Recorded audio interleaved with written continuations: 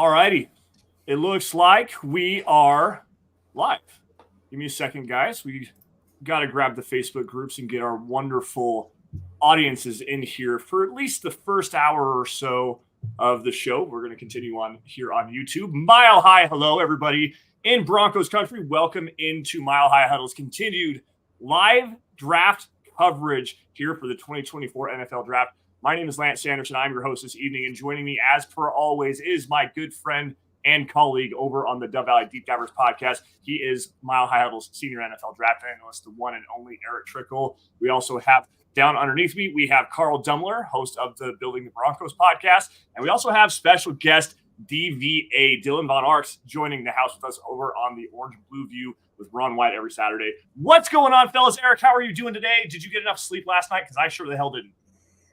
Man, you know that I was messaging the group chat till like 4 o'clock in the morning Eastern time. Yeah, and that's why I didn't get any sleep last night. No, I didn't get any sleep last night. And the Red Bull is flowing through my veins this morning or evening, afternoon, whichever. Yeah. DVA, what's up, man? How are you?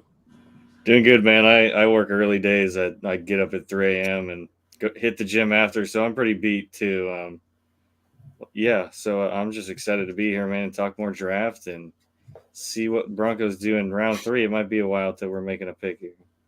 Yeah, it's going to be a little bit. Carl, what's up, buddy? How you hanging in there after last night? Well, yeah, a little bit. I walked outside and wood chips were blowing everywhere because, like I said, we had a giant storm. And then our governor today put out an emergency alert to like half the state saying tornadoes, hailstorms, everything's coming once again. So if you see me like run off this thing and not like close out my stream, that's because I'm trying to find shelter because things are flying, cows, sheep, pigs, everything. So you never know out here. Like I said, I mean, that's why you got the Wizard of Oz commercial or movie out there that has the big tornado taking everything. That's my life. We aren't in Kansas anymore, Toto.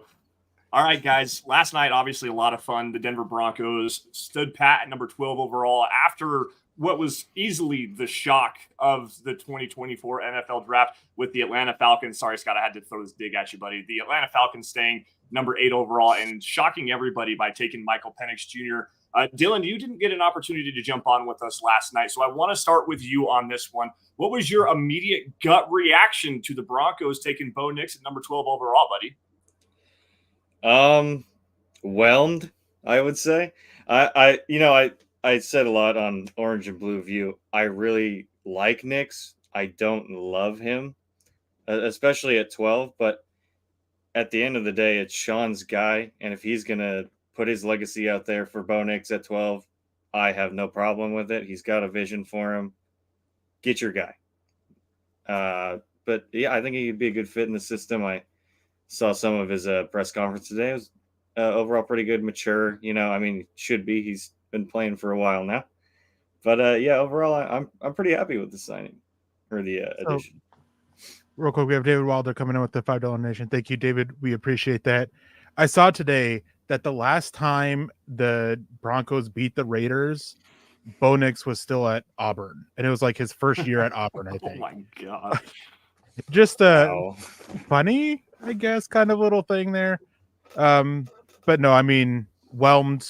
I put it out on Twitter last night and tried to make it clear I'm content with it. Don't love the pick, as I said, but with the way things went, there's always those unpredictable moves every single year, no matter who you are. Some of the best mockers this year only had 5-6 players to the right team at the right pick this year.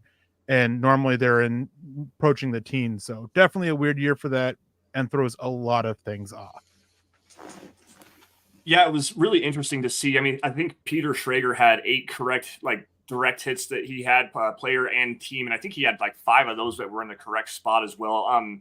Dane Brugler, who's one of the most well-connected guys out there, only had 5 correct hits, and they all had 29 out of 32 players. I think the best one that I had seen was Ari Myrob from the 33rd team, had 11 perfect hits, and they started off 7 for 7. That's pretty impressive to start off 7 for 7. That's a pretty good job. Carl, I'm going to jump this thing to you really quickly because we talked about Bo a lot last night, but we may have a new audience in here. We might have a fresh listener base starting us off here on day 2. What was your overall thoughts on Bo Nix? I know that you were one of the higher people here at Mile High Huddle on Nix in terms of your evaluation on him. How do you feel today, giving it about 24 hours worth of time to think it over? Honestly, I probably feel a little bit better about it. In part, I don't think I've heard Sean Payton talk as glowingly and as happy about a player until he started talking about Bo Nix. You know, they had him on a couple different shows last night after the pick, interviewing him. And I mean, you can tell the Broncos did their research.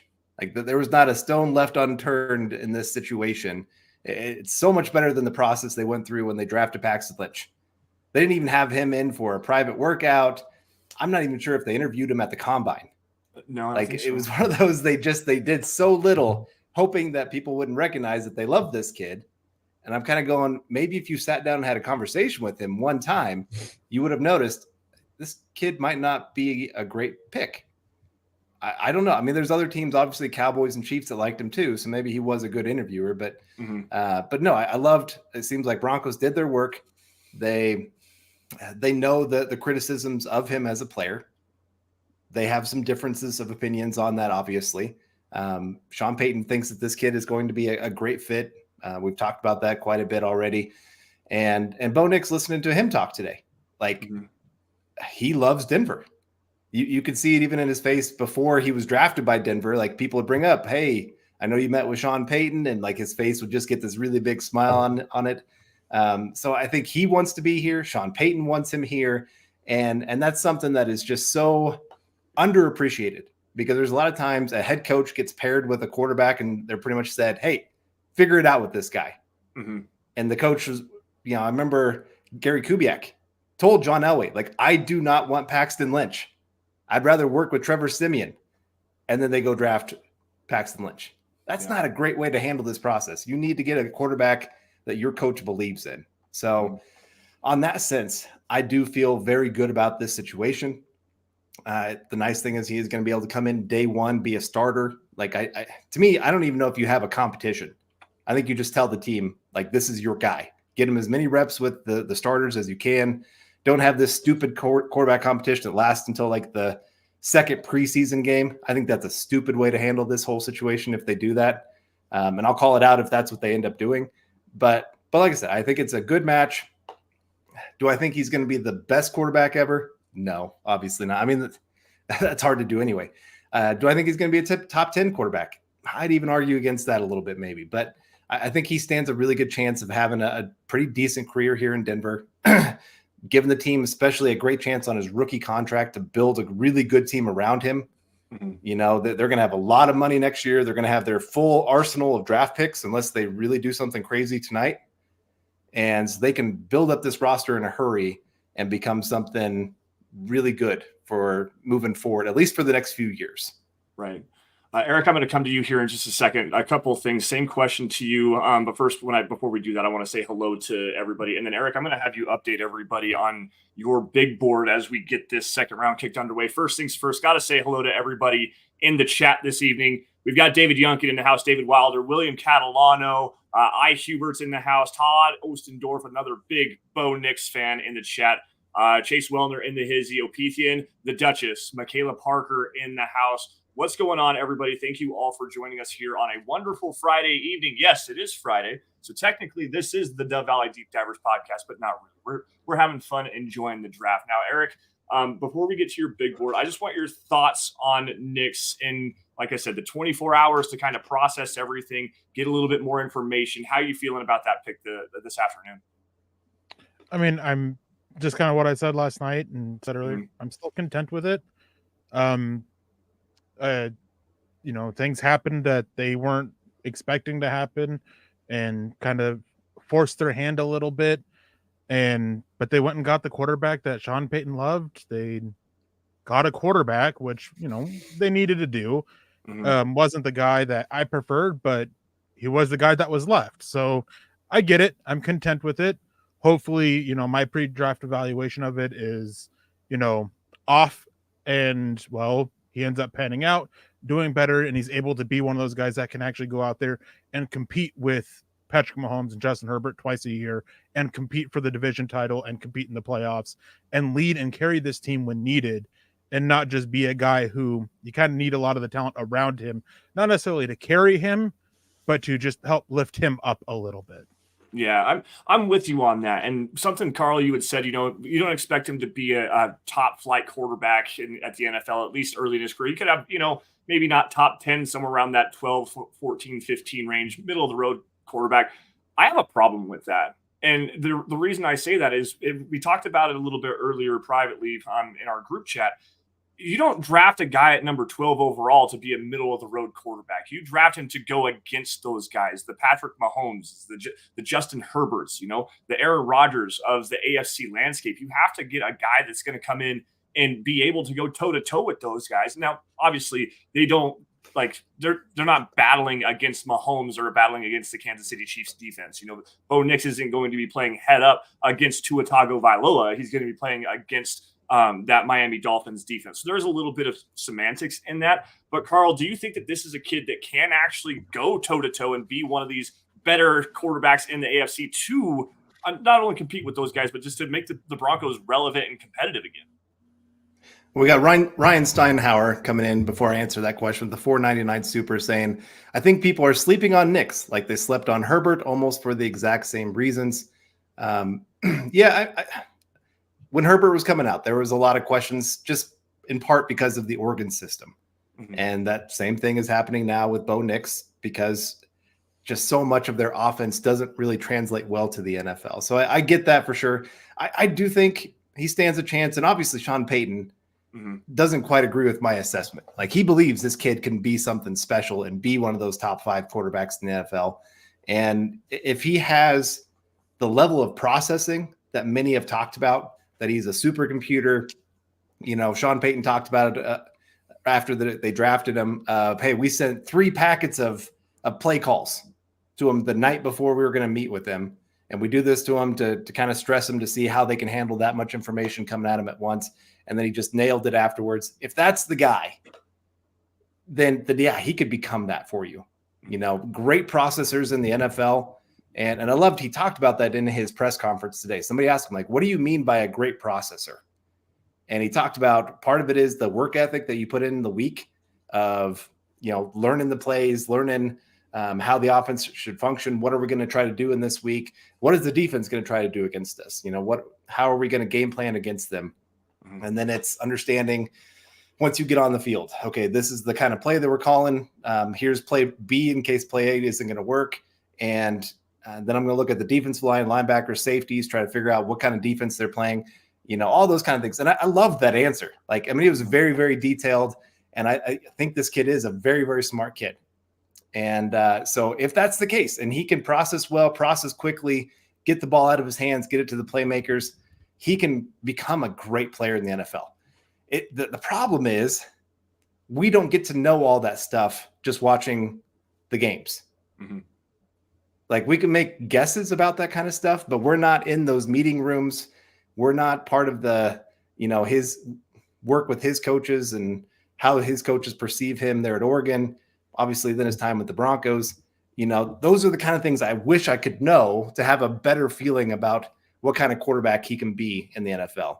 And we got George Fox coming in saying, go Broncos. You're right, George. It's, above all else, Broncos got an exciting player. They got a quarterback. We don't have to keep having this conversation of who's going to be the starter at quarterback moving forward for the Broncos. At least for the next couple of years, good chance Bo Nix is going to be that guy. So now we can start talking about all these other positions. And I'm excited about, here, second, third round to finally kind of change that conversation. Yeah. We've been talking quarterback for years. Now we get to talk about something else. We got Andrew Lampy coming in saying, thanks for the grind, fellas. Hey, thanks for all of you guys that in the chat sticking with us through all of this. I know it's kind of a long weekend. We love it. I know not everybody loves the draft as much as we do, but especially day 3. I know some of you that are already in here. I know you'll be with us on day 3. You guys are the true champions that just stick with us, stick with the grind. Mm-hmm. Love it. So like I said, I think if he can be a great processor and work well with Sean Payton, I think he could become a really, really good quarterback in the NFL. Yeah. And real quick, I just want to grab this, kind of touches on what you were talking about, Carl. Eric Smith saying, dude, yes, no offense, LOL, but so glad you guys have something else to talk about now. Love the pick. It had to be done. Here's the hoping it amounts to something. That's my favorite thing about this pick. We no longer are stuck talking about quarterbacks like we have been for the past 2 months. Like, we can actually get around talking about other things. And it's going to be nice, and it's going to be very refreshing. Yeah, absolutely. I'm with you though on that one. Looks like things are about to get underway here with day 2, the second round, getting ready to start for the 2024 NFL Draft. Eric, let's go ahead and jump into your big board, and let's get an update on who the best prospects are available as of right now. Well, first, we have Phil McLaughlin coming in, saying, good afternoon, guys. Going to be exciting when Wilson beats out Nix in training camp. LOL, hashtag Buckham, hashtag MHH for life. Well, wasn't hashtag Buckham a Russell Wilson thing? No, that was the Let's Ride thing, wasn't it? That Peyton, I think, coined it. Oh yeah, Peyton was Buckham, but it kind of didn't take off that much. Okay. I knew Let's Ride was Wilson, but I was thinking that Buckham was that as well. And then Joe coming in with a $5 donation saying, Dylan, congrats on getting drafted number 1 by MHH in 2024. Total steal, excited for today's pick. And yes, I'm the same age as Bo Nix, too, so. And I forget how young you are. You've been around and hanging out with us for a couple of years now. I forget that you're that young. Mm-hmm. Yeah, you definitely make us all feel old. Definitely weird having a young buck with us, but no, we're glad you joined us, and you do a good job on Saturday nights with Ron, and it's fun listening to you guys. And then going on to my big board. Sorry, you guys can't see it very well. We'll try to make it a little bit bigger, just to kind of go over a little bit of who we have left. Going to completely ignore the quarterbacks here. Let's see if we can't do it this way. But running backs, there's some guys there, and the Broncos have been linked with a lot of running backs. Jalen Wright, Blake Corum, Jonathan Brooks. To me, the first running back to go off the board, I'm looking at right around pick 60, the end of the second round, early third round for it. It's a decent class, but it doesn't have a lot of top tier talent, for sure top 60 guys. Wide receivers, probably going to be getting a run tonight here to start the second round. Tight ends, 1, maybe 2 tight ends I would look at here in day 2. Most of them ended up with round 3 grades, day 3 grades. Couple tackles that I would look at in Kingsley Suamatia. Roger Rosengarten is one of my favorites, but Blake Fisher is the one tackle that stands out for me for the Broncos. Zach Strief was at that Notre Dame Pro Day and worked him out. And from what I had heard, there was a lot of praise there, a lot of love, I guess would be another way to put it, from Zach Strief. Cooper Beebe still available. Dominic Pooney. There's been some links that the Broncos want to go interior offensive line, not center, but to replace either Powers or Miners after the season, with one of them most likely, being like, if they extend Miners, it's probably Ben Powers, and using some of that projected $100 million cap hit to eat that dead cap hit of Ben Powers. But we'll come back to that here in a little bit. We have Casey Nickel coming in with $1.99 saying, Bo, F, bunch of asterisks, Knicks, let's go.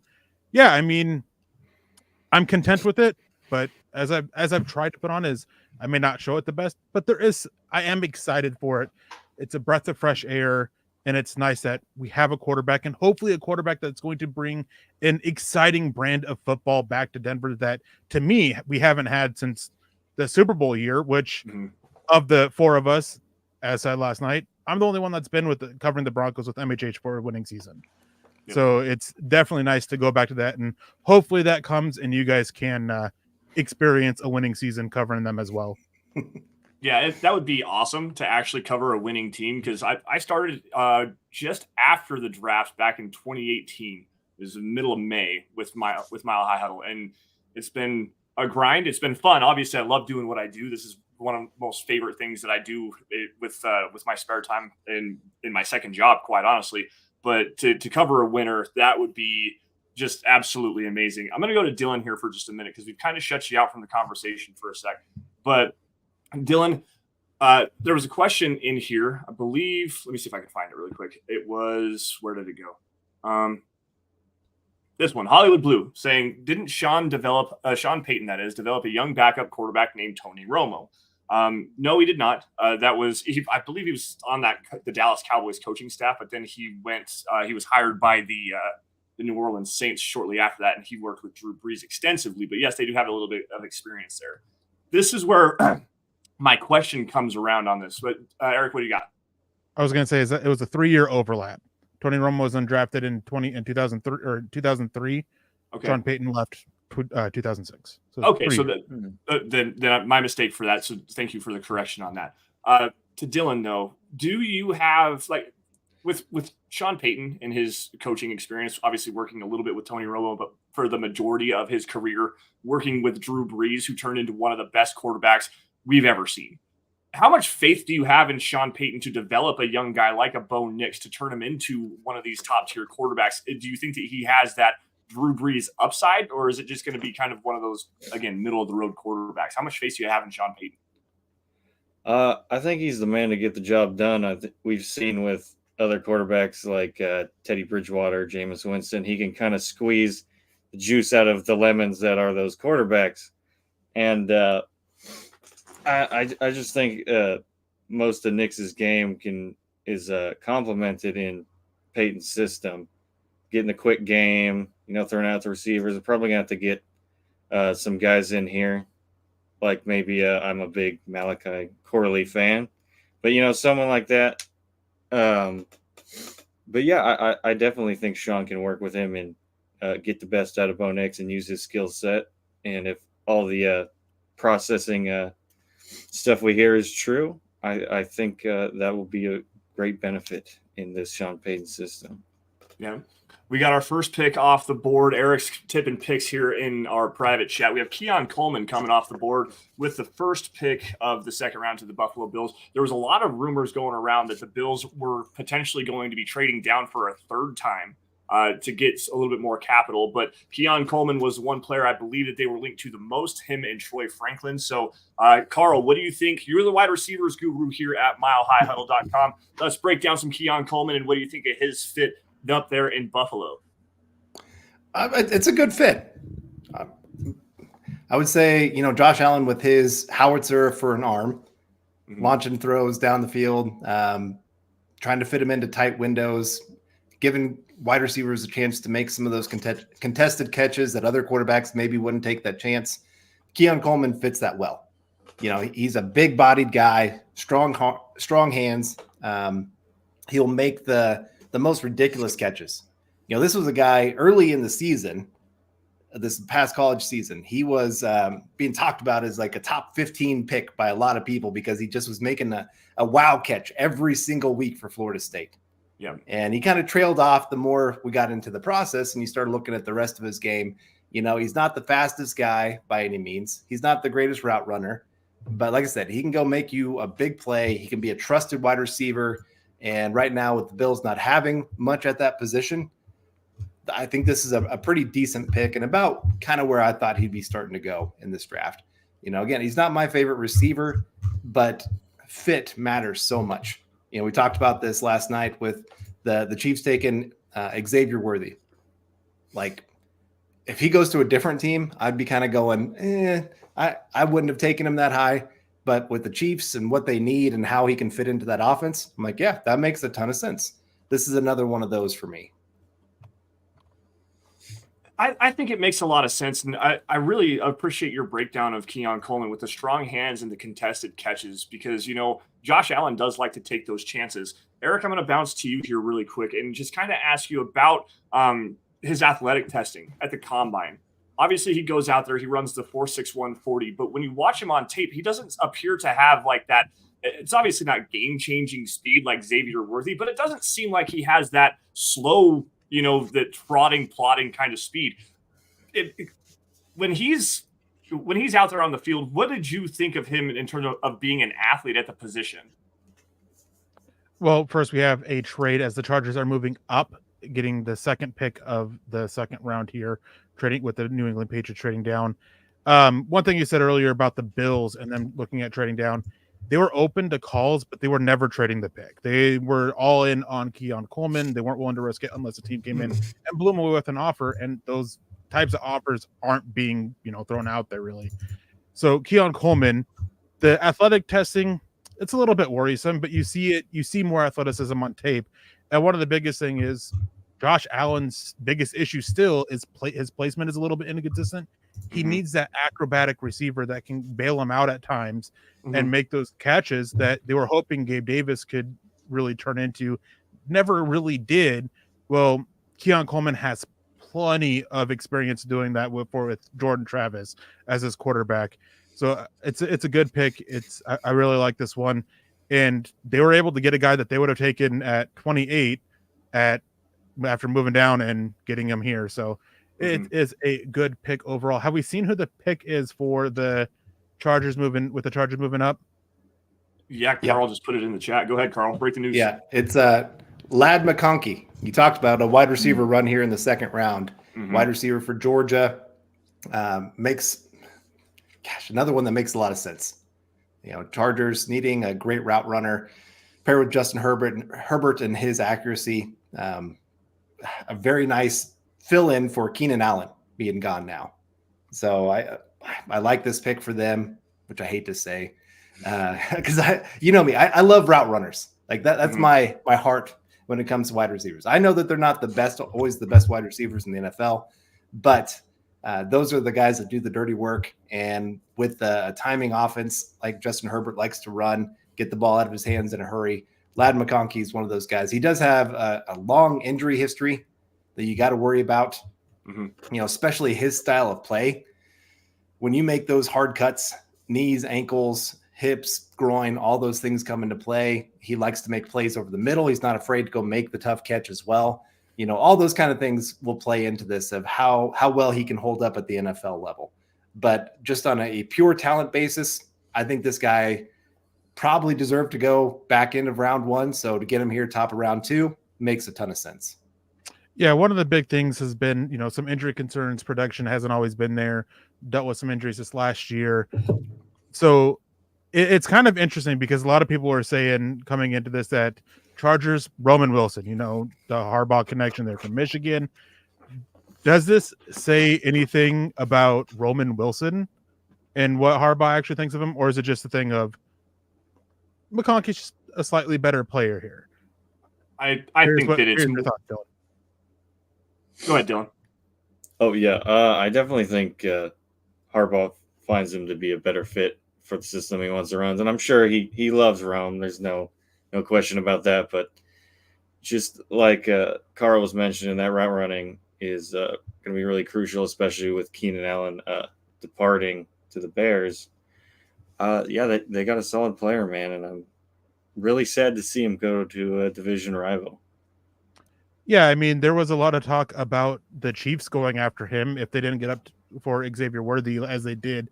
And I was worried about that because of what he brings to the offense and everything and just can fit so well with that.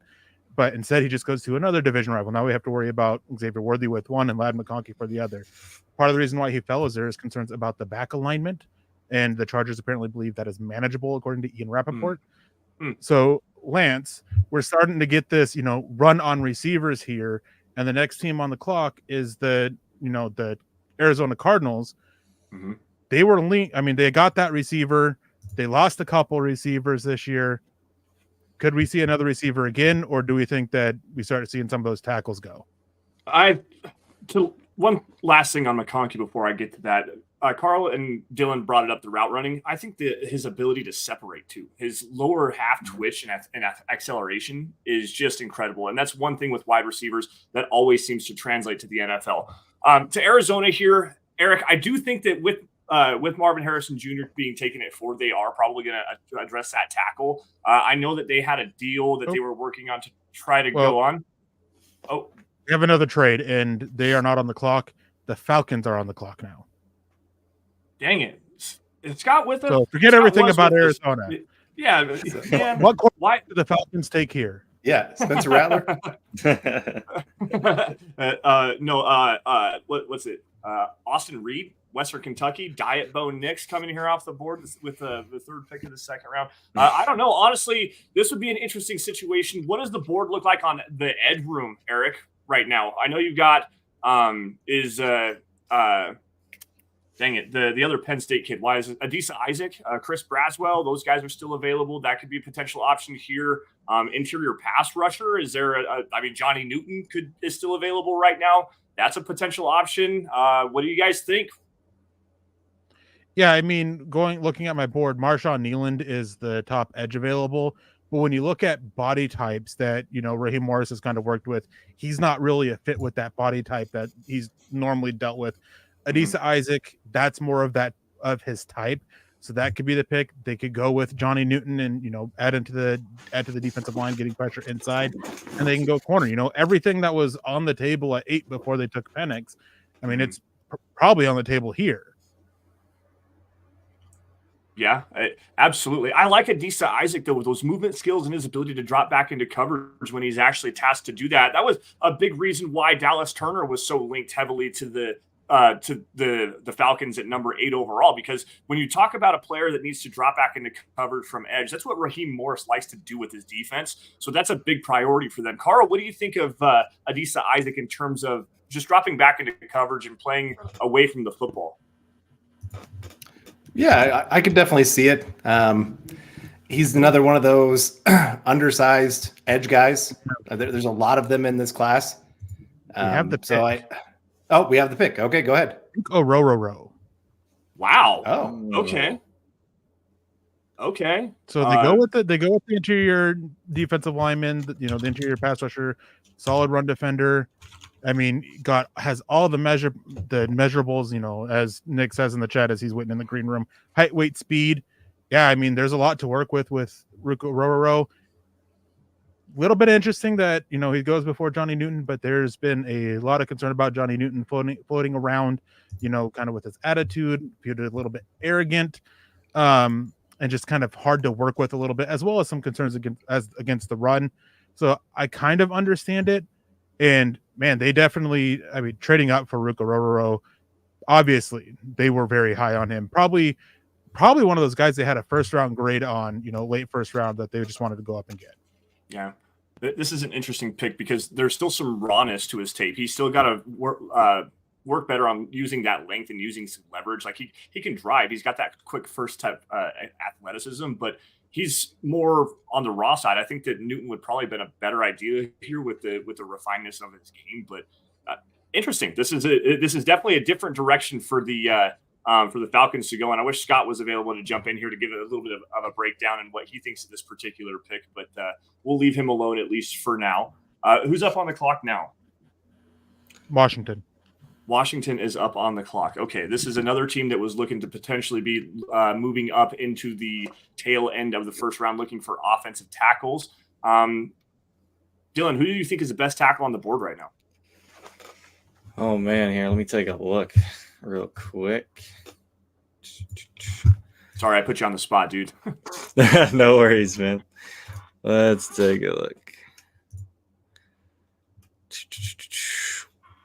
Well, there's Blake Fisher there. I'm a big fan of his. I would probably have to go with him. Him or Kingsley. I'm not even going to pretend that I know how to pronounce his last name. Those are the top 2 guys I would be looking at right now. Is this a potential Patrick Paul landing spot? Eric? Yeah, he fits that Dan Quinn type that he's kind of shown with tackles over the years. Even though he's more of a defensive guy, his time at head coach. Yeah, it definitely can be, and it kind of fits the mold of what Cliff Kingsbury has shown as well. Patrick Paul, athletic guy, some believe he can play left tackle. I am not one of them, but yeah, he definitely is one of those guys that's up there. Suamaatia, BYU, a lot of people view he's more of a guard, but Washington, they basically need help all over that offensive line.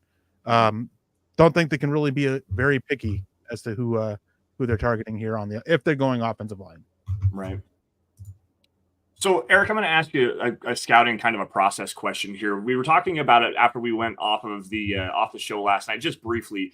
You talked about Suamatai potentially being a guard at the NFL level. What are the big things that you look for when you're trying to differentiate a player that plays tackle in college and then try to move him inside to guard? What are the big keys for you in terms of, is it length? Is it athleticism? Is it footwork, lack of power? Like what are the big things to you that move these guys inside at the NFL level? It's a combination of everything you said. Bend, strength, footwork. Do they have the foot quickness to, glide out and stay in front? Do they have the strength? Do they play too high, or do they play with good bend? What are their measurements? It's just a little bit of everything. And it's just, there's not one answer to it. And sometimes it's just feel and the vibes that they give off when you watch them. Does this person give off the vibes that they can play tackle? Can they play guard? Like, there's not a concrete answer for it. Yeah. I always have a big issue with that. And I think the big thing for me is just understanding their, like you said, their knee bend and their foot quickness. Like that, being able to hang with players that have NFL speed, the burst and explosiveness coming around the arc. You have to be able to get back and get vertical in your pass sets. Unless you're like a high quality jump setter that has good grip strength, you have to be able to get backwards in your pass sets to cut that angle off and wash those players up the field. So like that's the real big thing to me. Yeah, and we have the pick in for Washington. They're adding to that interior defensive line. That is a really good interior defensive line, adding Johnny Newton to it. Earlier I talked about some character stuff. Dan Quinn, he's never cared about that stuff.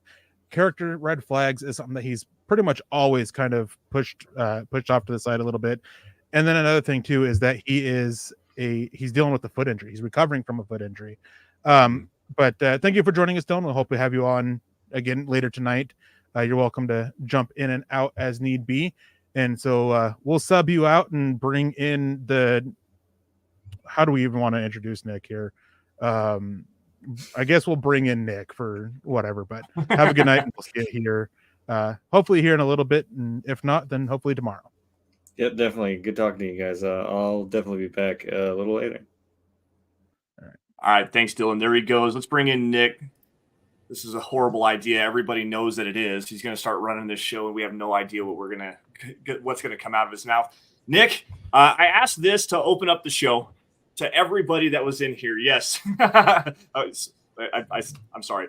I asked this to everybody to open up the show. It's been about 24 hours. Not quite 24 hours, but you've had all night, all day to kind of think about what happened last night with the Broncos taking Bo Nix. Have you changed your mind? Are you a little bit more optimistic about this, or is it still that C plus B minus range that you gave us last night? Still there. I heard Sean Payton talk about it, try to listen to the optimistic takes, try to listen to the negative takes, landing in the middle there. I'm not a huge Bo Nix believer as far as being a superhero level quarterback. I'm big game hunting when it comes for the quarterback position. But that is where I'm at right now and hoping to be proven wrong. I am happy that Denver didn't give up draft capital to, move up for him. And it sounds like the coaching staff is all in on him. But as far as I'm concerned, this is Sean Payton reaching across, grabbing that. Did you guys ever play the game Taboo? Where you can't say the words and you have the hourglass? This is Sean Payton flipping the hourglass. Clock starts now, buddy. You got 2.5 years to get to the playoffs or have Bo Nix playing as a top 10 quarterback. Because that should be the expectation when you take a quarterback that early. So I'm hoping that he's the guy. It's the Oregon offense is hard to evaluate. And I've said it on all the shows that I've been on and everything, but I really lean into the tangibles when it comes to the quarterbacks because the intangible stuff is phooey from where we sit. It's secondhand, it's hearsay, it's whatever you want to call it. So I'll trust the tape and I will trust what I can see. If Bo Nix absolutely blew them away from a character, from an intelligence standpoint, from a maturity standpoint, that's a huge chunk of the process that I can acknowledge I don't have. So it's always going to be an incomplete grade. I'm not going to pretend that I have that. And those are areas where he can definitely close the gap on a lot of those other guys who have more tools. Drake May, Jaden Daniels, obviously Caleb Williams as well. So I understand the pick. I wasn't a huge Bo Nix person, but again, I will be the first to admit that my process is incomplete and always will be. Yeah. Yeah, And that's one of the things too. And I have something more to add. But first, Chase Wilner coming in with the amazing comment of "Boo Iowa," and that is right, "Boo Iowa." Well, he And had to shame wear. on you, Nick, for wearing that black and yellow onto this. Ugh. Anyways, as for the processes, that's one thing too, is that always needs to be remembered. Well, I have a lot of people that I talk to. I can understand the fact that one, they'll lie to me. I know that, and they're not going to be completely honest with their thoughts and things because it's just too easy to get out there and kind of tip their hat a little bit. But they'll push information out there in return for other information. And it's the same thing when it comes to evaluating these players. Is the character stuff, the medicals. Like, you typically get a lot of more concrete answers the week before the combine, because teams then start to leak that stuff as, we want this player, we're going to let it leak so that we hope he falls. And without being in the room with them during these interviews, without seeing them work the whiteboard, without being there in the room during college when they're going over film, we can only go off of what they say. And I think between the four of us, we all factor that into our evaluations quite differently. It's not a super large part of my evaluation, but I do consider it. I always leave a little note in there. It doesn't end up being a huge impact on the grade, but it is a small one because, hey, this is what X amount of people have been saying about it. But again, if we're not in the room, we don't know. And that is information that we don't have and may never have. Sometimes it's accurate, sometimes it's not. But we have another pick coming in with New England. They get themselves a weapon for Drake May Drake May with the wide receiver out of Washington, and Jalen Polk. Carl, you're the big wide receiver guy. Go ahead and break down Polk for us. Yeah, so another really good hands catching receiver. I'm gonna go fight for balls. They had Adunze, who is their big play receiver, go make plays all over the field. I mean, true X receiver, all that kind of stuff. McMillan that they had was kind of your smooth route runner, kind of work all over the field. And then Polk was your do the dirty work kind of guy. Kind of an underrated aspect of what he brought to that Washington offense up there. He's not a great route runner. You'll see him round off some of his cuts. He's not going to be the fastest guy. He's not going to go win over the top a ton, unless you're, like I said, you're just trusting him to go win that 50-50 ball. But for a young quarterback that you just drafted in Drake May, you just gave him a nice third down option of when things are breaking down, and I know he's one-on-one, I'm going to trust it to throw it up to him, and that he's going to be the guy that comes down with that football. So I get this pick. This is a little early for me of where I would have had him graded. I was not a huge fan of his game. Like I said, just a little bit of a limited athlete. And I think he's going to take a little bit of time to adjust to the NFL. The hands will always be there. Like, he'll go make those tough catches. That'll always be a part of his game. But he's got to work on some things to become a true, consistent, reliable guy in the NFL. Yeah. I think he's kind of a master of all, or good at everything, but not great at any one thing. There's not like a dominant trait he has, but he can do a lot of different things for you. I think he profiles really well as a good number 2 receiver, and you can probably complement him to a number of good number 1s where he can fit in and do the dirty work. A really hardworking player. I guess Michael Penix went 8, but like watching the Washington tape, I came away more impressed with the pass catchers than I did Penix, other than the raw arm talent. Obviously, he's got a freaking hose. But I think he's a good player here. I do think it's a little early because if we're looking for somebody in today's NFL, if we're looking for explosive plays, I don't know how much Polk is going to be able to go get you a bucket per se, especially in your too high safety era, but he's going to be able to run routes. He's going to be able to play slot, Z, X, and he's going to bring a physical aspect as well. So very, very high floor player and wide receiver. We're getting a wide receiver defensive tackle run out of the gate here. Yeah. And one thing when teams get a rookie quarterback that they absolutely love to do is they love to find them that safety outlet. This is Drake May's safety outlet with what Polk can do. He's the guy that if he gets in trouble, he can get it to Polk and have some reliance there. Obviously, they're not done building the wide receiver room. That receiver room is absolutely god awful. I would expect them to still add another receiver or 2 in this draft. But Lance, I know that you were high, I believe, on Polk during the season. I believe you hyped him up quite a bit. I might be mistaken on that. I know you've always been high on Rome Odunze as well. Mhm. What are your thoughts on Jalen Polk? I was actually higher on Jalen McMillan than I was Jalen Polk. That speed and the ability to take the top off of the defense and not only do it vertically but also horizontally. That's why I valued McMillan higher than I did Polk. This is just a solid receiver, like Nick said. Jack of all trades, master of none. Going to go out there and be a reliable guy. I love the way he does use his body though in contested catch situations because he's got enough bulk in his frame that he can box guys out, and he has really long arms and strong hands. So again, you're finding a player that's going to come in and just step in, be a day one starter for a team that has a terrible wide receiver room, be that safety outlet like you were talking about there, and just be Drake May's best friend, because May still has a long ways to grow as well. There's some refinement in his game that needs to go on. He's got footwork issues. There's some, what do you got, Nick? Man, the Titans are going for an all-time meat draft. Tavondre Sweat coming off the board here to the Tennessee Titans, according to Jordan Schultz. I'm looking to see if Albert Breer will also. Albert Breer. So defensive tackle run, wide receiver run. Tavondre Sweat coming off the board here pretty early. It is a little early with the recent legal issues. There was a lot of talk that he would fall to the late third, early fourth round, not just because of the recent DWI. With the high blood BAC. The BA, yeah.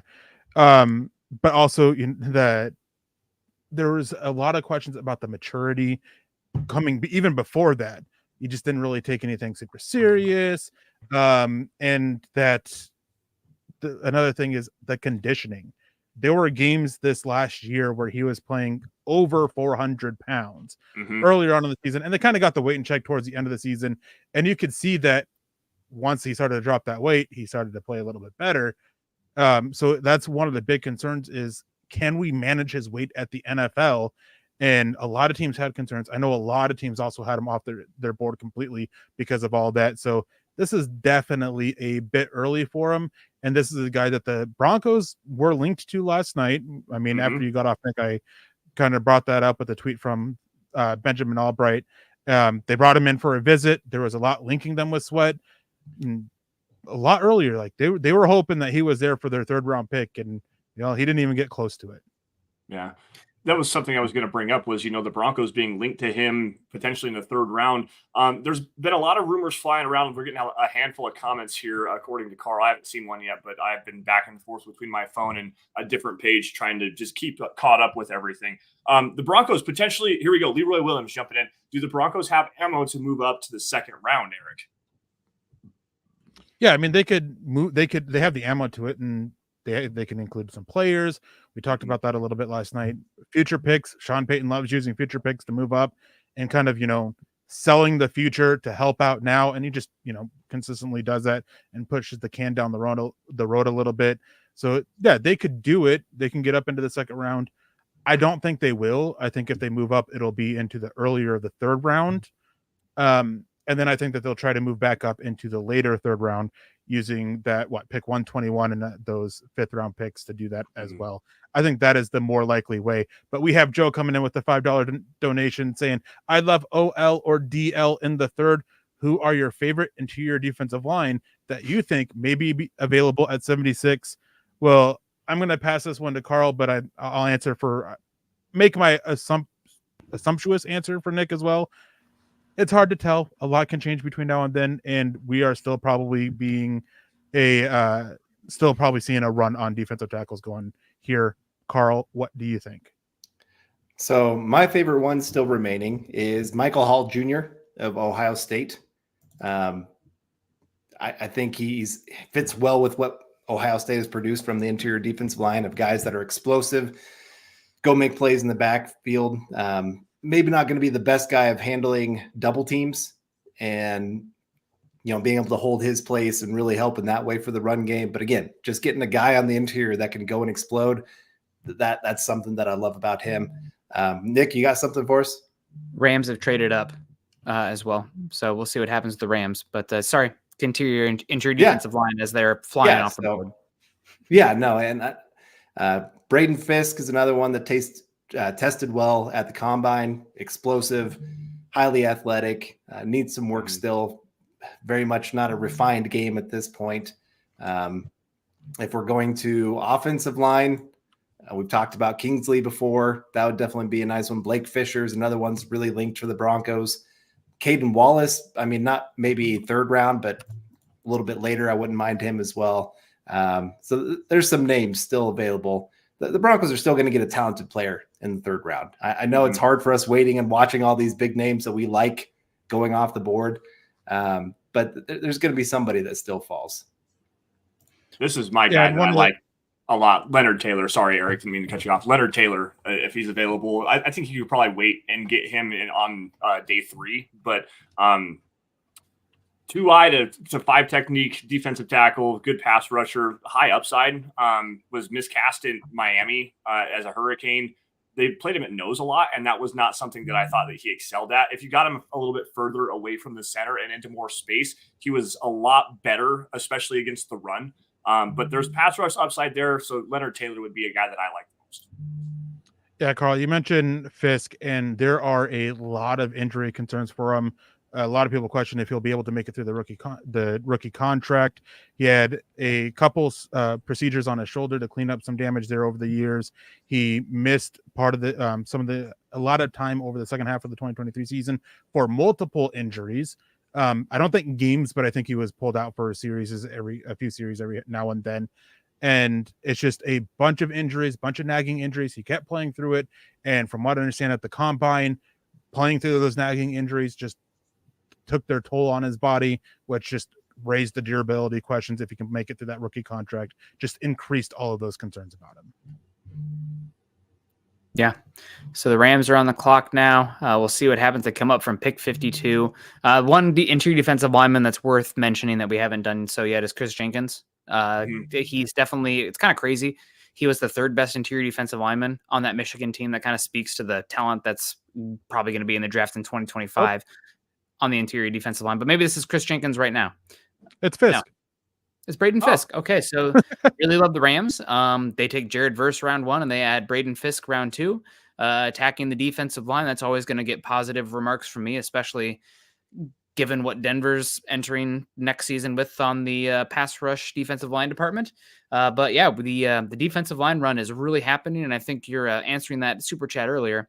Who's going to be available still at pick 76 on the interior defensive line? Looks like pretty thin at this point. No, Nick, I have a question for you. You know, You're wearing the black and yellow. Cooper DeJean still on the board. Any thoughts as to why?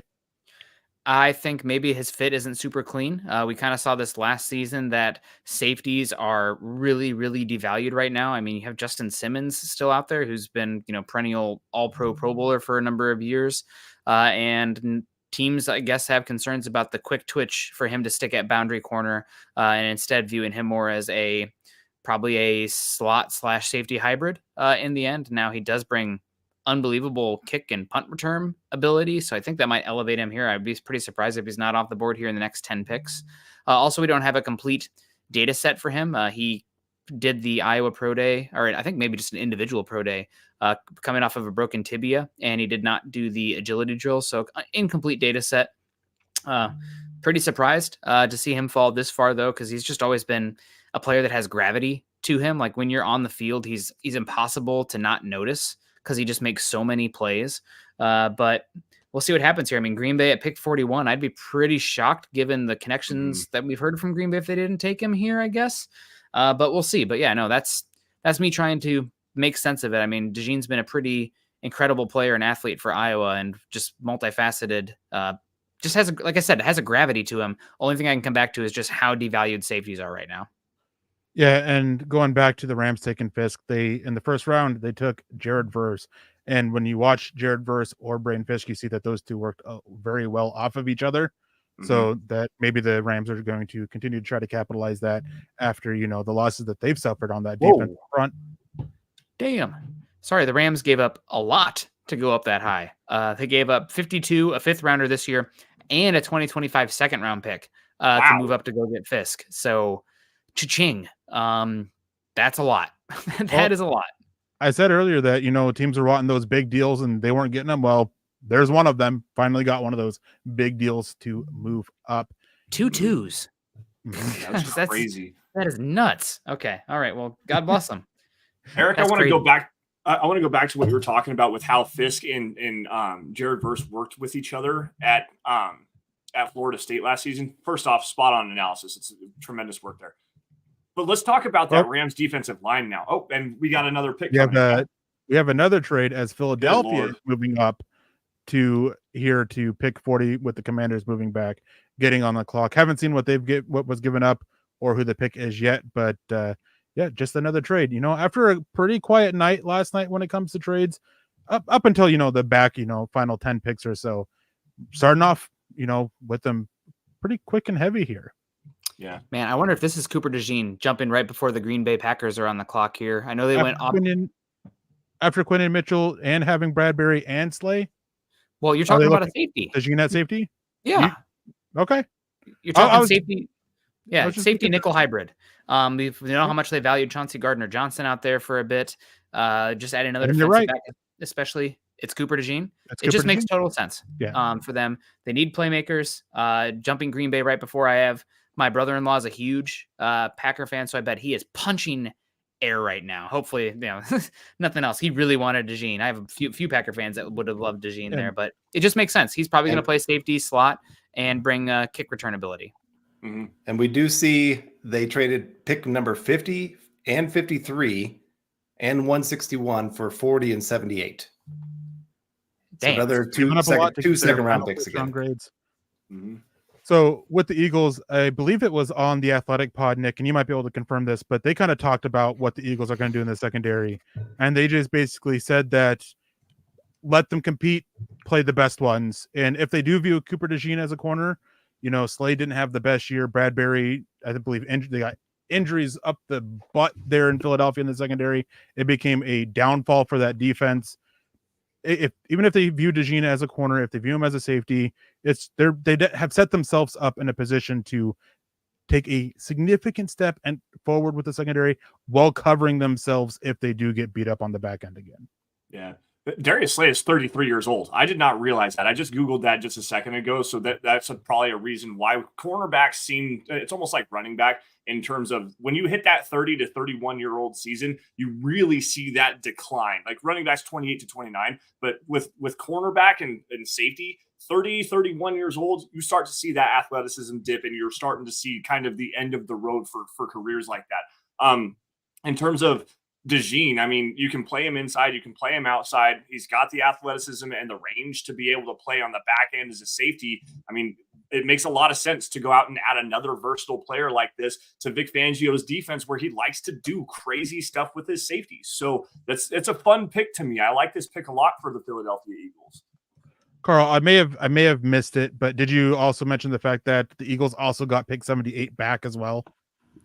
Yeah. Yes, I did. Okay. I missed it then. All right.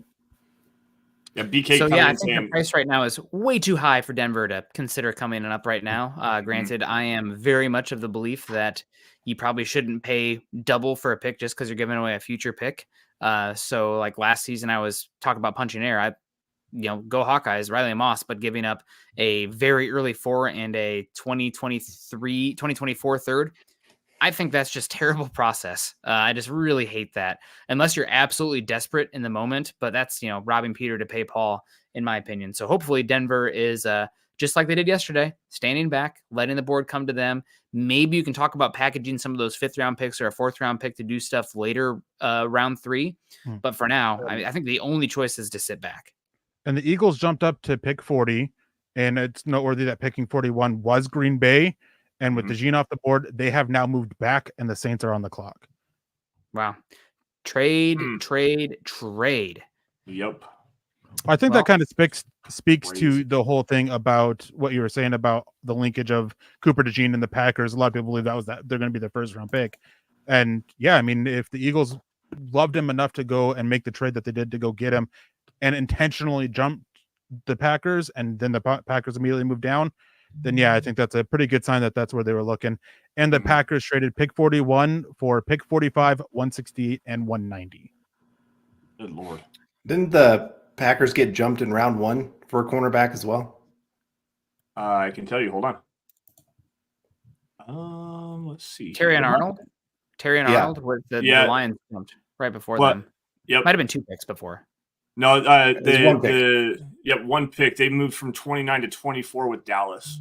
Oh, 24. And then Dallas gets Guyton. So, yeah, Packers. I mean, it's really hard to get too upset about the Packers process because they have such a talented young team, one of the youngest teams in football. But I'm sure they are a little upset. But hey, teams trading back often do pretty well coming out of this. Nobody tell Sean Payton that. But we'll see what happens here. Trade Palooza. Any thoughts on who the Saints moved up for? I mean, could they take another offensive lineman? Obviously, they took Kingsley. Maybe doesn't make sense here, but Patrick Paul is not too far away in Houston. I know they took a guy before, but any thoughts on the Saints pick? Let's see. They got Fuaga in the first round. They need wide receiver. Adonai Mitchell is still available here. Maybe he fits what they're looking for. You've got Troy Franklin out of Oregon as well. They also need interior defensive line. And let me see if I can just shrink this up a little bit. Interior defensive lineman. Chris Jenkins would be the best one available right now. PFF has them ranked at number 50 on their big board. So I don't know. I think receiver here is probably the way that they are going to go because I know they were linked with wide receiver in the first round as well. So that's maybe Troy Franklin makes a lot of sense here to give them a vertical threat for that passing offense. They're getting their Kool-Aid. Oh, really? Okay, corner. Interesting. Kool-Aid McKinstry, cornerback, Alabama, the second best cornerback on that team. And actually, he might actually be the third best cornerback on that team. I was not a huge Kool-Aid McKinstry fan. There was some softness on his tape. I didn't like his footwork. The athletic testing wasn't as great as I thought it was going to be. And I don't know, man. It's just – I think there's attitude issues with him as well. Like there was some character concerns, if I remember correctly, going back before the combine. I know he had a foot injury. He just had a Jones fracture surgery and apparently that came out really well. He's going to be ready for training camp. So you got the injury concerns. I believe there was character concerns. So don't quote me on that.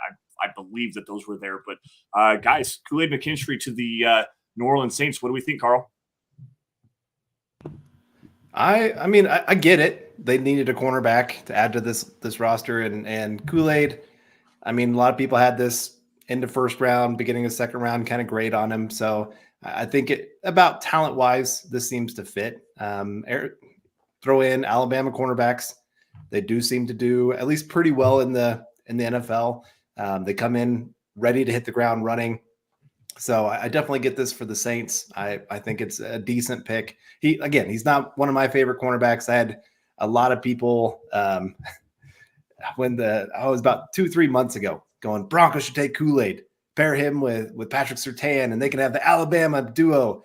And I'm kind of going, no, Terry and Arnold would be the better choice if we're going to go cornerback. I still don't want to go cornerback anyway. But yeah, so he's got size. He's got decent athleticism. I think he'll be a good number 2 cornerback in the NFL. I don't see him ever being a true number 1.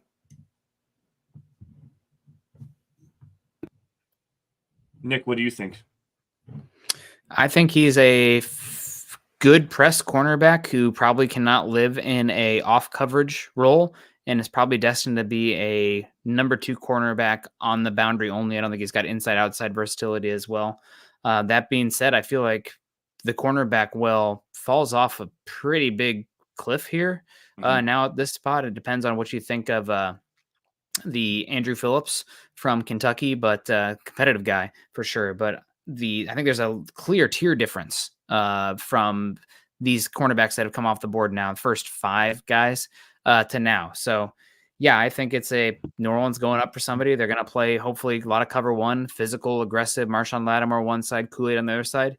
It makes sense, especially if with the other cornerbacks available, not really being as press in their role. And you have like Kyrie Jackson and stuff, but he's more like a day 3 press guy.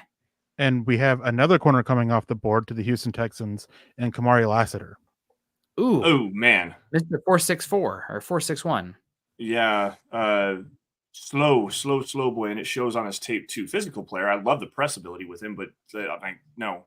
This is I don't know, man. I didn't get a whole lot of time to watch Kamari Lassiter. I did the majority of my work outside the top 100, but I did get to see Lassiter, and I wasn't a fan of his tape. He had a 3rd-round grade for me. Like, this seems like a reach to me for the Houston defense. I mean, I guess if you're going to pair him with Stingley and just kind of throw him out there to add some depth, then sure, but I don't like this pick at all. Eric, what do you think? Didn't they also make a move in free agency for a corner? I don't remember. Give me a sec.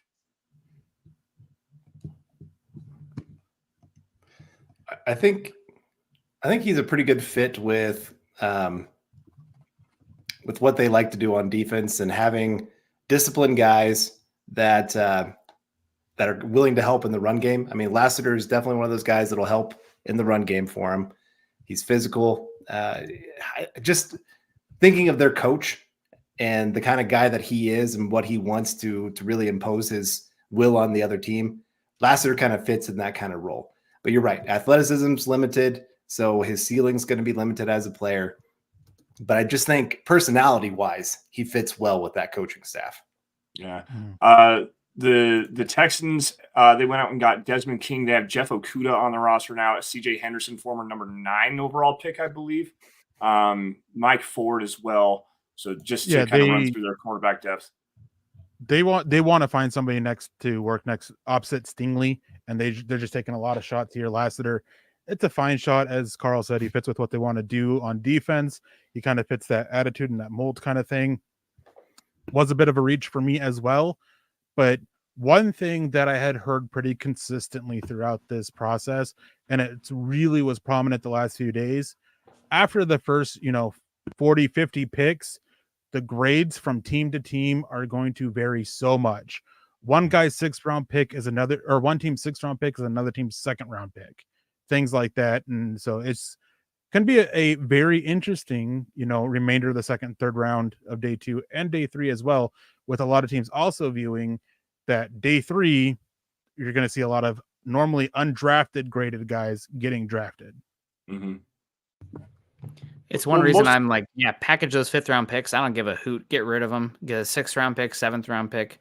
Make them the same pick next season. I know they need to fill out their roster, but it's a historically small draft class. It's one of the smallest underclassmen classes ever. And then next year is going to be massive. It's the 2nd smallest, I think. Okay, 2nd. I know it's crazy, but I know 2025's class is going to be huge. I've already seen people for the Shrine Bowl and the Senior Bowl complaining about how much tape they have to go over already, getting ready for next year. So this year's top of the class, obviously pretty spectacular, at least on paper. We'll see how it plays out on the field. But the depth, day 3, pretty damn worthless. Mm-hmm. Looks like we get out another cornerback off the board coming off here to the Arizona Cardinals. Max Melton, the cornerback from Rutgers, brother of Bo Melton, who I believe is a New England Patriot, hyper active athletic player here. Eric, break him down for us, if you will. He's a Packer. Oh, Packer. Sorry, I said Patriots. I knew what I meant. I meant what I knew. I'm sorry, guys. Yes, Max Melton to the Arizona Cardinals. Eric, what do you think, dude? Yeah, I mean, this dude, he's one of those guys that you talk about it. Toolsy has all the tools there, but he is so ridiculously raw, and what technique he has, he doesn't use it consistently. So with Jonathan Gannon there and what he has been able to do with some corners over his short career, I think it's a good pick for them as somebody for him to kind of take and develop along with that really young defensive coordinator they have, whose name escapes me at the moment. It is a big risk on them because of how much work Melton needs to be done, but all the tools and traits that you want for an elite corner are there with Melton. So is this where we see Spencer Rattler come off the board? The Raiders? Yeah. Unless the Falcons straight up here. They could use another one. Sorry, Scott. That's going to be the joke for the next couple days, like for the rest of the night and tomorrow. It's always going to be what quarterback for the Falcons. Yep. Yeah. Maybe it's possible. I mean, they took Bowers last time. Do they need to force a quarterback pick? I mean, they got Aiden O'Connell, Gardner Minshew. The way that Antonio Pierce talked about the offseason about needing to be big game hunting at the quarterback spot. They tried to get Jaden Daniels after that. It felt like they were like, and then Penix shocked everybody. Sorry again. But I don't know. I feel like they'll probably just end up taking best player available. It's a new regime, both head coach. It's relatively new for head coach and general manager wise. They got a clean slate. I don't think there's any reason to force it unless they like Spencer Rattler, of course. But I don't think they have to force the pick. Well, Well, I mean, we thought about that with quarterbacks, with a couple quarterbacks last night, and yeah, with the way last night went, there was already a lot of chatter about, even before yesterday, about the Raiders if they don't land, one of those quarterbacks in the first round, about Melton somewhere around 2, and that only increased last night. I do not think that is where they would go here, but after last night, you can't be sure anymore. Well, gotta be gun shy, I guess. Yeah, I damn it, you beat me to it. I was going to say, so let's talk about speedy wide receiver with character concerns. Sounds like a Raider, Adonai Mitchell right here. Let's do it. I'm all in for that fit right now. No, I think offensive tackle here. They were linked with tackles in the first round pretty heavily. Let's get him an upside guy. There's a couple of players that I like here. Karan Amegaji. Sorry, I knew that. Damn. Kingsley Suamataia, athletic upside players with good length. That would make sense to me. Are they still trying to run a bunch of power on offense right now? That might kind of take away Amegaji, but if you want Suamataia, it could work there. I don't know. What do you think, Eric? How about we go to Carl? It's been a little bit since we've heard Carl. It has been a little bit. Yeah, so I could definitely see offensive tackle here for them. Makes a ton of sense. That right tackle spot is a huge need, especially when you think about some of the pass rushers that are going on there in the AFC West, and needing to, whenever you do get a quarterback, you need to have those tackles in there to be able to protect them. So definitely could see that kind of pick for them. Really, I mean, the Raiders roster is kind of like the Broncos, where it wouldn't surprise me to see them go a lot of different positions for this pick. And a great call here from Clutchmaster. I'm hearing JPJ.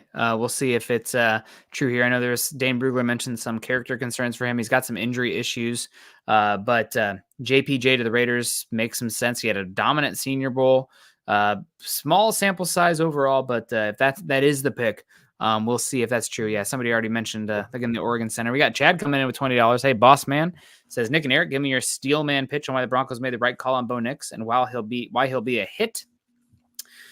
He is somebody who is reportedly extremely intelligent. The Broncos gave him 3 different installs, and then the next morning he was able to rattle them off.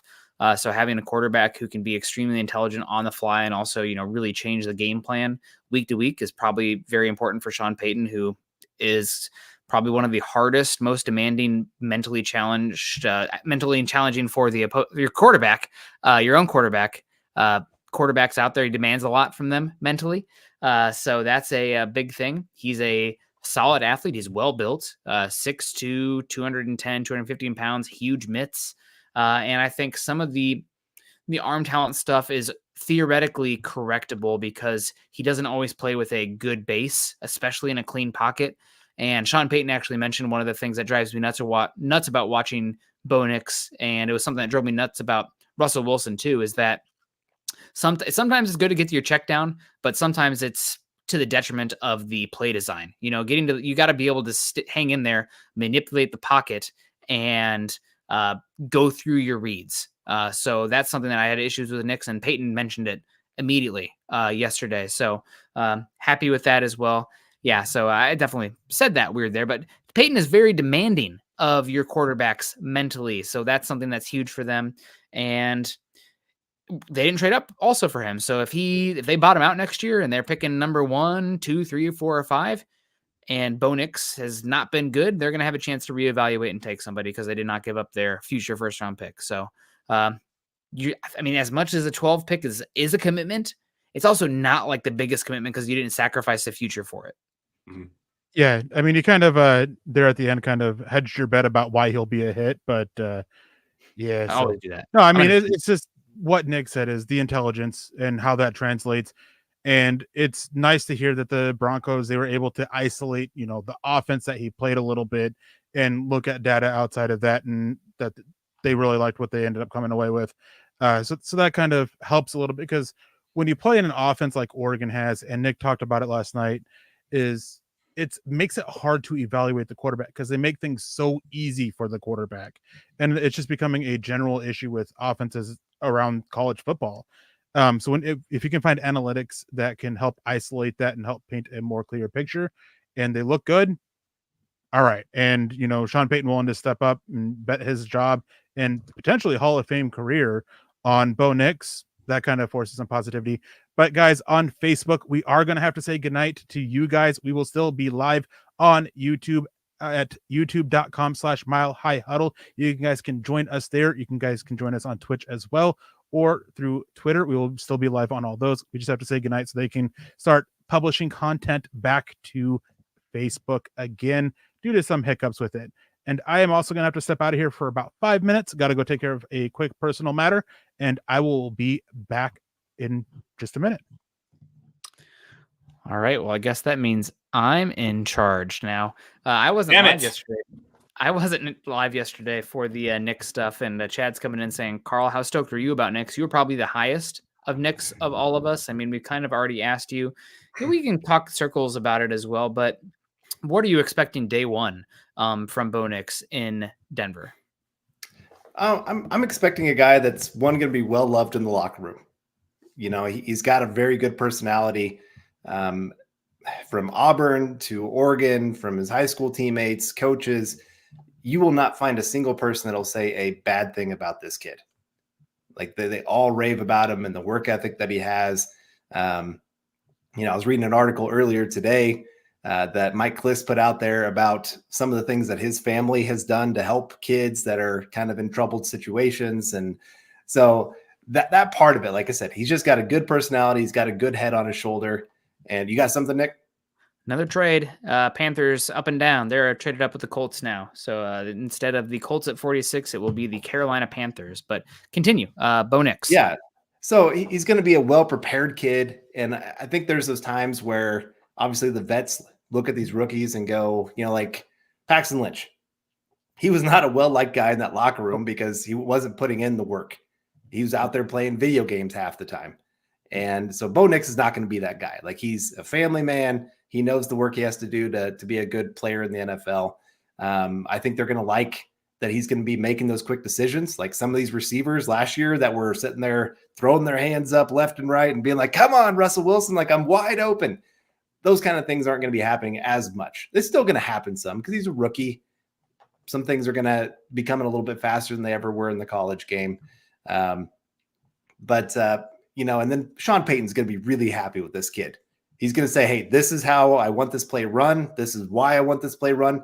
And Bo Nix is not going to be sitting there going, well, I don't get that or I don't want that. He's just going to say, yes, sir. Let me go do that for you, sir. Like he's just going to be a coach's kid.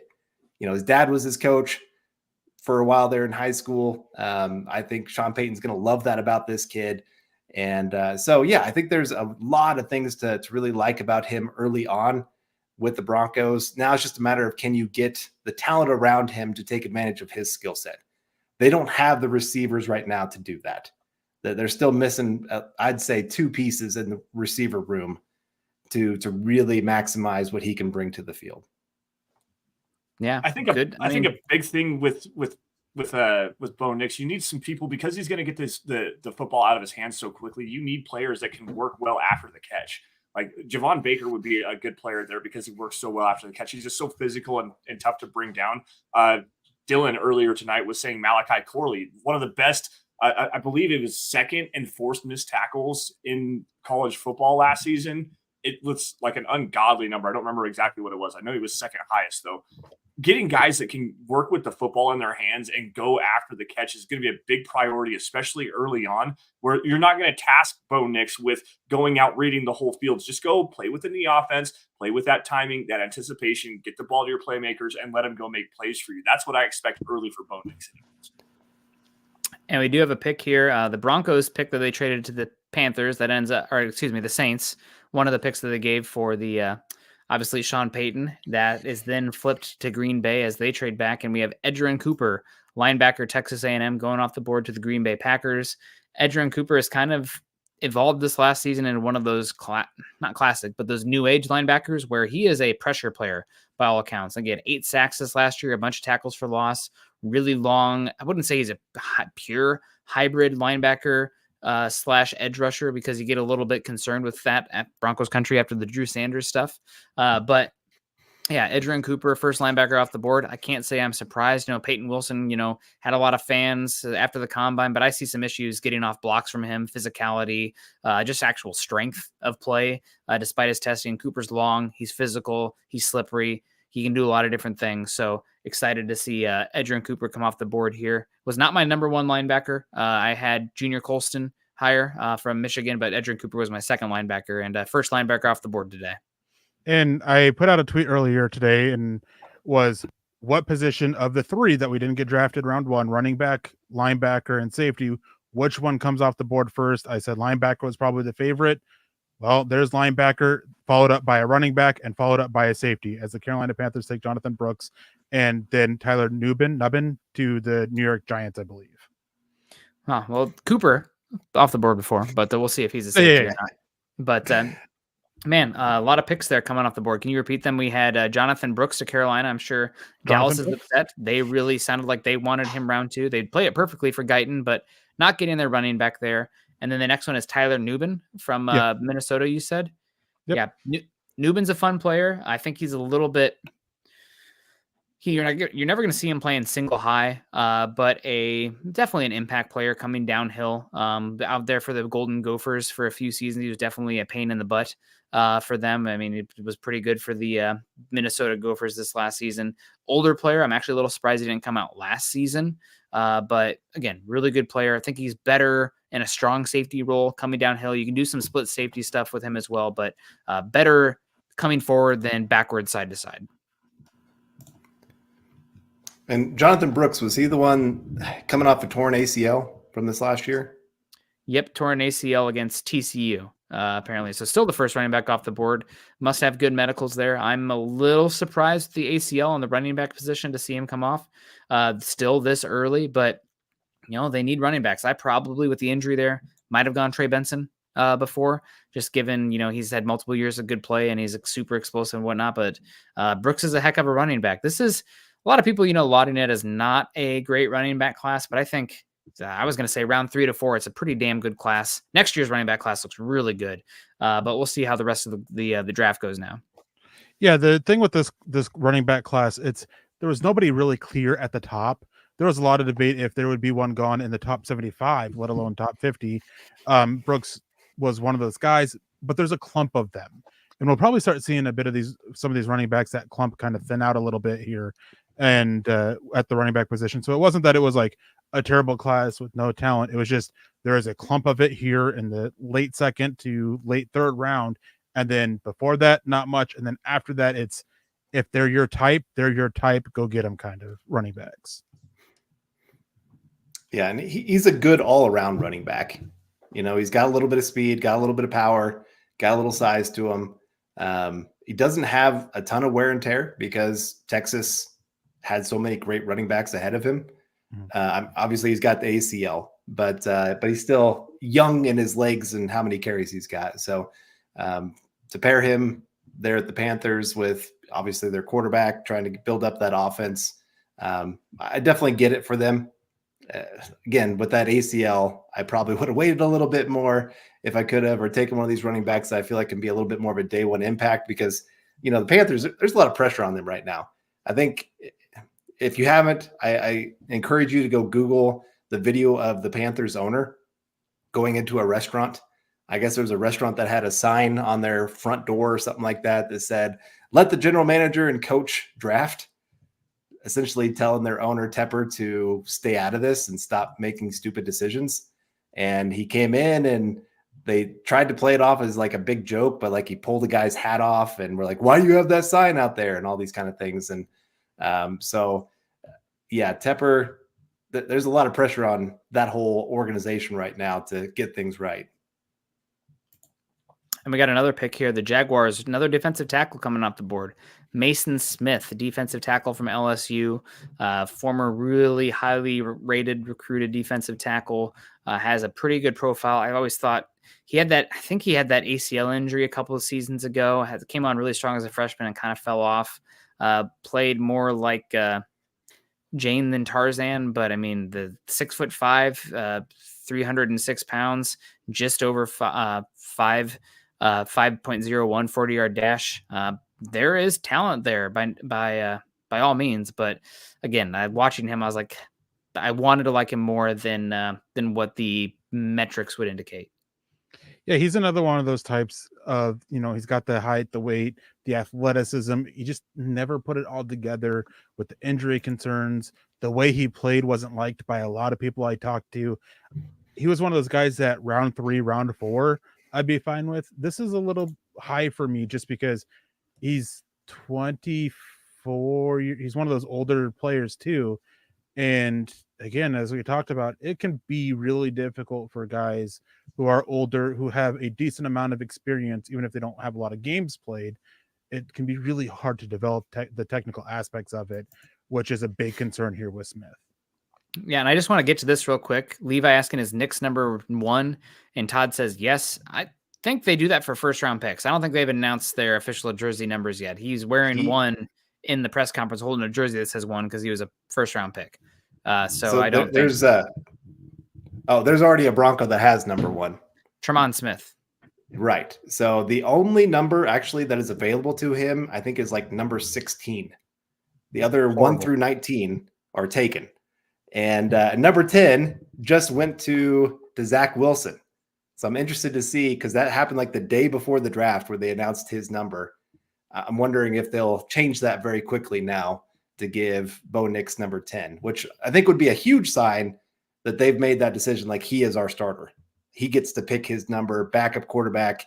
Now you go to like number 16 or whatever else. So like I said, I'm interested to see how that goes. But we got Quentin Caldwell coming in with the $10 super saying, good evening, Carl, Nick, Eric, and Lance. Great to see everyone. Great to see you as well, Quentin. And keep the questions coming in, guys. We'll try to get to some of the comments here. And, we got a little bit of time before the Broncos pick, probably another, hour and a half, maybe, possibly. So it's going to be a long night, but day 2 is always fun, especially once the Broncos get up there. And you never know with Sean Payton. He's one of those guys that gets very impatient. I don't think he likes to sit there for a few hours waiting for something to happen for his team. So I would not be shocked to see the Broncos make a move. And so you don't want to be off going, oh, I can wait till pick 76. I would be shocked if they actually pick at 76, if not before. Yeah, and we got another pick being, and I guess we're tipping the picks, guys. If you want us to stop doing that, you can let us know. I'm behind, but we haven't even gotten to Jacksonville yet. They're still talking about Tyler Newman. They've had a bunch of holdups, so they have a backlog of picks in. So it's not that we're tipping picks; it's that we are, but the networks are just very far behind from it. Okay, well that's I guess that's good to hear. But Cincinnati continuing the defensive tackle run. Chris Jenkins, the son of former Panther great, speaking of the Panthers picking recently, Chris Jenkins also coming off the board. Really athletically gifted player. I always thought better in theory than practice. Also another player with the athleticism. He felt like he was somebody who maybe it was the Michigan defense and what they're asking him to do, but there was more potential there than he showed. I don't know if you guys saw yesterday, but Lou Armenio, the defensive coordinator for the Bengals, looked like he was about ready to kill somebody yesterday when Byron Murphy came off the board because they've been looking for a 3 technique. They ended up taking Amarius Mims, good pick all around, but they were looking for defensive tackle, no doubt. And Chris Jenkins should help fill that role for them as the Bengals try to make a run before this core falls apart with Hendrickson and T. Higgins soon to be gone. I'll say is that the Bengals were all in on tackle, but Lou wanted defensive lineman. I think that they're getting Jenkins here to appease him a little bit after, getting Mims on the offensive line and adding to it. Because, everything for them was that they wanted a tackle badly early on. They were one of the teams that was trying to move up for Fashanu, and obviously that didn't happen. And then they were able to just stay put and get Mims, who was from what I understand, was their number 3 tackle. Yeah, and there's also let's talk a little bit about things we heard yesterday, Eric, that didn't come to fruition. It sounded like, I can't remember who the 2 teams were, but there was a lot of calls for teams trying to move up yesterday. for Brock Bowers is the assumption, because as soon as Bowers was off the clock, the calls stopped coming in. I think one of the teams was the Rams there at 19, and also the Colts there at 15. That was one that was interesting. I know there's a lot of talk about the Rams trying to trade into the top 10 yesterday. Speculation it was Rome Odunze. Maybe it was Brock Bowers. Makes a lot of sense for what McVay likes to do. Anything else yesterday that, again, we're just talking rumors. It's fun. Nothing here is, write it in blood and hold it against us. But anything else you heard? Yeah, I mean, both Indianapolis and the Rams, they were trying to move up. They made calls too. Once the trade between Minnesota and the Jets happened, they were calling the Jets again to get to 11, and then the Broncos at 12, trying to get for Bowers. Bears were trying to get up also for Rome Odunze before he was taken at 9. So those then fall through once from, again, I mentioned this last night, and it's been heavily implied by both George Paton, Sean Payton, and multiple other media guys that once the Penix pick was made by Atlanta, that Denver was, we are staying put. And adding to that is there has been a rumor that's really been going around today that the Raiders also tried to jump the Broncos to get Bo Nix because they wanted a quarterback. And they wanted Bo Nix once Penix was gone. And had, Penix not gone, then Broncos probably would have made a trade back and let Raiders take Penix, who they liked a lot more. That is well known. And then, they didn't view anybody as a threat for Bo Nix at that point to move down, probably with the Rams, and then get him there. But DTR coming in with a $10 donation. I was reading up on the Vikings and Pats trying to trade for Herbert, and I was curious if players can still carry a dead cap to the original team if the receiving team accepts the contract. Dead cap is always to the original team. Period. It's money that they paid the player that can't go over to it. Remaining money can be split between the two, but dead cap has to go to the original team. And there was never anything of actuality happening with the Chargers changing Justin Herbert. It is all untrue rumors. And then Mike Edel come in with a $10 donation. Good evening, gentlemen. After having a night's sleep on it and listening to Sean Payton explaining why he took Nix, I'm sold. Also, living in Minnesota, I love that he trolled the Vikings. Go Broncos. Yeah, there's some questions about how much of trolling that actually was, but yeah, I believe that Bo Nix was their quarterback 3. I don't believe who their quarterback 2 was. But just, different kind of things going around. So, yeah, it's maybe they were trolling him. Maybe they weren't. We'll see. Well, I guess we won't see. We just may never know for sure. Take them at their word. All right. Well, we are waiting now. We're 25 picks away from the Broncos, 26, 27. So hopefully rolling here soon. But we got Mike Edel coming in. Sorry to cut you off, Carl. You're better than me. But thank you so much, Mike. And also BK says Troy Franklin's still available. Not surprising to me. I wasn't a huge Troy Franklin fan. But we'll see. That would make it'd be interesting to pair him with Bo Nix. I just almost think that he's like kind of similar, redundant to Marvin Mims. A little skinny guy down the field stuff. Questions about physicality and strength. I don't know take good players at the end of the day. But I think I'm probably lower on Franklin than consensus. No, he's bad. I don't know about bad. No, he's bad. His effort is awful. You see it on tape, and then if you watch his combine workout, the routes weren't there. Like, just none of the things that you look at and are looking for in a receiver, Troy Franklin has, except for speed. He can be a great deep threat, and that's about it. And man, there were so many times where, as much crap as I've given Nix, there were plenty of throws that Nix made the right throw and Franklin sold them out. And it either fell incomplete because the effort just wasn't there from Franklin, or, the ball got tipped because there wasn't a lot of fight from Franklin for the ball. It's just like, I'm sure some team can find him and use him and, get him to have a somewhat successful career. I just hope that it is not Denver. When I watched Oregon this last year, the guy on that offense that I was like, man, I would love to have a little piece of that is Ferguson, the tight end. Whereas number 3 is 6'6", 255, big ginger guy from Colorado. If he was in this draft, I'd be like, hell yeah, sign me up. I'm excited to see what he does in 2025. Watch a lot of college football. I know we always talk, future drafts too, but guys, keep tabs on. And speaking of keeping tabs on, guys, I don't know if you remember me absolutely spamming the group chat last year during the game, Michigan, Ohio State, but somebody I was drooling over in that game just came off the board to the Commanders.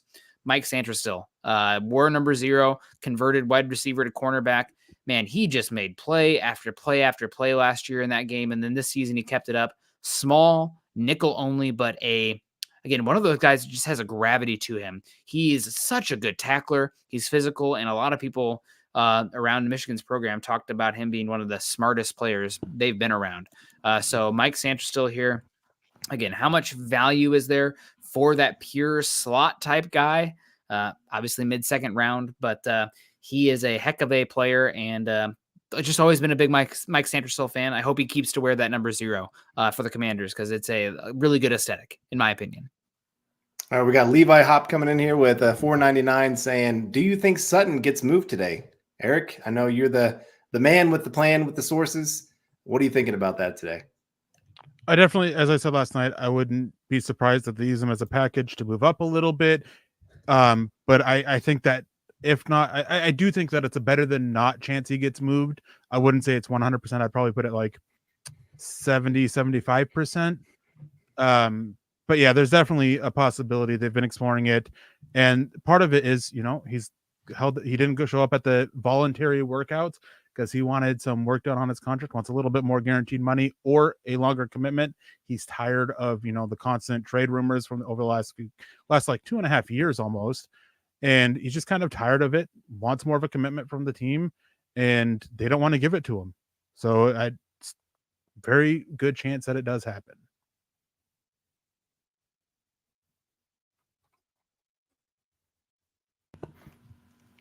Oh, I think you're muted. I am muted. I was going to say, I just was agreeing with Eric on that. Like, I do think that there's a good chance that he's going to be moved. I don't know about today. Probably tomorrow would make the most sense to me.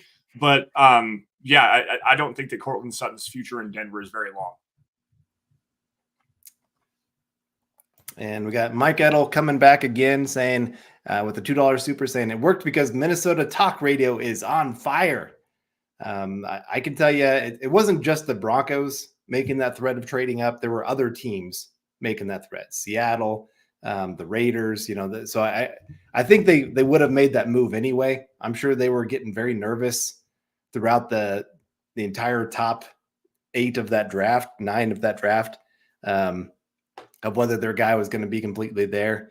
So even the Broncos talked about it. You talked about that, Eric, a little bit, that they were worried that the Raiders were going to try to get in front of them, and we're sweating. Even Sean Payton talked about it. We were sweating, waiting for this guy, hoping he'd still be there at 12. And so the fact they didn't have to trade up, give extra capital, really adds to why this was a good process that the Broncos went through. We can argue about the talent, but the process was very, very good with how they handled it. So, Minnesota, the fact that they only had to give up what they did to get their quarterback, though, should have their fans ecstatic. When for a second there, some talking about them having to get up to 4 or 5 or even 3 to get their quarterback, and giving up multiple first-round picks, possibly Justin Jefferson being on the move, those kind of things. I'm sure that they should be pretty happy at this time that they still got to keep pick 23, then trade up and get their pass rusher on top of everything that they did yesterday. I thought they had a great draft for what they were looking for. Yeah, on that, I mean, I said it yesterday, is that the holdup with Minnesota was they did not want to include 23 in a move up. They wanted to keep it. And the reason why they wanted to keep it is because they wanted to target an edge. They never thought Dallas Turner would fall within range. So they're preparing themselves to try to make a move up for either Latu or Verse, or maybe one of the interior defensive lineman pass rushers, Byron Murphy, if they fell a little bit. They wanted to improve that. So they didn't want to do that for the quarterback, and it worked out for them. And they got their number 3 quarterback and their number 1 edge. And that is a really good day for them. And then the Steelers, they're also having a really good draft, really bolstering that offensive line. They take West Virginia center Zach Frazier, who is an immediate starter at center for them, which is where they've had a hole for a while.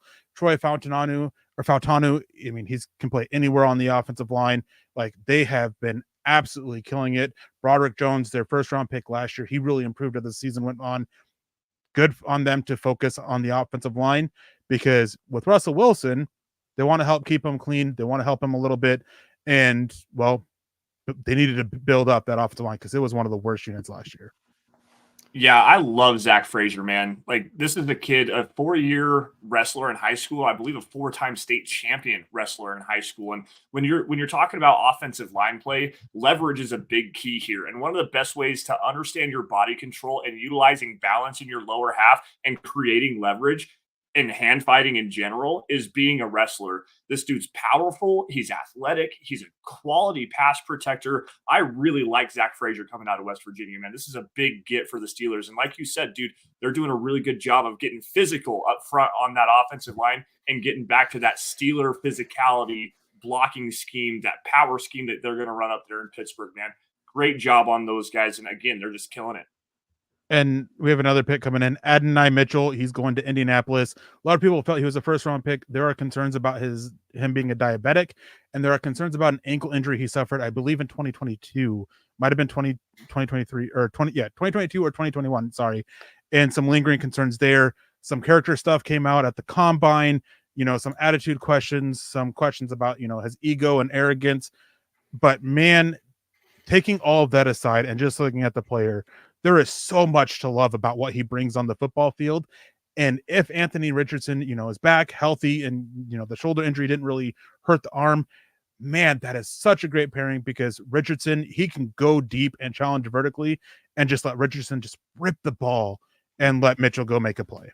What about, so Carl, I mean, you kind of had a little bit, and over the last two picks, Zach Frazier to the Pittsburgh Steelers and Adonai Mitchell here to the Colts. What are your thoughts on these two picks?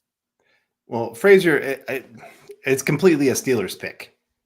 Hard worker, gonna do the dirty work in the trenches. If he hadn't broken his leg, maybe he goes a lot higher than this. Could have been the first center taken off the board. So I think that's a really good pick for them. I mean, obviously their quarterback situation is still a problem. Russell Wilson will make even the best offensive line look like they're terrible. So I'm interested to see how that all plays out with their new toys that they have there. But wide receiver Mitchell. So when he knows there's a good chance the ball's going to come his direction, he looks like a top 20 pick in the NFL draft. When the ball is, maybe he's like option number 3 or 4, that is where I have a big problem. And really the Texas receivers all were kind of this way, where they gave about 25% effort when it wasn't their turn, when it wasn't them being the first read. And so Mitchell, some of those, like you said, attitude issues, I worry about that with him being there in Indy. How's he going to handle when maybe he's not always the number one guy? They have a couple decent receivers there. So it's not like he is the only option for Richardson to throw to. But he's a real talented player. If he can get his head on straight, they could have a great one that they just drafted right now. Yeah, and I believe we have the Washington Commanders on the clock again. Haven't seen if they've traded back or have made their pick just yet. But yeah, there has been a lot of the talk with going back to Zach Frazier for a minute, that had he not been hurt, and man, the absolute toughness from him, because he got hurt on the field and he basically crawled off the field to help West Virginia, I believe, win the game or get back into the game. Can't remember the exact status of it, but he crawled off the field with that messed up leg. And man, just the toughness for it. He wanted to run at the combine, and basically had to be held back from doing so. Was advised not to do it at the pro day, did it anyways. Was advised at the combine not to do position drills, did them anyways. I mean, he was running on a treadmill in January. Just absolutely insane. Hopefully, that doesn't create some long-term issues there. But the Steelers, again, going back to it, they wanted to add a center, and Zach Frazier, many people took out the injury and had him as a first-round pick. So there was a lot here. Zach Powers is asking me to flash my big board again. I won't flash it again just because it kind of looks wonky on the screen, but I will briefly talk about it. I have no more first-round grades left.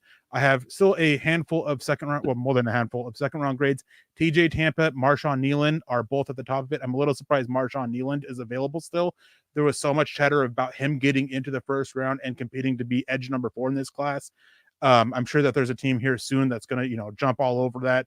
And bring him in because they absolutely love the kid, and kind of goes to that grades all over the place comment that I made earlier. Cooper Beebe, not super surprised he fell. There are concerns about the length in general and the fact that he's a guard only. When meeting with him, a lot of teams were concerned about his ability to handle, the calls at the line that you typically get from the center position. Roman Wilson, Ennis Rakestraw, they're both available. Jaden Hicks, Dominic Pooney, Malachi Corley. Those are also some of the top guys that I have left on my board. So I've seen a few questions coming in about the tight end position. We haven't seen a tight end go off the board since Bowers. And so obviously the Broncos have a huge glaring red beeping light going saying, take a tight end. Like, you need something here. And especially for your quarterback to have that nice safety valve. Any tight ends that you'd be willing to take with that 3rd round pick? Jatavian Sanders. I mean, he's the best tight end left for me, and he's the only one that has a clear cut 3rd round grade, or 2nd round grade, I think is what he has. There's a couple others that are right there in the 3rd round, but I am not a fan of this tight end class. It is a lot of even with Sanders, it's a lot of pick your type, because Sanders, he's not a blocker. He's a mismatch guy, more of a big slot weapon at the tight end position, not a blocker. And if you really do not believe in Greg Dulcich and his ability to stay healthy, then yeah, go all board on Sanders.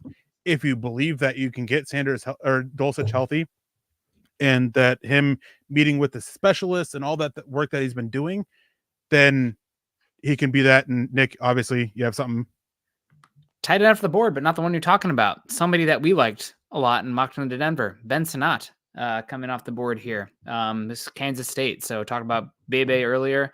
Ben Sinnott is reportedly coming off the board here to the Commanders. So I love Sinnott. I think he was right there for tight end 2 for me.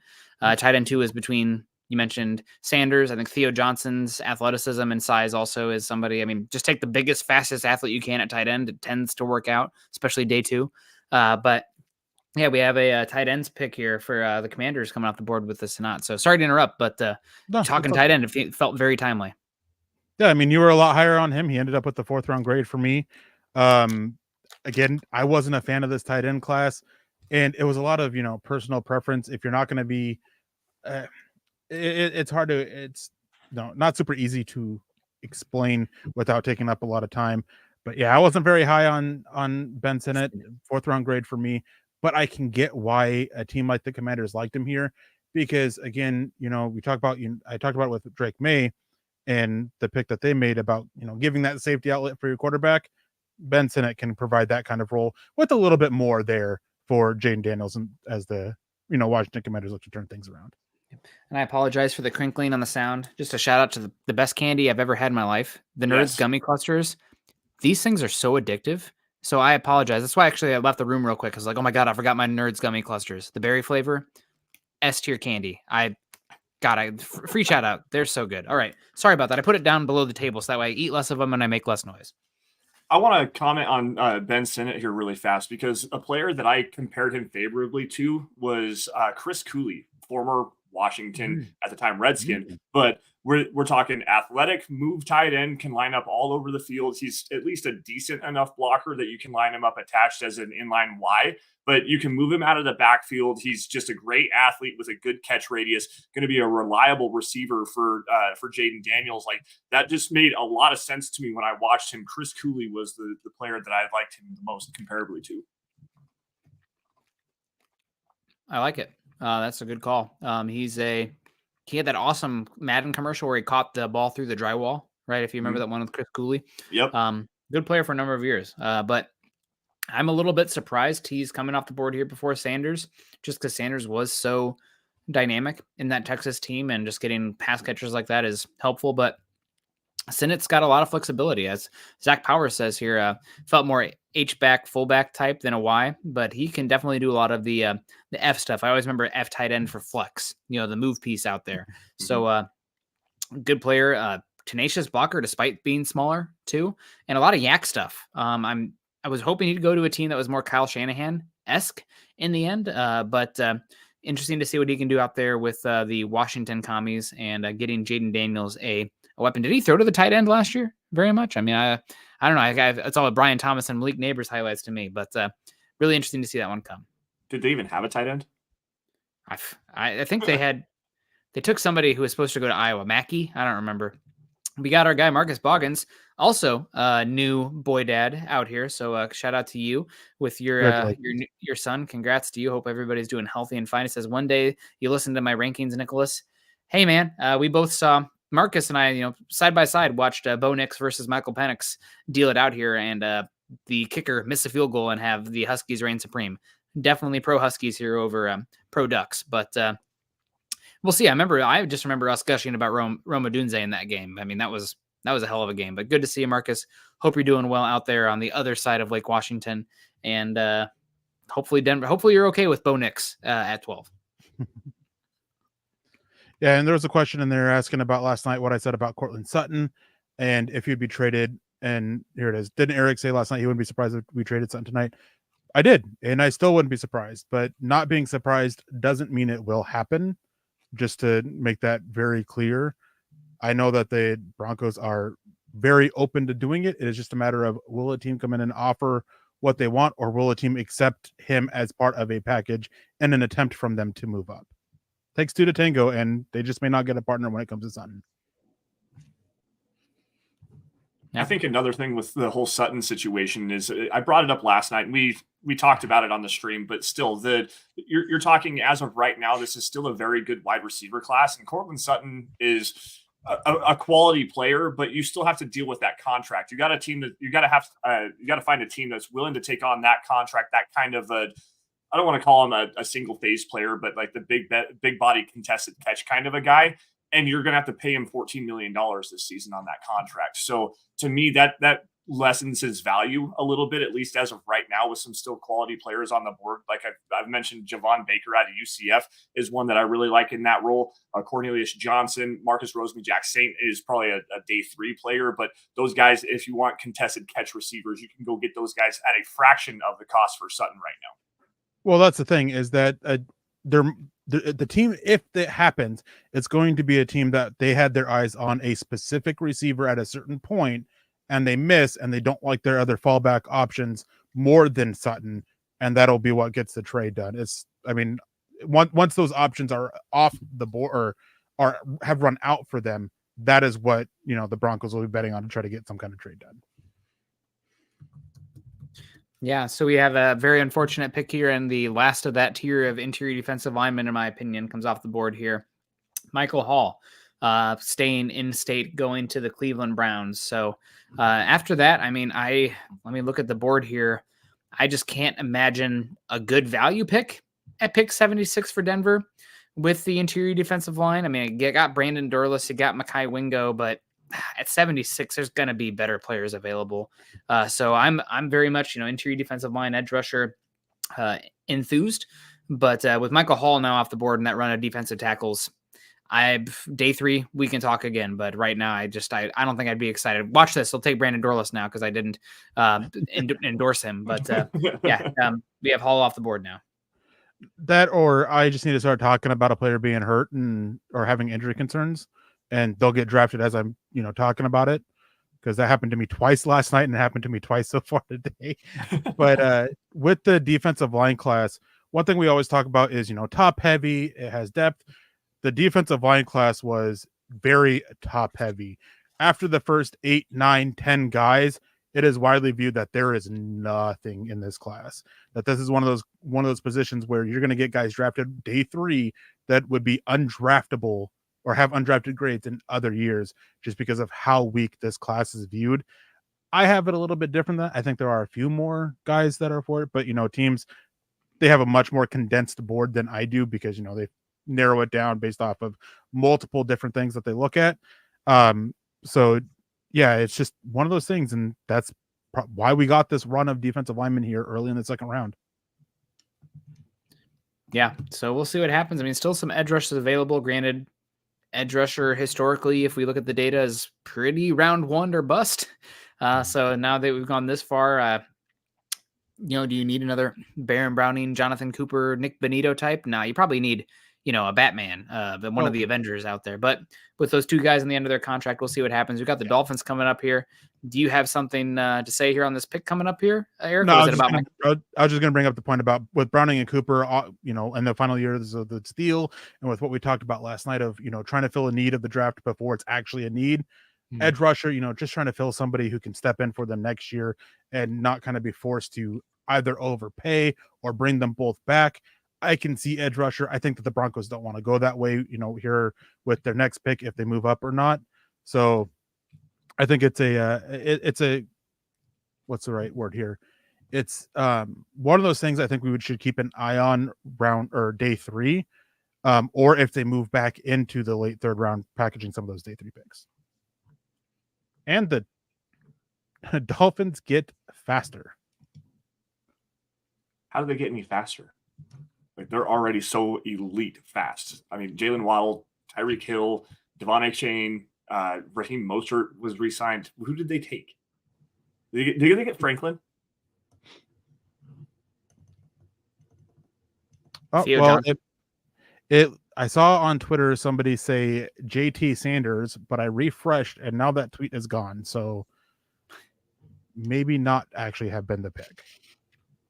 And I got Gregory thinking about the nerd gummies now, man. I was really upset. I couldn't find the Christmas ones last year. If you guys seen the Christmas ones, send them to me because the nerds Christmas flavor, S tier, and the gummies, the best. But anyway, yeah, I'm over here snacking on them. Obviously, I've not had dinner yet, and nerds gummies and whatever's in this cup, dinner of champions. But we got the Dolphins pick coming in here. I haven't seen anything just yet. It's Patrick Paul, not JT Sanders. They needed offensive line help. A lot of people were surprised they went Chop Robinson in, with that first round and not go get Tyler Guyton or one of the offensive linemen. Patrick Paul, I'm not a fan of him, but hey, I mean, he kind of fits with what Miami wants to do. And he kind of fits with the type too, with Mike McDaniel coming from San Francisco. They have a body type, and Patrick Paul kind of fits that body type a little bit. Yeah, it'll be, he's an interesting person, a super long, great athlete, plays pretty high. Don't think he takes on power the best. Think he's a little bit stiff, but again, how many people are that size, that length, that mobility walking the earth, right? Like there's the thing about tackles. Historically, NFL is pretty good at identifying the haves and the have-nots at this position because what you're looking for from a physical profile is just so limited. I mean, like Scott always says, there's 500 people walking the earth right now that are 6'2", 280, 300 pounds that can play interior offensive line. But like the body type and athleticism for tackle, it's rare. So maybe this is a Raven Clark situation. If you guys recall him from Texas Tech a few years ago, where it's like he's long, he's kind of an athlete, but not super coordinated, not super strong. But hey, there's just not many people walking the earth that fit the physical profile for a tackle. I think Paul's a little bit better than that. Obviously, I think Clark went 3rd round. We're talking middle of the 2nd round here for Paul. But heck, taking a shot at a tackle, and they've needed tackle as well. So this is a good value for him. Much better than the end of the 1st round that we were hearing about before. Yeah, and one thing with Paul too is he is naturally tall, and when you are naturally tall, leverage is such an issue, and he doesn't help it at all because he plays almost standing straight upright, and that is going to be one of the biggest things that you got to correct. You got to get that knee, the proper bend in the knee. You got to get the proper bend at the waist. Otherwise, he's just going to consistently be pushed back. And best of luck to him doing that. But there's been some comments made about it, and I just had me a little bit lower on Paul than this.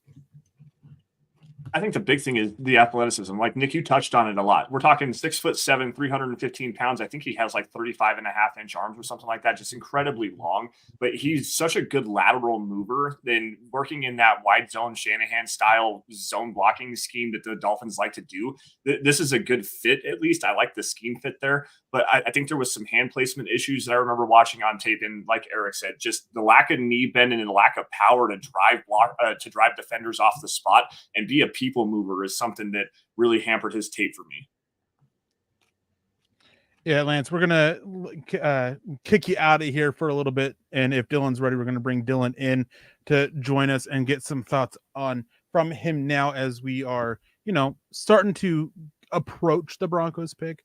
We're about 20 picks away from it now, and we'll get you on here in a little bit, and Carl as well, to get your guys' thoughts about what you see the Broncos doing once we get a little bit closer. But thank you for joining us for now, Lance. Go enjoy a brief break, go say hi to the kids, give them a big hug, and all that, and at least let them see you, because they're not going to see you at all tomorrow. I know, man. I've been apologizing to the wife for a while now, saying, "Hey, I'm sorry. I know I'm not going to be attentive. We're not going to get a whole lot done this weekend, but it'll be fun to take a while." Thanks for having me on, guys. I'll be back in here in a little while. Yeah. See you soon. All right. Thank you for joining us again, Dylan. Hopefully you had a nice little break and you got some rested. What have you thought about, since you jumped off, some of what's happened in the draft? Any picks that really stand out to you? You are muted, by the way. There we go. Yeah, the one big one in particular that just happened not too long ago was Ben's Sinnott.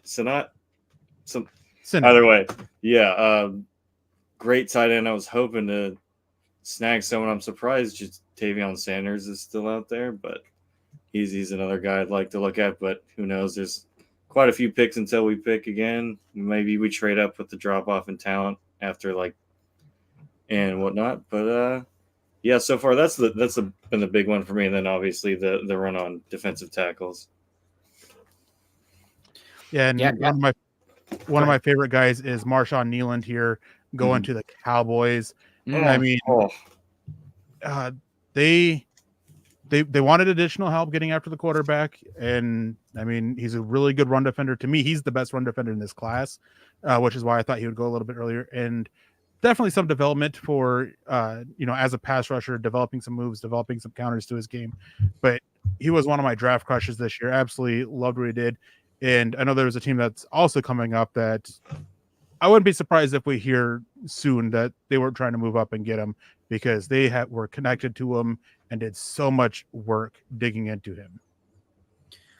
Yeah, pretty surprised. I think it was Mike Garofalo, however he pronounced his last name. Man. Mikey G. He mentioned in the pre-draft process he was getting a lot of visits, and some teams thought he could sneak into the back on the round one. As you said earlier, Eric, really a powerful player, one of the better edge setters in this class. Older player, and I'm just to be honest, he has nothing in terms of pass rush repertoire from what I watched. If he's not going through you with a bull rush, he's not doing anything else. So we'll see what he can do. But, playing off of Micah Parsons, playing off of Dexter Lawrence, a lot of the stuff out there, this is good range for what he brings to the table. Now we'll see what happens with Adisa Isaac, some other edge rushers here coming up here. But I think this is a good pick for the Cowboys. The trade back, getting Guyton, now getting Nealand, and addressing the trenches. So far, I think Dallas is having a good job considering, not a lot of value picks. Yeah, and Tampa Bay Buccaneers are on the clock, and going to be interesting to kind of see what they do here. I mean, I think that they had a really good pick in the first round. This is just their second pick, right? I believe so.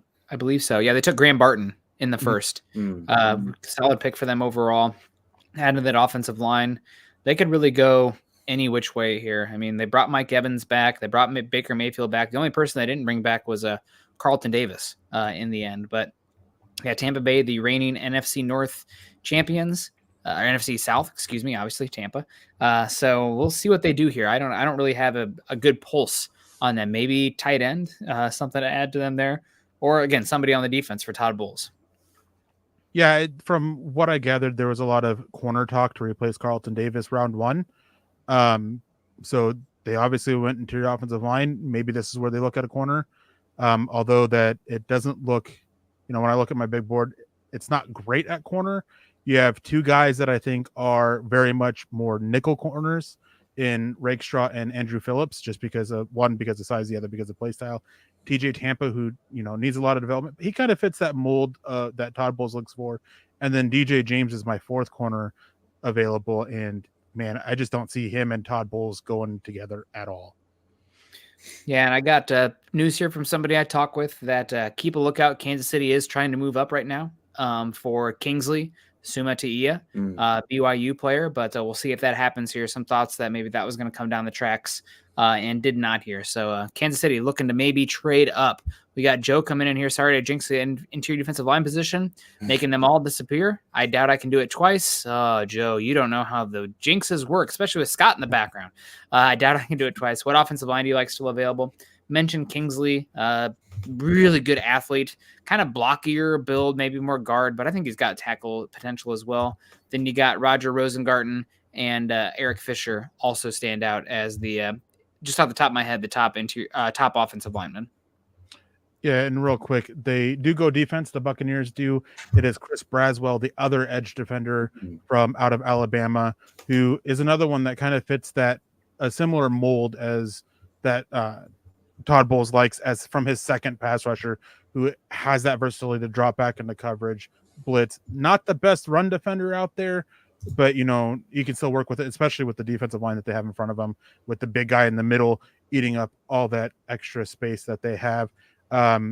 So yeah, I mean, they just add to their pass rush after what they lost Shaq Barrett, right? Yep.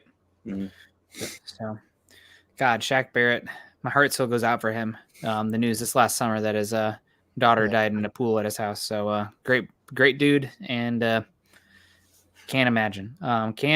So Tampa Bay picks coming in. Green Bay is on the clock after this. Maybe they go offensive line here again as well. They took Josh Morgan. Maybe this is a team that's looking at tackle with a lot of guys we mentioned there. Pooney, also another good offensive lineman still available. Dominique Pooney from Kansas, more guard than anything else. But we're starting to come down here. Denver's going to be on the clock here, 10 picks away. Yeah, and I'm hopeful that since all the good corners are kind of flying away, that Denver doesn't use another top pick to take another defensive back. That'd be a kind of a bummer. I'd really like to see what Riley Moss could do, especially spending, I guess, technically 2 third-round picks to get up to him. Early fourth and a third. But yeah, essentially. So, yeah, I mean, we'll see what happens. I mean, TJ Ciampa makes sense in the scheme. I don't know if I can say that with cheering for an Iowa State player by any means. I don't know if Cal's in here to give him a hard time about that. But we'll see. Benjamin Albright earlier tweeting a lot about tight end, running back, and linebacker. Honestly, round 3 is where about as earliest you should be looking at those positions, in my opinion. But you still got some good players left available at those spot. Peyton Wilson, my number 1 linebacker, Junior Colson, still available as well. You got Theo Johnson, and we talked about Sanders earlier. And then at running back, you still got Trey Benson and somebody who Chris Thomason is linked to the Broncos a heck of a lot, and Jalen Wright, running back from Tennessee. So still some starters available there if you're looking for those non-premium positions. And it is premium.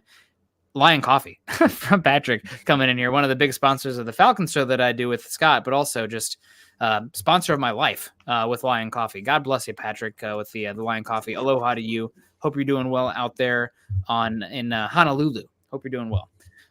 Eric, any news? Anything going on here? I don't know if you heard the information about the Chiefs maybe trying to trade up for Kingsley Sumatia as well. You hearing anything going on right now? I haven't heard anything about them trying to trade up for it, but it wouldn't surprise me because one popular connection for the first round was him for the Chiefs if they weren't able to move up and get a receiver, or a receiver that they liked was there for them. So that link has been there in the first round, and now it's getting late in the second round. He's still there. Wouldn't surprise me whatsoever. And you talked about it. The Broncos have done a lot of work on running back Jalen Wright. They have made it very clear that they really want to upgrade the running back room. And one of the running backs that they have, one of those top 2 guys may not be here this season. And something of that they kind of want to replace him a little bit. So we got Green Bay on the clock coming up here. We're down to the final stretch. Dylan, I haven't heard you talk. Go ahead. It is Javon Bullard.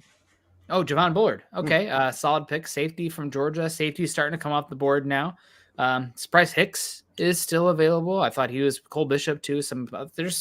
Again, day 2. This is where your safeties should start coming off the board, unless they are blue chip, difference makers, gravity players. But Dylan, this is the first time we've been on a live stream together. The first time we've, talked voice to voice since sitting at a table at the Elway Steakhouse, it feels like, other than the meet and greet, of course. But your thoughts yesterday, Bo Nix, were you surprised? I mean, Ryden was on the ball. Media kind of prepared us for that. Ends up being that that is Denver's guy in the end. How are you feeling about it? Yeah, like when we started off the stream, I described myself as whelmed, and like I've said before on OBV plenty of times, like Bo Nix is a guy that I like, I don't love, and but if Sean Payton's willing to put his legacy on the line for a first round quarterback, and that's Bo Nix, then I can't really be too upset with it. I would have preferred a trade back, obviously, but when JJ was slipping there a little bit, I was thinking, oh, maybe that's a spot Denver does want to move up, but reportedly not much interest there. Yeah, we've heard conflicting things though, Eric, about the Broncos quarterback ranking stuff. They put it out there that it was Williams, Daniels, Nix staying at 3, but I mean, pretty convenient if you ask me. Let me put on the aluminum hat here for a second. The 2 quarterbacks we like more than Nix were the only 2 that were not at all available to trade up for. I mean, that's nice if it works out that way for Denver. Yeah, from what I heard is obviously Caleb Williams, who was not every team's number 1, but the majority of them, that includes Denver. I mean, even after the pick was made, it's been reiterated to me that Daniels isn't quarterback 2, but prior to it, I heard that Bo Nix wasn't number 3, but now Bo Nix was always number 3 for them. Number 2 is where the speculation has been from, with what I have heard about it not being Daniels and being another quarterback who was still a guy that probably wasn't going to fall in range for the Broncos to move up, because it was the guy that the New York Giants were linked with the most, and Drake May. So still a little bit of convenience there for it. But yeah, it's been made pretty clear that the Broncos did love Bo Nix a lot more than even media kind of had him out to be, because media, even throughout all this, even though they kept making that mock, they're talking about, oh, yeah, he's like quarterback 5 or 6 for them. Yeah. And Roy comes in here, says, rejoice, Nick. We entered Troy Taylor range at 76. No punter here this far. And Eric, I am sorry if you want to go cry in a corner. I guess Colorado has your guy coming off the board here. Blake Fisher, offensive tackle. I know that you had mentioned that Denver went out there to North Bend, and obviously there's the kind of not viral video, but Zach Strief going and like grabbing the hands of these guys and testing their core strength. Kind of a funny workout there. But Eric Fisher, the not as well-known offensive tackle for Notre Dame, but a really talented guy nonetheless. Higher rated than Joe Alt coming into college out of high school. Fun fact. Don't know if you knew that. Probably because he almost went to Iowa, so they downgraded him because they like to do that to recruits. And his dad played at Iowa? Oh, he must stink. And so I'm looking for that as well. I have not seen it on any of the places that I look just yet, but we'll see. Oh, there's one. Blake Fisher, offensive tackle, Notre Dame. Well, break it down here, Eric. I know you liked him a lot. Denver's obviously was in the market for offensive tackle. There's still Roger. And also, where's Joe at? Was it Joe? Why'd you jinx us, Joe? Surely the offensive line won't come off the board now. Well, next pick will probably be Roger Rosengarten to Buffalo, but I digress. Fisher, interesting player. What do you think? Yeah, I mean, I'm a big fan of him. He's a guy that, we talk about it a lot. Tools, traits, he has them all. Cleaning up the technique. I think even though he was mostly, in games right tackle, from what I understand during practices, spring ball and stuff like that, he spent a lot of time on left side. That's what they initially brought him in to be, was their left tackle. And then, Joe Alt, he kind of got out there on the field a little bit earlier, had a little bit of an easier transition than Blake Fisher did, and, landed at left tackle and held down the fort. So I think that he was able to flip sides. Zach Strief going there and doing the core strength test with the hands. They were talking about really cool drill, very useful, I guess. I mean, offensive line coaches absolutely love that drill. And absolutely came away, liking him quite a bit. I am, the question is always how much did they like him? Did they like him enough to, had he fallen a little bit farther, would they have tried to trade up? Like, that's always a question for it. But yeah, I mean, I like him quite a bit. Definitely was a guy that fit the thing of Denver. They have their starting tackles this year, could use that year of development, be that backup swing tackle. And then, if Garrett Bowles ends up, letting Garrett Bowles walk in free agency, well, now you have a guy who can possibly step in and be that left tackle. Well, awesome. So Blake Fisher, good player. Houston's, I mean, can somebody tell me that tanking doesn't work at this point? I mean, you see what happened with Detroit. You see what happens with Houston. I mean, obviously you have to hit your picks in the end, but something to be said about having elite draft capital and spending that for good players versus, middle of the pack muddling. You feel good in the moment, right? And it's hard to sell to the players, but the two most recent examples of outright tanking, in my opinion, with the Texans and Lions, looks pretty damn good at this point in the process. Yeah, that 5-game win streak, I think I'd trade that in right about now. Denver still probably would have taken Bo Nix, so maybe you feel better about that than there as well. And heck, what Eric said is true about Denver. The Raiders wanting Nix, that loss at the end got them their quarterback. So hopefully 5 years from now, we can call that the best loss in Broncos history. Kind of a payback for, Jerry Jeudy, Tristan Wirfs. Yeah. From years ago. Yeah. Yep. But, you mentioned that 5-game win streak, and man, what game was it that started with? That again? was with us, wasn't it? Packers? It was the Packers game with the meet and greet. We ruined it. Yep. We took away the chances that, one of the actual. That's our bad, guys. Sorry. Our fault. We're the reason we got stuck with Bo Nix. I mean, Bo Nix is now the Broncos quarterback, but our evaluations are the evaluations, and Sean Payton and the Broncos are very excited about it. So we'll just wait and see what happens here. If you want to be the fan that's, over the moon optimistic and excited about him, then God bless you. If you want to hate it, God bless you too. I'm not going to tell you how to fan, but he is the Broncos quarterback now. So if you're pulling for Denver, you're hoping for the best. We're going to sit here and try to be as objective as possible. But the reality is, we should have a pretty good idea. 6 to 8 starts into it. I mean, honestly, guys, this is going to be crazy, but like a lot of times you talk to players or you hear players talk about guys when like actual elite quarterbacks come into the league, and it's like 5 practices and no OTAs, and they're like, oh, bleep, this guy is something. So I'm willing to give Nix a year and a half before we have that conversation. But a lot of times, if they're the dude or not, like special, you hear about it pretty quickly. Yeah, and I just want to be clear. I was just making a joke about us being stuck with Bo Nix and Yeah. Just wanted to be clear there before people in chat come after me and start calling me a hater. Yeah, you said that as soon as Jeremy joined, I believe. So. That's why I said it. That's why 100% why I said it. I saw Jeremy say, hey, and that was it. Yeah, so we're hoping for the best there. And the evaluation will be the evaluation. You paid Sean Payton, you gave him the keys to the car, and you're going to have to live and die with what his choices are. I will say the one thing I kind of have not issue with, but it's all like, Sean Payton, obviously trust him. Look what he's done. Has Sean Payton in his career as a head coach actually been in charge of an evaluation and the lead guy for a premium selection at quarterback? I don't think so. People are like, oh, Tony Romo, undrafted free agent. There's absolutely no risk for that. Drew Brees, his first year as a head coach in New Orleans, you think he was in charge, the one leading the brigade to bring in Drew Brees? I don't know about that. I mean, you could have a large voice in that, but not keys to the car. And then after that, it's been Ian Book, it's been Garrett Grayson, it's been Taysom Hill, it's been Teddy Bridgewater, Trevor Siemian, Jameis Winston. This is the first time you've ever seen Sean Payton as a head coach make a premium investment in the quarterback. So jury's out there right now. No doubt. He takes a quarterback. It's almost like a video game amplifier, right? You give them the amulet and their power is grown by 10 points, whatever. That's kind of like, I don't know, there's some video game reference there. I have no idea what we're talking about. But he elevates them from a scheme perspective, right? And whatever quarterback he brings in, he elevates them. But that's Sean Payton, the coach and the schemer. Sean Payton, the quarterback, talent evaluator, personnel guys, jury's still out.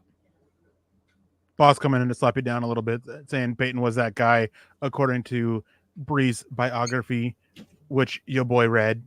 Payton also, would have traded up to number 1 overall to get Patrick Mahomes. He also wanted Tom Brady in 1998. Probably wanted Johnny Unitas back in whatever time he played. A lot of jokes yesterday coming at Payton's expense for the conversation about Nix being the guy he's been most excited about since Patrick Mahomes. Granted, he was their 3rd quarterback on the board, so I don't know. But we'll see. We will see in the end. I I am a little skeptical that he's the keys to the car guy for New Orleans first year as a head coach. But shout out to, who was the Duncan, the writer of the biography there? Jeff Duncan for the Saints. I think he wrote the biography for him. Did a lot of stuff with really close to Sean Payton. So we'll see. But again, Sean Payton, the evaluator, we'll see. And we are less than 10 picks away now, guys. We got Cole Bishop coming off the board to the Bills. One of my favorite safeties, talking about boss man Chad. One of his Utah Utes loved Cole Bishop coming out. We are really close to the Broncos pick now. What are we thinking? Ooh, I mean, I'd like a playmaker for the offense, but at the same time, I'd like some help on the interior, the offensive line, just with how Ben Powers played. Is he going to stink it up again this season? Or if for whatever reason they can't pay Quinn Miners, you might need some protection there. I mean, with how much smoke there was for Bo Nix to Denver, I think we might as well just go with the guy to be the one who's been linked to them the most at pick 76, which would be Jalen Wright, running back Tennessee. Maybe he'll come off the board before then, but as much as Denver was, out of left field with free agency this year and their own internal moves, like moving on from Justin Simmons and whatnot, the draft so far has been, somebody's leaking it out there for Denver. So the one that's been connected to them has been Jalen Wright. I feel like that's just got to be the odds-on favorite. Yeah, but maybe they're using, instead of, just letting that love of Bo Nix out there, maybe they're using Jalen Wright to do the complete opposite and hide their love for somebody else. Maybe it's Trey Benson. I like Trey Benson more than Wright. I mean, it's hard to evaluate anybody in that Tennessee offense out there. But Lions come in and we got another defensive back. A lot of double dipping on some of the NFC contenders for defensive back. Enos Rakestraw coming off the board to the Lions. And I saw a lot of people talking about Roger Rosengarten for Denver here at 76. Well, not anymore, as he ends up in Baltimore at pick 62. That's a good get for them. That's a really good get for them. Yeah, they've needed help at tackle. Ronnie Stanley has not been able to stay healthy. Can't even think of their right tackle off. Oh, the Falalele, whoever his backup. But can't move. He's big, but he can't move. But yeah, great pick for them. Right tackle, left tackle potential as well. I mean, wasn't Rosengarten a left tackle, and then they brought in Penix and they flipped him? I'm pretty sure to be the blind side guy. I believe that's correct. So, a really good pick for them. I mean, that Husky team, a lot of talent for sure out there in my neck of the woods. I'm about half a mile from a Husky stadium here, but that's a good pick for them, no doubt. And an unfortunate one off the board. I bet you San Francisco is bummed as heck as well. A team that's loving some offensive line, especially wide zone offensive line. Mm-hmm.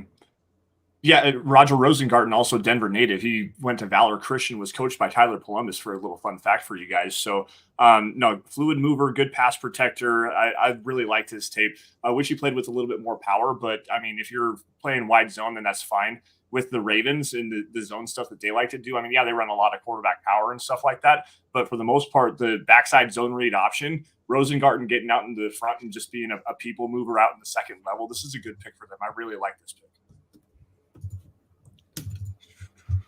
Yeah. Any thoughts here, Dylan? Yeah, I'm just kind of thinking about how Kingsley's going to fall right in Casey's lap unless San Francisco decides they want to take a tackle. Possible. Man, that would be a bummer for sure.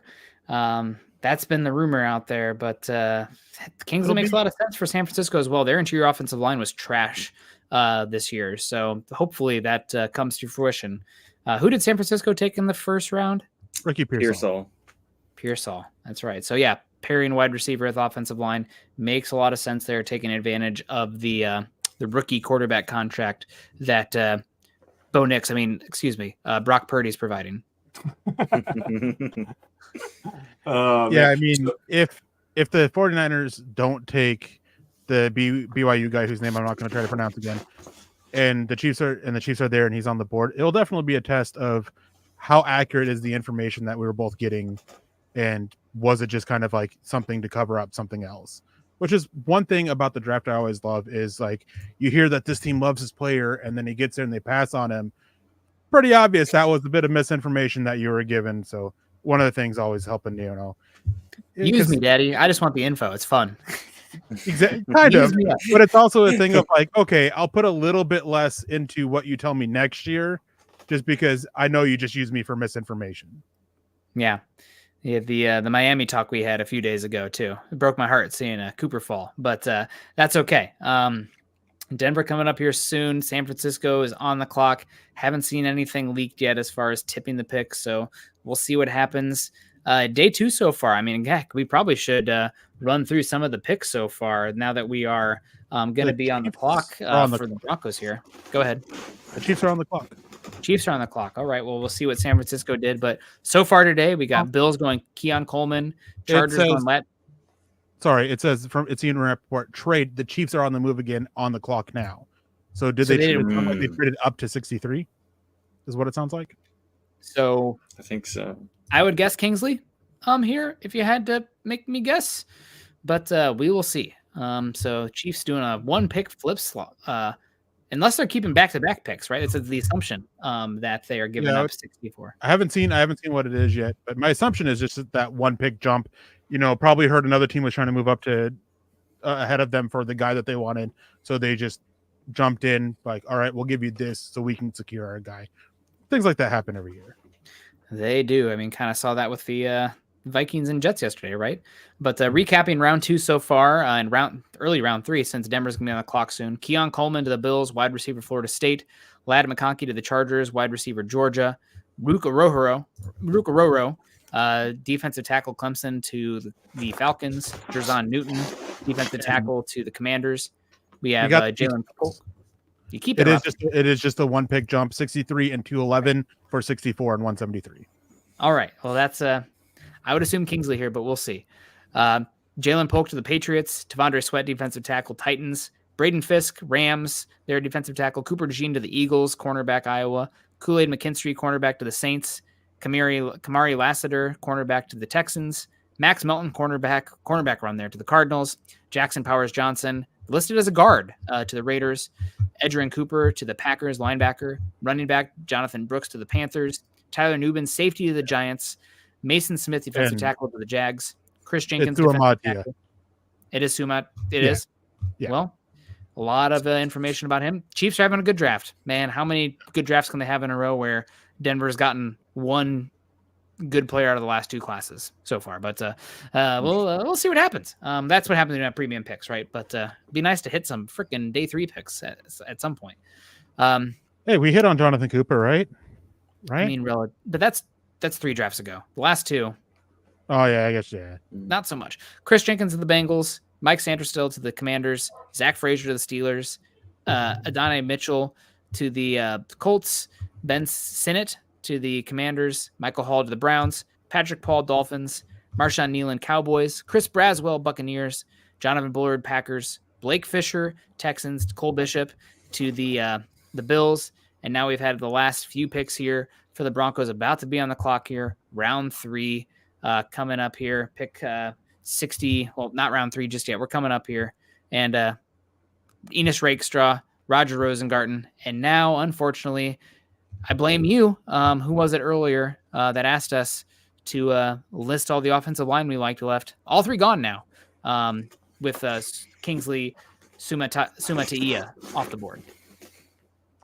Yeah, Gary Palmer comes in with a $9.99 donation. I'm excited to see how this plays out. Thanks for being here, guys. Yeah, thank you, and thank you all for your guys' support. I mean, last night, tonight, week in, week out, day in, day out, you guys are awesome and help us be able to do this. But as the Broncos near the pick, we're just going to go ahead and, add another face to the screen here. Carl, if you're ready, we will get you in here, and we can just go around real quick. I mean, we've been trying to do it, but real quick, predictions for the Broncos' next pick is, the board's kind of cleared out a little bit. I'll go on the thing and say I think the connection is real, and Jalen Wright. That's my guess here. That's a guy that I added for the Broncos in our Mile High Huddle mock draft, I believe. And I don't remember who we picked in the 3rd round. We took Ruka Rohoro. So that was great. That's right. Because he went way earlier. Yeah, he did go way earlier. Jalen Wright, we're talking. I kind of compare him to Alvin Kamara, a little bit of lazy analysis here coming out of Tennessee, but explosive home run threat out of the backfield, really good receiver, fits the mold of the players that Sean Payton likes to use in his running back position, would probably make Samaje Perine expendable. If I'm going to look for another position here, I really wouldn't mind Adisa Isaac in terms of another just speed bend rusher, a guy that can get after the quarterback here. This is a good value for the Broncos. I had him with an early second round grade. So those are two guys that I have my eyes on right now. Good call. Yeah, we'll see what happens here for the Broncos. Also mentioning, I think we have to talk linebacker as well. It's been mentioned a lot. Do you feel good about Jonas Griffith / Cody Barton as the other linebacker?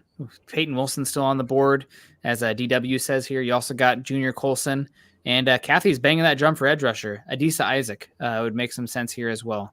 And BK says, when was the last time we had a good linebacker? Josie Jewell's contract would say he was lowercase good. Lowercase. But great. It's been since Al Wilson. So, I mean, it's good to have a great linebacker, but hard to find. No, Any love for? Go ahead. Any love for TJ Tampa? We talked about him earlier. I mean, Did you? It's another cornerback here. I think Dylan might have to, take a walk or something after that. But yeah, he makes sense for the scheme. I don't know what the resources they used. Could you have started that with any more disappointment in your voice, Nick, of being asked about the Iowa State kid again? You're just like, yeah, like there was so much like disdain in your voice. I mean, beat Iowa once out of 5 tries or something, good for him. God bless him. Good player. He drives me nuts because he's in position and he never finds the football. I mean, with not giving explosive plays and turnovers, if you win those two things, you're going to have a good football team. Other than scoring points, those are probably the next two. Never finds the freaking football. I mean, maybe it's technique. I don't know. Drives me nuts watching him play. Well, we are in the third round now as the 49ers finish up the second with Renardo Green, the corner out of Florida State, a guy who really flew under the radar, but was consistently talked about as round 2 guy, and a lot of teams loved him. Well, shout out there to Scott and I did a lot of mocks where we took Renardo Green in the 4th round, maybe 3rd round. I'm like, oh, I really like him. I feel like this is a good value that we're getting here. So a little bit surprised Andrew Phillips is still on the board. I liked him a lot. But only though. What was that? He's a nickel only, and there's questions about his size for the nickel even. So that's definitely not helping his status. You see 5'9", 175, and that I might be fully clothed and soaking wet or something like that. A small player, physical, he brings the wood when he hits, but if you're going to be that small at the NFL level in terms of being in run support from the nickel, you need to have some size or the elite athleticism to go and do it. And he lacks that size. Good athlete, but I mean, if you're going to go one-on-one against an offensive lineman or even a big fullback out in space, you better be able to shed that block and still go make the tackle. And Phillips lacks that size to do that. I mean, 190 is not I have more issue with his length than anything, but 190 is, that's got to be about 50th percentile for a cornerback. I didn't think he was that heavy. I just looked at the Beast. He had him at 190. So that's not, I mean, much bigger than Nate Wiggins at 173. 39th percentile. 190 is 30th percentile? 39th. Man, we have a small cornerback class this year. What the heck is going on? That's teeny tiny, considering what all the players around him look like. We have a trade up with the Jets are now on the clock. And also going with about Renardo Green real quick, his best game, LSU. The way he handled Malik Neighbors and Brian Thomas, man, that stood out. That was one reason consistently of this is why we love him. Go throw on LSU. There you go. I think my pick for this one would be, for the Broncos, would be Jatavian Sanders. He's something the other day that caught my attention. They said, look at Patrick Mahomes, who's his best friend, Travis Kelce. Tom Brady, Gronk. Like having a really good tight end to pair with a quarterback is such a nice blessing to have. Not saying Sanders is going to become a Hall of Fame tight end by any means, but just giving him another weapon to especially attack the middle of the field, because one of the few places that he's really like Bo Nix is really good at is attacking the middle of the field. So Sanders, I think, would be a good pairing there. Got some nice hands, pretty good all around player. Needs to obviously get stronger. Needs to work on some of his blocking, but I think he would be a good pick here. And the Jets traded up for Malachi Corley. Oh, There it is. Yeah. Good for them. Talking about playmakers, we got Rob Bucksbaum coming in here saying, good evening, gents. Too early for Theo Johnson. I think we're starting to get in range here because I didn't come up with this theory, but it really made sense to me. Whoever it was, I wish I could credit them. But tight ends, they are just so not utilized at the college level that really you should wait to day 2 and take the best height, weight, speed guy available, because you can hopefully mold them into something. And rather than this 10 personnel, quick RPO spread game that you're seeing at college, you can develop them. So Theo Johnson, I think, is a little linear. I have some questions about the playmaking ability of him, but massive, huge athlete and explosive. Day 2, I mean, that's what you're looking for. Probably more so like, pick 80 to 110. But we're definitely now in range where if he came off the board here, it'd be like, oh yeah, that makes sense for that profile. So Theo Johnson spurred Iowa, also another guy last second, chose Penn State over Iowa. So obviously not a good decision maker as a tight end. First round grade then. My highest guy left on the board, I gotta say, for me, is probably Roman Wilson. I'm pretty surprised to still see him available here. Blocks his butt off, tough player. I know Michigan didn't throw it around the yard, but Denver could use wide receiver help. Are we in consideration for Roman Wilson here? Well, I sent out a thing trying to figure out why he's fallen a little bit. Haven't been able to get a response back, but yeah, I mean, especially if they are looking at moving on from Cortland Sutton, and even if they keep him, they need wide receiver help. I've said this before. I wrote it multiple times. They have 3 receivers under contract for after this season and only 1 receiver under contract for after the 2025 season. And that's Marvin Mims. I mean, there is no future in this room at the moment. And so, yeah, I mean, receiver to help build up that future and help improve a room that is really lackluster at the moment. And yeah, it's receiver. Roman Wilson, he can fit. He can do a lot of what Sean Payton wants, run the routes that he wants and covets that the receivers are able to run. I could see it. I don't think that's the way they go, but I could see it. I mean, I don't know if there's something going on with the Michigan guys, but Colson and Roman Wilson really stand out. And Darren Nelson standing out to me, 10 pounds, right? Because all the morning shows, I've gotten familiar with the different currency signs out here. So the Darren Nelson with the 10 pounds says, I hope the Orohoro pick cheers up Scott.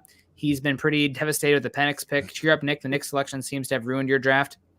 I'm doing okay. I'm fine. I'm glad that the Broncos took a quarterback that they believe in. And like I said, if we're playing a game of taboo, Sean Payton, flip that hourglass. You're on the clock. Top 10 quarterback play or playoffs by 2025. You get it 1 year still, but the clock started now. There's no kick in the can. You're going to have a lot of cap space next offseason as well. Teams in your image probably need to be delivering by 2 years from now, which I think is honestly borderline. That's not generous, but that's like right on line, I think. 3 years in, drafting a first-round quarterback, TikTok. All right, Eric, Jeremy. This question's for you. Jeremy Sean coming in saying, what defense tackles would you like at 76? Not a single one that's left at the moment. the tackle class, it got absolutely, depleted there with the run that we had in the early mid-second round. There are a couple guys that I would look after trading back a little bit, but at 76, I wouldn't touch a single one of them. Well, fortunately, the 2025 draft class looks pretty good at defensive tackle, and Denver still has their first-round pick. So maybe we can talk a lot about that next year. Getting already excited for my guy, Deion Walker. Love him from Kentucky, Mason Graham, and Grant at Michigan as well. Supremely talented players. No idea who they are. Oh, man. Walker wears 0 as a number as a defensive tackle who's like 6'6", 330 pounds. He's obvious. Well, he's an obvious. You know how I am. I don't really pay attention to the guys who aren't in the draft this year. If I notice them, I don't note them. So yeah, I mean, it's just a matter of fact of I just try to focus in on the guys for this year. And Taylor Made says another year and no one's talking about middle linebacker. We've talked about it a good bit on here. Last year. Yeah, I feel like we've talked about it maybe more than we should have, considering the current value of the linebacker spot. Definitely more valuable than safety, so says the league now, especially with the two deep safety shell stuff. You need some linebackers who are smart and can be good in zone coverage over the middle and tackle, right? You better be able to tackle and take on blocks and get off them. But no, I mean, Peyton Wilson, talk about getting off blocks. Ugh, I don't know. But I like, go ahead. Sorry, with linebackers, since it's relevant, and you mentioned Peyton Wilson, injuries. Both the top two linebackers, severe injury concerns with both of them. Junior Colson too? Yep. What injury issues does he have? I mean, I should know that, but I don't remember. I don't know specifics, but I know that he failed a lot of teams' medical checks at the combine. Wow. Well, he's a great story. We can get into it if he does play some more. Grew up in a boys' home in, I think it was the Dominican, and dug himself out and learned a lot. I mean, he's a interesting player. I knew he had a foot injury, but might be stemming from that. Okay. I'm trying to see if I can't find something. Okay. Well, really good player on that Michigan team. Not huge upside, but like, talk about getting on base. He's gonna be a good linebacker for years, assuming health is okay. All right. Well, we are right down the clock here.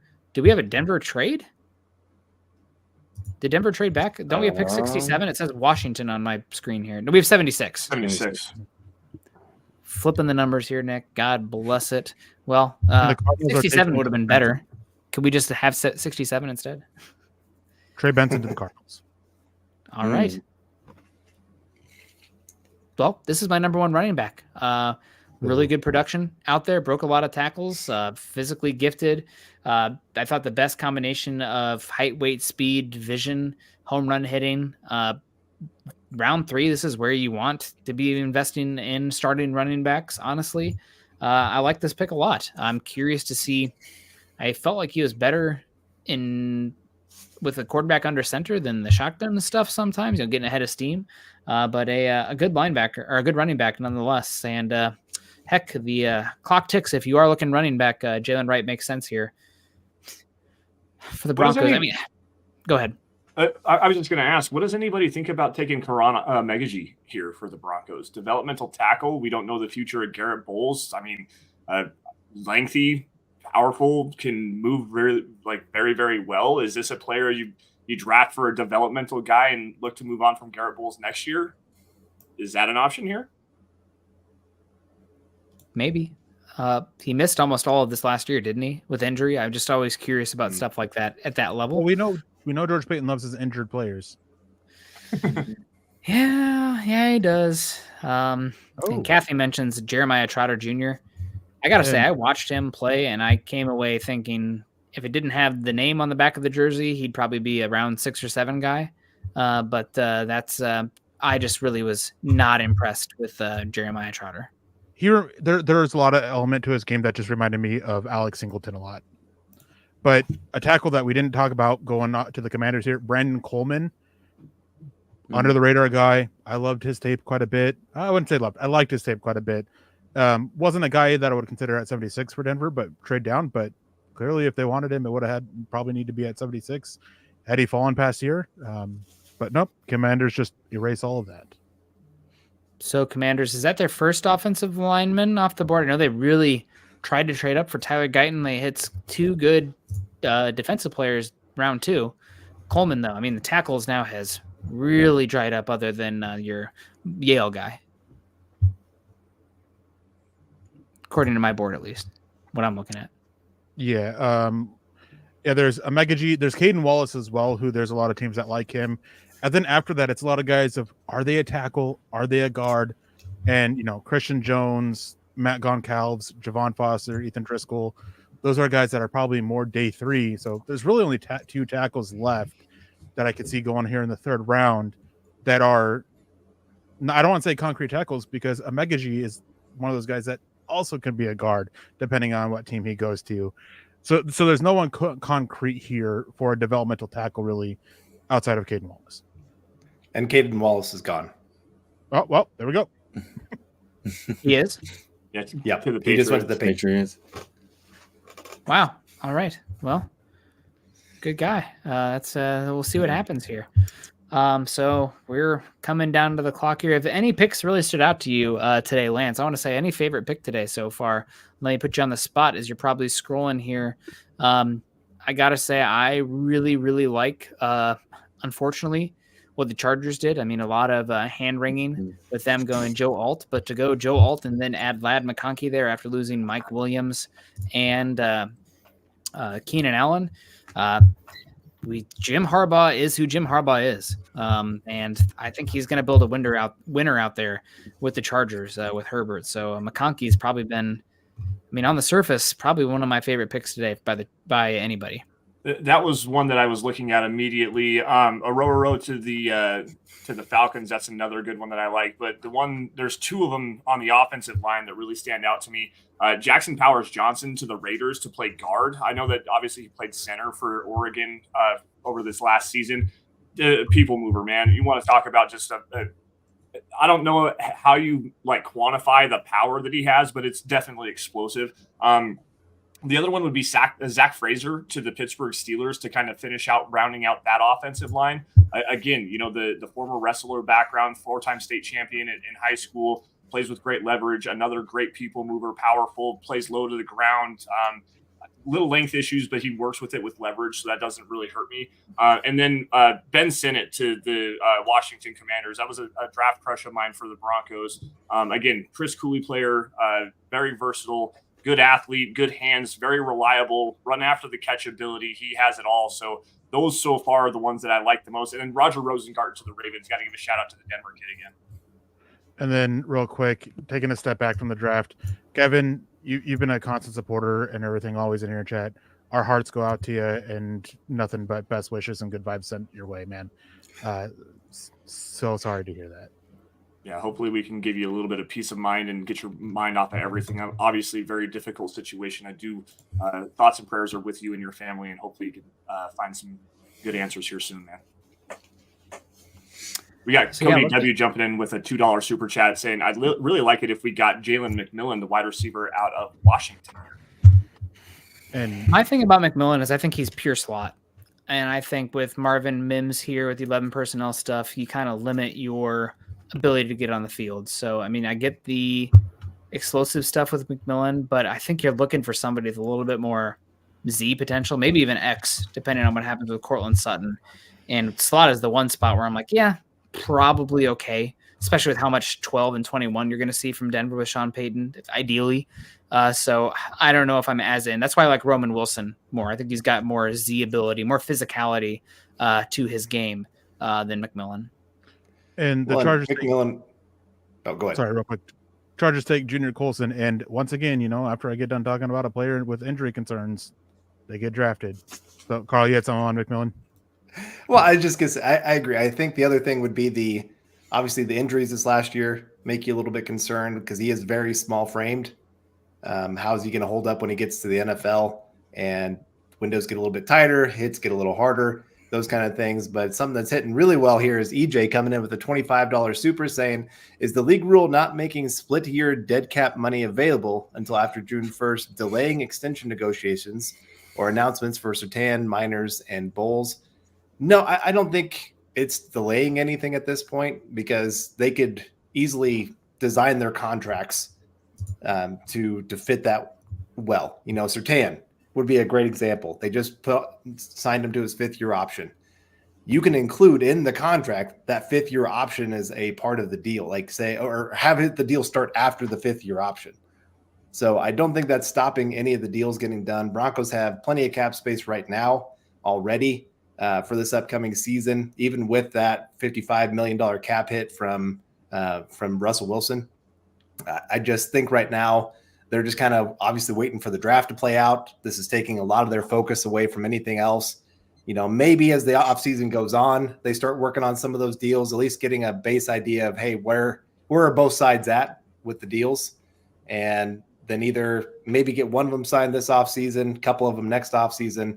I just don't think they're in too big of a hurry, especially with the richest owners in the NFL.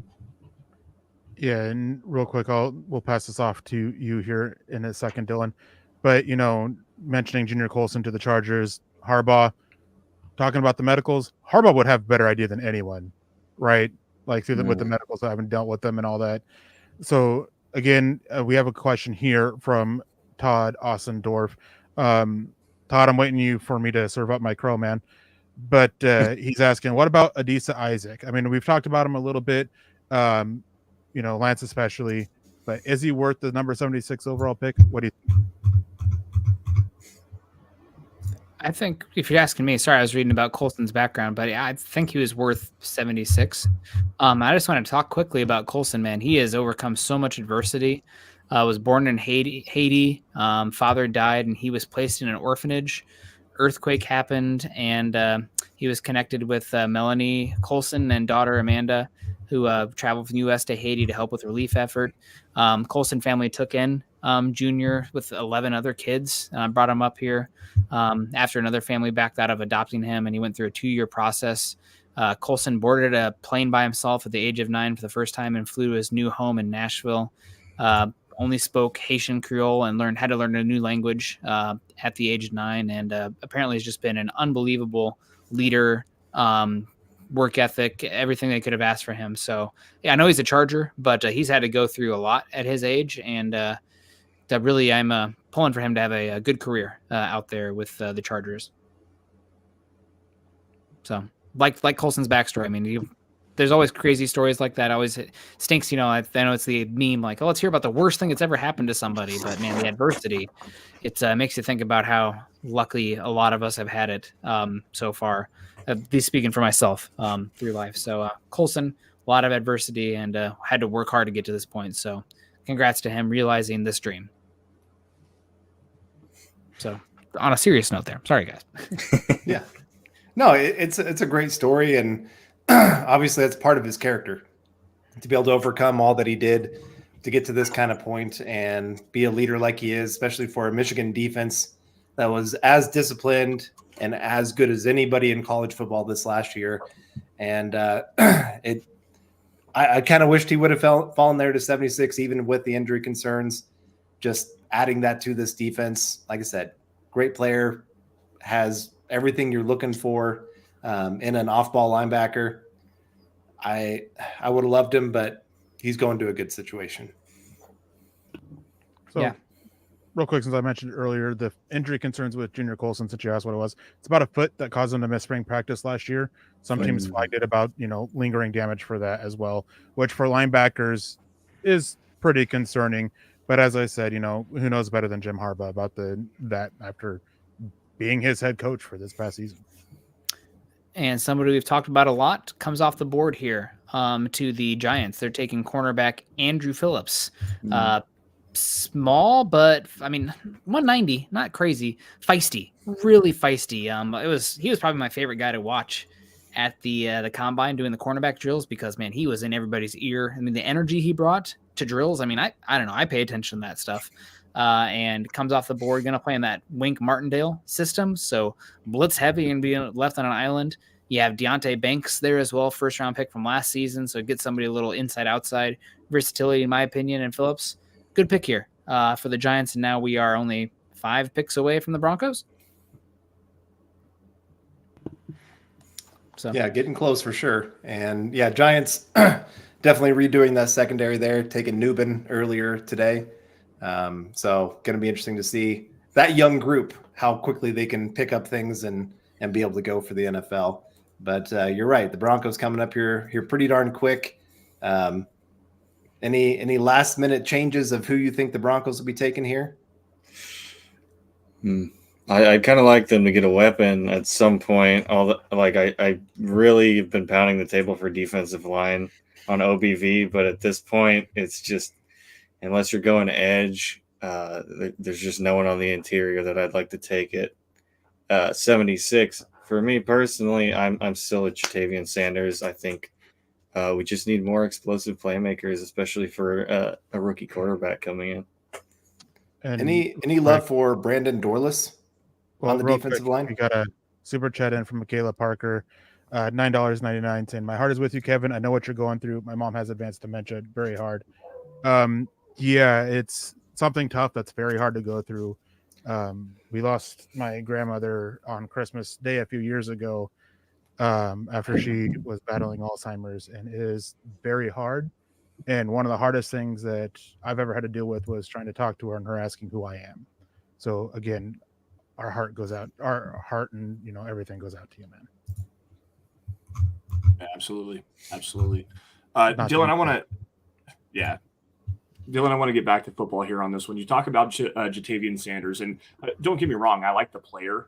I love the explosive playmaking ability he brings, but not to say that I trust Greg Dulcich to not tear a hammy as I'm mentioning his name right now, but isn't he a little bit redundant with the Broncos already have, or do you think that he offers enough blocking versatility to line up as that guy at the point of attack as a run blocker to help dig out linebackers and safeties? Yeah, I'm not so convinced that he's going to be a great blocker for the Broncos. I just personally want someone who's going to be explosive, and hopefully, because we don't have that right now. You have Adam Troutman, he's a guy, he's kind of pedestrian there, and everything behind him, like Kroll and stuff, haven't really proven themselves. And I just think an explosive playmaker from that position, or even a wide receiver at this point, is something the Broncos desperately need. Yeah. Todd, why isn't Nick pounding the table for TJ Tampa? ISU guy. I really don't want a cornerback. He'd make sense here if you're looking cornerback. We'll see what happens here. Yeah, I don't know. I probably would pick Roman Wilson. He's the highest left on my board, and Denver has a need at wide receiver. I don't know. He looked really good at the Senior Bowl. If you guys want to go check it out, check out Scott Kennedy's YouTube page. He cut up Roman Wilson. I'm sure he stood out there. I don't think he was like a full round and a half worse than Ladd McConkey at the Senior Bowl. So will be interesting to see what happens here with who's still left on the board. And we are getting pretty darn close here to the Broncos being on the clock. And Riptide comes in and says, "Give me Jalen Wright." And this is something, I don't know if I want to get it off my chest or anything. And Zach says, ISU is East Berlin to Nick. No, that's Nebraska. ISU is like a little brother. You know, you hold your hand out and they're trying to reach in and hit you. It's like, ha, you're cute. God bless you, ISU. Maybe I'm not, obviously it's easy for me to say because I'm sitting in this chair. I'm all comfy in my basement. Got a little blanket on me from Pobby down here. God bless you, Pobby. I haven't heard from her for a bit, but hope you're doing well. I feel like the Broncos continuously make moves under Sean Payton that don't align with the timeline that I perceive them at. Now, I know that it's easy for me to say again, like I said, if the Broncos would have kicked the can for you at quarterback, I wouldn't have been upset with it. But last season, the money they spent, the most all-time guaranteed in an offseason period for a team that was not good, for a team that was stuck with Russell Wilson for a year, didn't make sense to me. And now you have a team, the Athletic Football Podcast guys are like, this team is not close to a window of competing. And now you're taking advantage of a quarterback who they perceived as one who's Brock Purdy-esque, could be good with a great roster around him. And now you're talking running back. I just don't know if Sean Payton and his go for it right now mentality and what he's done so far matches where the Broncos are at in the team building process. And real quick, I just want to say, Michaela, didn't mean to overlook you as well. Heart goes out to you and with what you're doing with your mother as well. Of course. But we have another pick coming in. Trevin Wallace, linebacker. Peyton Willis still falling. He's well-known injury issues. And that's a big reason why. He's another one that was flagged a lot. I can't remember who it was, but there was a couple media guys who immediately after the combine came out and said, Peyton Willis, red flags by almost every single team when it comes to the medicals. It's always been a concern, and that never went away. And guys, since a lot of people are talking about it, we kind of touched on it a little bit. We'll start with you, Nick, and then Dylan, Carl, Lance. Troy Franklin, do we pair him with Bo Nix at this point? I'm looking for somebody who brings a little bit more physicality to their game. Personally, I believe that toughness, even though it's not a toughness position, I'm looking for a little bit more toughness there, and I didn't see that from Troy Franklin. And I did want to say that's a good point from Jeremy. Hard to evaluate anything with the offensive line being so bad. I don't think you had to spend that level to still get competent offensive line, but I get it. That's fair. And Hero coming in saying that wasn't the one.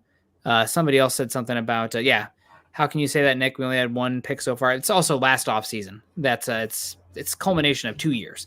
But I mean, I get it. Sean Payton's never been somebody to take the foot off the gas. So that's kind of where we're at. Sorry, Eric. Go ahead. Take back the reins. What about you, Dylan, with Franklin to the Chargers? I know when I was getting ready to pass it off to Nick, you're sitting there doing that whole thing. Yeah. I don't know. I think it's pretty redundant. We already have Marvin Mims on the roster, and I'm not sure we need another small, skinny legend on the team. So, I'd probably rather go with Roman Wilson, someone a little more physical. Yeah. What about you, Carl? So he weighs about 170 for 6'2"? That is tiny. That's my weight. something like that. He is explosive. I mean, he did run like a 4.40 at the combine, and I mean, you can see the athleticism. He has some suddenness to his game when he really commits to what he's doing. I'm with you, Eric. You said something earlier that caught my attention. You said there's some plays when you're watching Nix where he throws to a spot, and it's going towards Franklin. And I think I even sent you guys some clips of a couple games saying, hey, whose fault is this? Is this Franklin's or is this Nix? And I think on most of them, we all agreed it was Franklin's fault for not understanding, hey, this is the spot you should be. And so I'm not sure that he completely understands fully what all it takes to be a wide receiver. Again, athletically, very, very gifted. You could probably add a little bit of weight to his frame and he'd be fine. But there's parts to his game that are really missing, especially the cerebral part, that make me very nervous for him to come to a Sean Payton system. That is such a huge part of what makes a player successful or fail, is their ability to understand how the system works. Yeah, real quick before I pass it off to you, Lance. I mean, how often do we get that quarterback drafted? Not necessarily by them, but then we hear, let's pair them with their college receiver. And how often does it happen? I can't think of any off the top of my head. I'm sure it has. And then we talk about the explosiveness.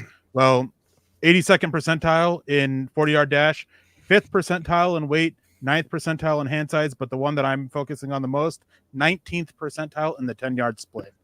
It takes a while for this guy. He had a really good flying 20, which is the last 20 yards of the 40-yard dash. But another thing I noticed is that his acceleration just isn't it. And he's a bit of takes him a little while to get to top speed. So Lance, getting to you, Troy Franklin at 76.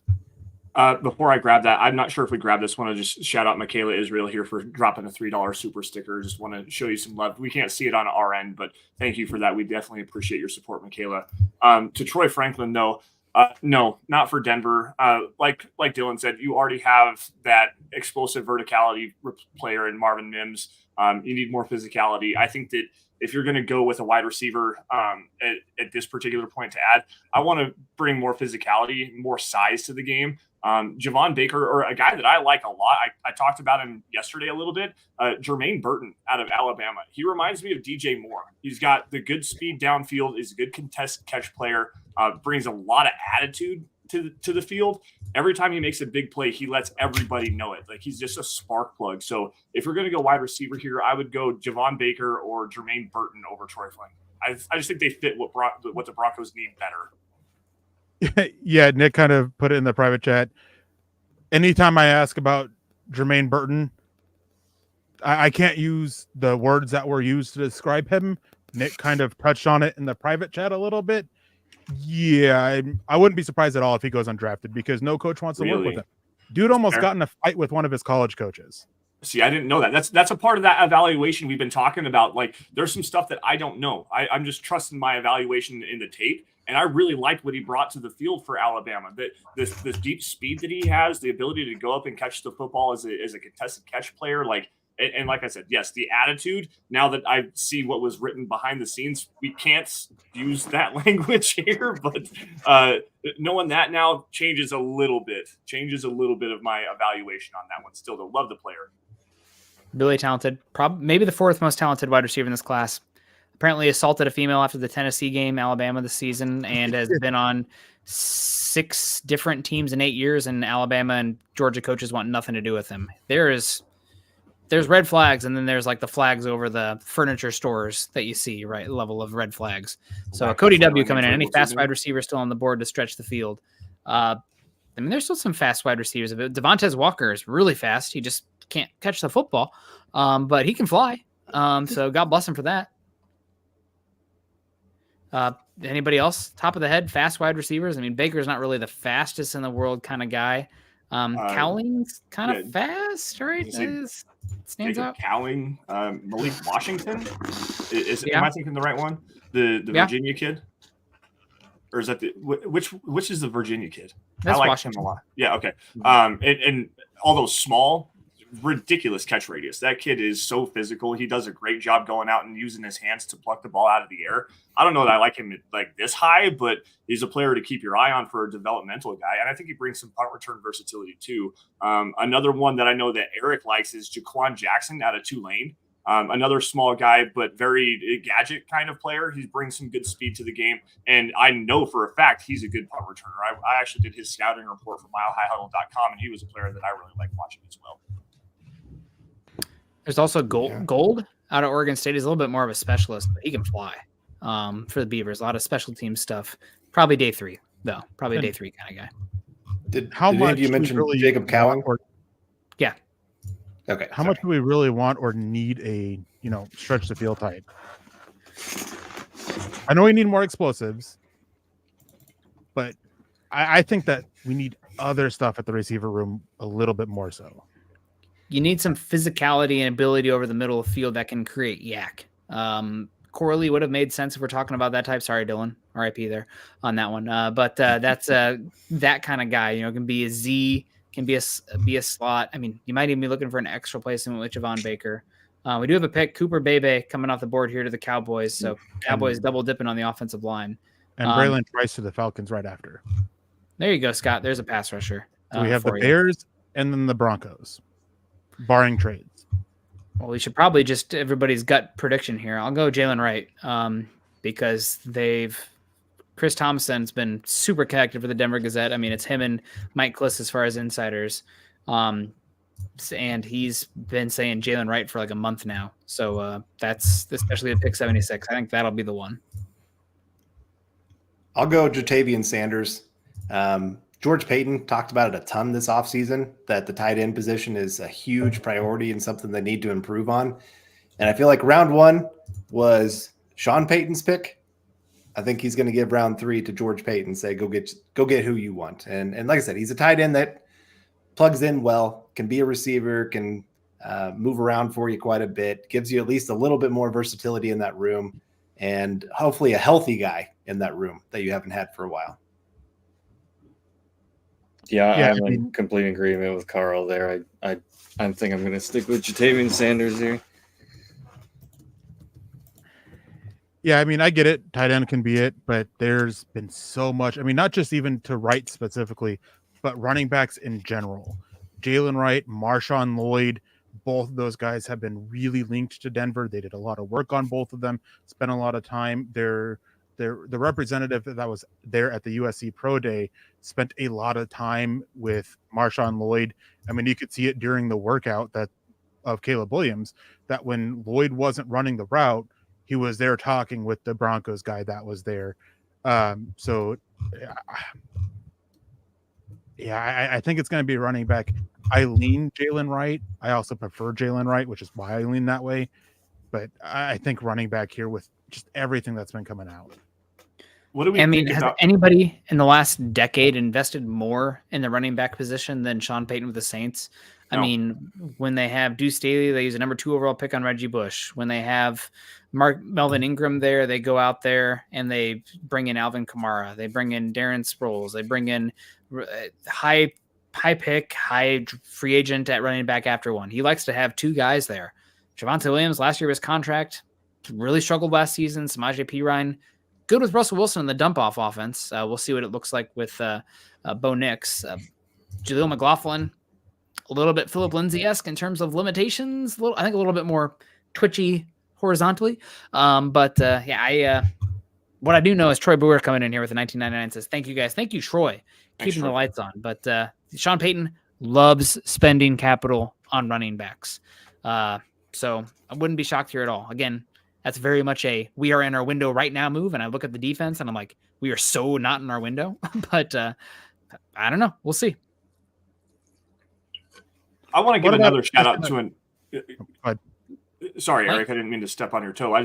You were talking running backs, and another guy that I liked a lot coming out of Kentucky, Ray Davis. I mean, built like a bowling ball. Eric and I talked about him a little bit on Dove Valley Deep Divers a couple of weeks ago. And I mean, he reminds me of CJ Anderson with the way that he runs. He just bounces off of tacklers. He's built so compact and low to the ground, offers a little bit of receiving versatility out of the background as well. Pass protection was an issue, but I mean, there's another running back that kind of fits the molds, with tough runners in the middle of the field, receiving versatility out of the backfield. So that's another one. I think it's a little rich for him here. I prefer Wright. I'm with Eric here. But Ray Davis is one that I really liked as well. Yeah, I think I told you too. If you take the spider chart for CJ Anderson and Ray Davis and put them aligned, almost identical. I mean, and Broncos are on the clock. Why? It's very easy to see why that you see it. And the Bears take Kieran DeJean. Sorry, I can't say that one well. There you go. The offensive tackle from Yale. So that's off the board. And they are going edge rusher. The Broncos are selecting Jonah Ellis. Wow. Okay. Well, excuse me while I go on it. I think Jeremy had it here. We got to give him credit, although he listed 5 guys. But Jonah Ellis, excuse me, not Caden Ellis. His brother is a defensive tackle for the Eagles. He is a Utah guy, plays at elevation, obviously, out there. I don't think he's got a huge athletic ceiling, but a really strong player, built low to the ground, and pretty good with his hands, very focused on technique and hand usage. So who mentioned earlier that the first round pick was a throw in the bone to Sean Payton? Actually, Sean Payton gets to make his call, and this is throwing the bone to George Payton, getting a pass rusher here. Sounded like George wanted a pass rusher round 1. It makes sense to go Ellis. Wicked spin move. Like, he's got a good first step. He gets into contact easily with good leverage. I think he lacks size to play in this defense. I think you want a little bit more girth in the lower half.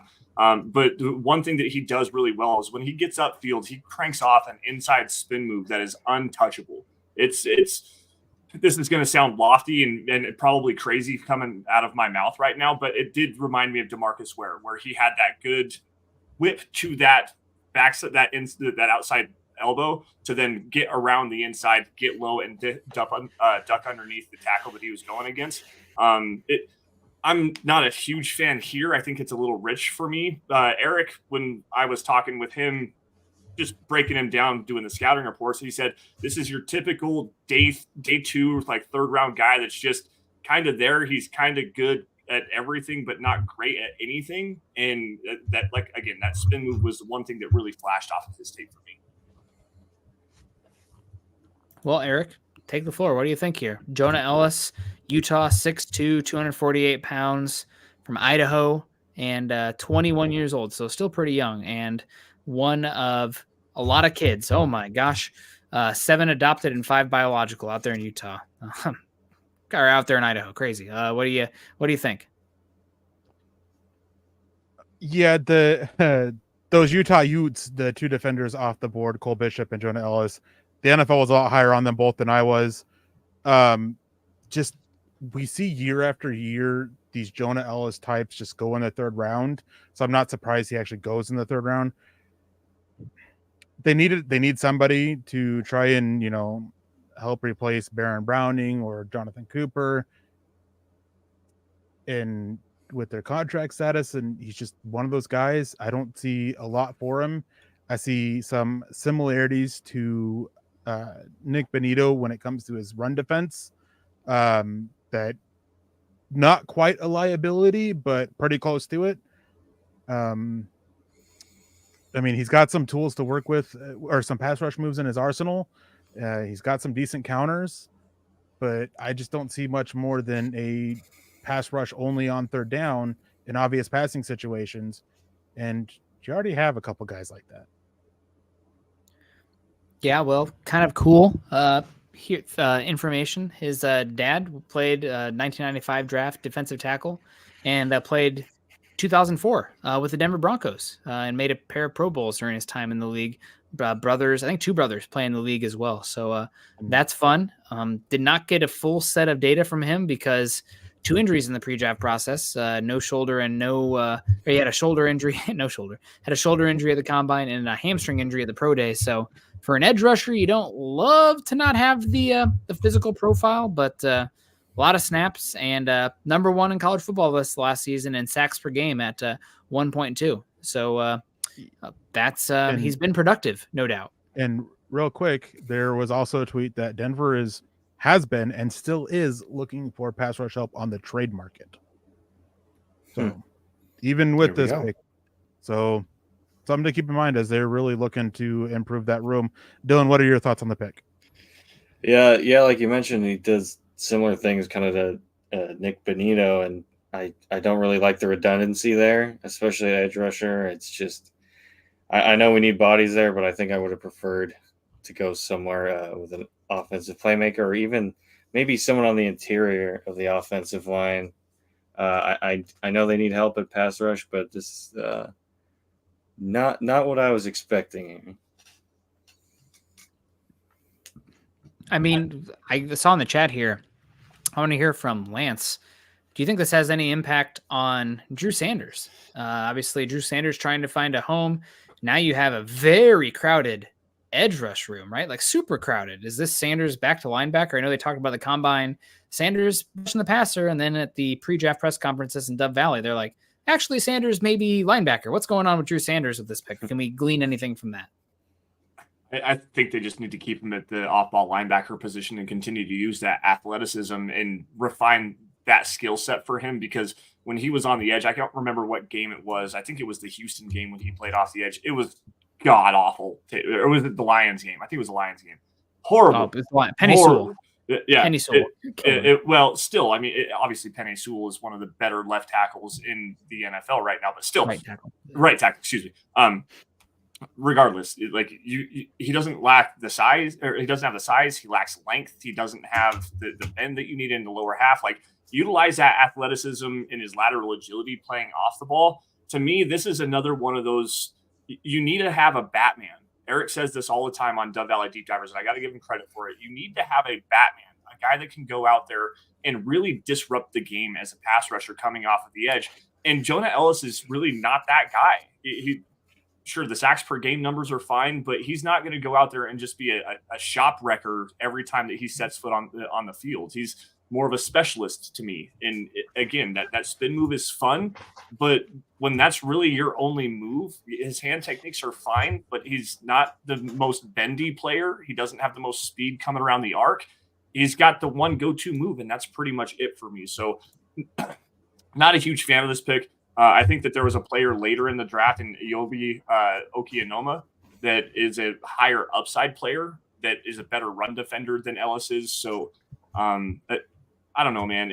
This is another meh thing for the Broncos in the last couple of days, and just not a huge fan. It's okay. It's fine. B pick maybe. Yeah, I mean, one thing that I will say about Ellis is that he is very much a energy player. You're going to see a lot of secondhand sacks, I guess is what you call. I don't know, like ones that are effort sacks, where he's going to get after it and just high energy, really good with his hands, as you mentioned. I don't love his, as Eric mentioned, his run edge setting ability.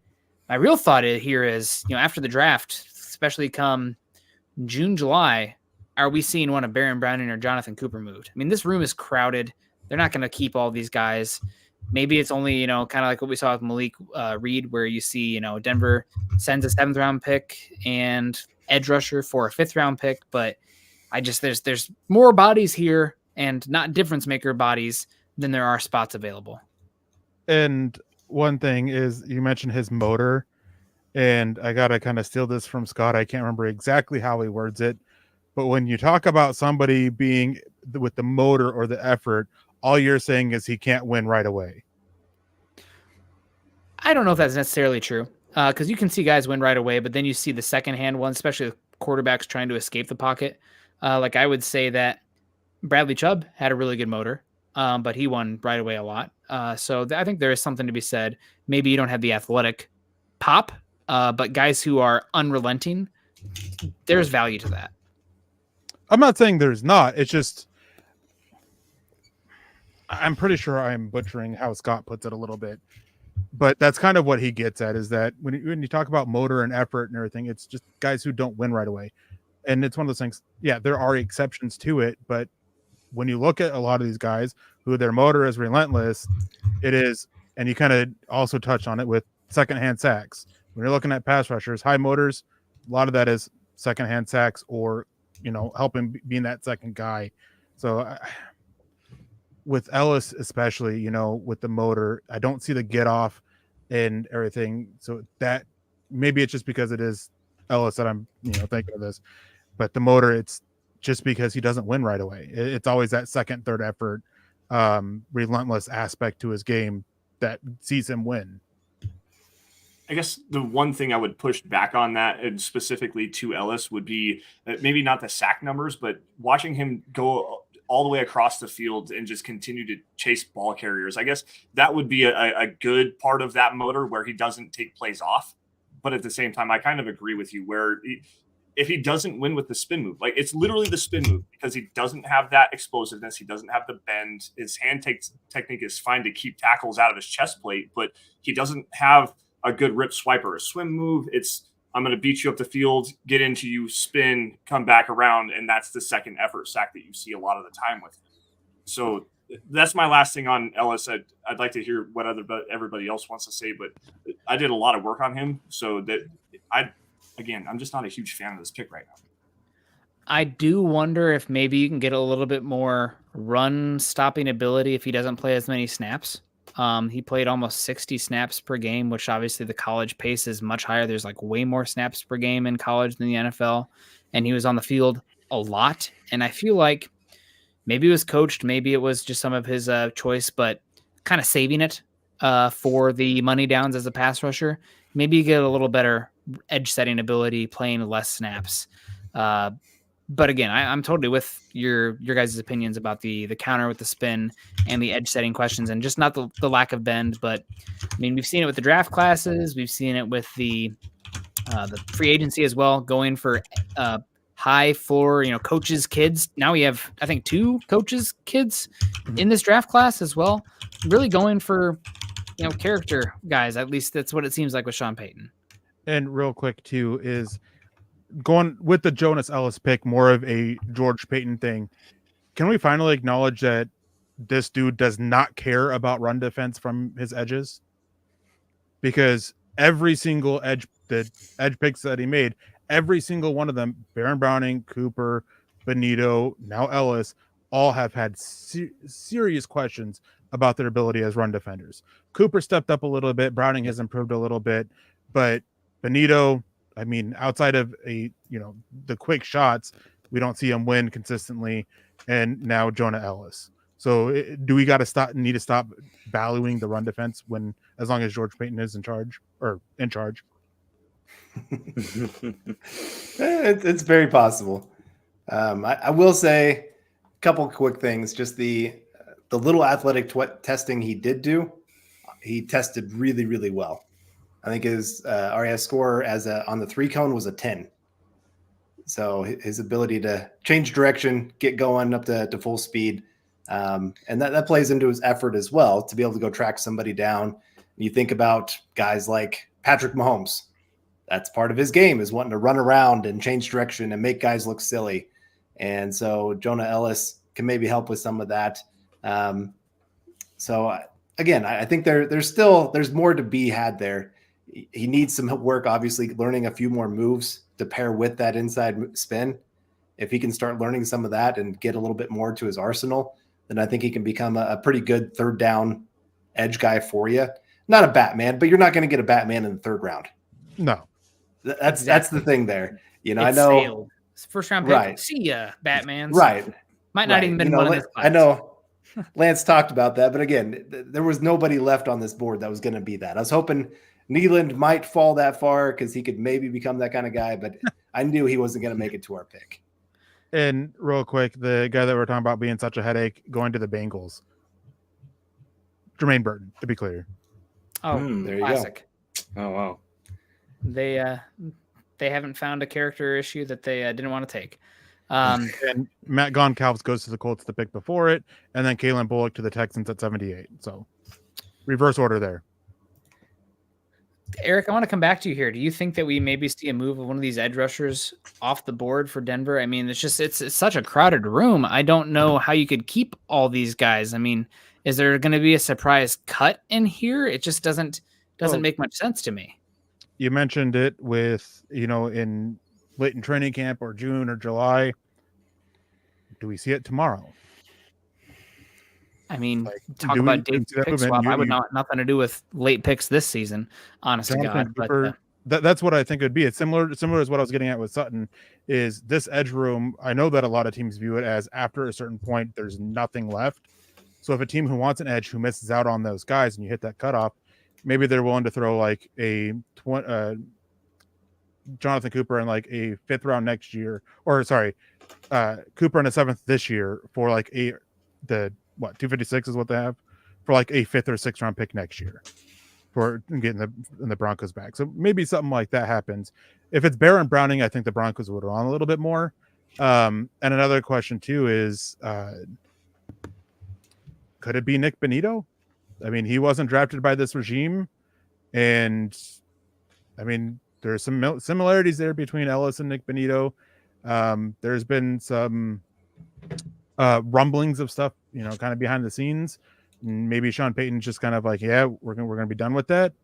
I don't think that would be the case, to be clear. I think if we do just want to be more likely Cooper, but just throwing out there that there is some stuff with Benito behind the scenes that.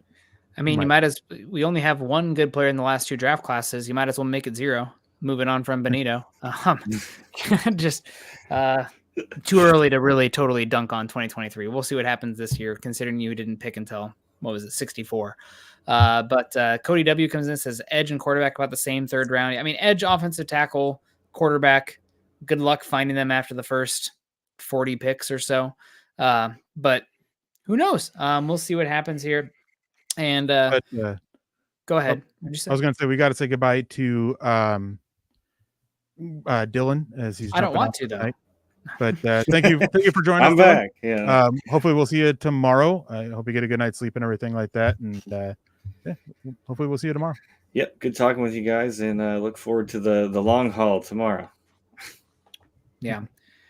And yeah, I mean, again, undersized height wise. This is what you expect this part in the draft, an edge rusher.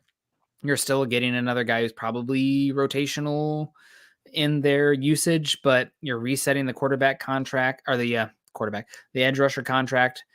I'm glad they're adding to the pass rush because the pass rush room and the defensive line it's probably one of the worst 5 units in football entering this season. So getting another guy in there, even if he is 2nd string rotational, that you can get some value from that.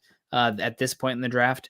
And again, I think he's got a very high floor. I mean, definitely somebody who's going to bring a lot of effort, a lot of different moves in the bag with his hands, plays with good leverage as a pass rusher.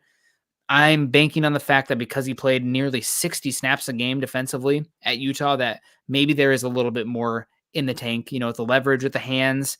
In theory, you'd think that there might be a little bit edge setting there. I know he's small, but he's not like super crazy lightweight. So hopefully a little bit better early down stuff. And we got Cody W.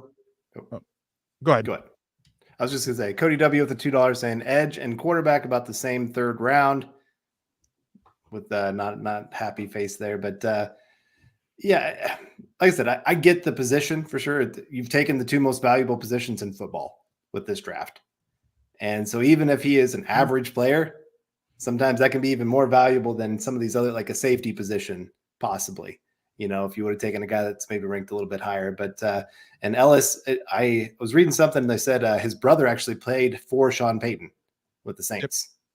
So there's definitely some connections here. Obviously, Broncos had plenty of time to watch Utah games, knows how to play at altitude. So that's a nice thing. Day one, he's not having to work on getting used to the less oxygen in the air. Yeah, like I said, it's not my favorite pick by any means, but I definitely get the position. I get the player. He was a very productive player at the college game. I think it was 16 tackles for loss, 13 sacks. So the guy makes plays. And for an edge position, like that's part of the thing is, can this guy actually go do something on the field? You've got these guys that are athletic freaks that have no idea how to find the ball and actually finish a play. Jonah Ellis at least finishes a lot of his plays. You know, it's not quick. Oh, go ahead. Real quick, I was going to move on. I'll come back to Ellis here in a second, but William Catalano, I've seen this a couple times. I saw it a couple times last night. Uwazurike, we'll find out in, I believe, the end of July, right? That's when he's first eligible to have his reinstatement hearing, end of July. Until then, end of June. June? I thought it was closer to training camp that he got suspended. Well, okay. Sorry. He's going to be back for training camp is what I meant to say. Okay. Yeah. As long as he gets reinstated. So he has that hearing and everything at some point, June or July anyways. But as for Jonah Ellis, going to kind of taking off what you were saying, Carl, and trying to be a little bit more positive about the pick. You're right. They definitely needed somebody. I mean, this room, it was a disaster last year. They could only win with blitzes. Another concern I have, though, as you mentioned, the size. He weighed in, I believe, at like almost about 250 at the combine. But a lot of people that I've talked to and things that I've just, been quickly trying to search and read is that he played sub 240 at Utah. So that is a bit of a concern. They're playing so light. Maybe they think that, playing him at a heavier weight could help against the run as well, against the edge, and improve the technique. Kid's smart. I just nothing but praise for him about, his communication ability and the way he sees things. And a lot of the plays that he made were because he was properly diagnosing the play as it was breaking down and being able to shoot the right gaps. And that is something that, the Broncos could still use, because not to be, insulting here, but all these Broncos edges that they have, the football IQ is a bit of a question to me. So there are some things that I like about it. But again, whenever we look at this, one thing I always look at, is it a reach? To me, this is. And there were other edges that I think could bring, if they're looking for this kind type, there were other edges that I think that could bring this and a little bit more. But again, I guess we'll trust them, kind of like we are with Bo Nix. But I definitely have some questions about it. Lance? Yeah. Welcome back. Hello, everybody. Sorry, I had to take a break for just a minute. I'm with you, Eric. Like there's a handful. I already mentioned Iabi Okianoma, the kid out of Charlotte, that I like a lot more than Ellis in terms of an upside pick here. As far as just how this edge room is going to play out, I'm not 100% certain what it's going to look like. You guys were mentioning, a possible trade of like Baron Browning or Jonathan Cooper.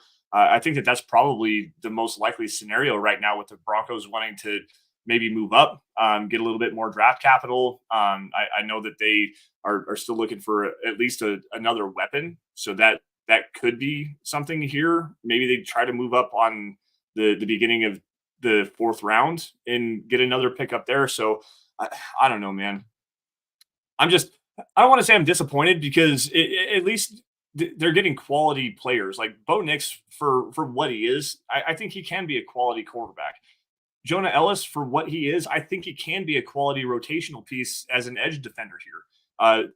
And Eric, like you said, the concerns of him playing below 240, it shows up on his tape because he gets washed out as a run defender. Like there's valid concerns. There's still a lot to like with these guys, though. And I think that maybe, not necessarily saying we're being too negative, just being objective here, focusing on what they do actually bring. Jonah Ellis is, maybe diet Nick Bonito, but at the same time, like, he does bring some ability to win one-on-one battles. And Nick Bonito last year, how many one-on-one battles did he actually win? 90% of his production came from being untouched at the line of scrimmage. Like, at least Jonah Ellis can win some one-on-one battles at times and go out and just make plays. So there's another positive for you, I guess.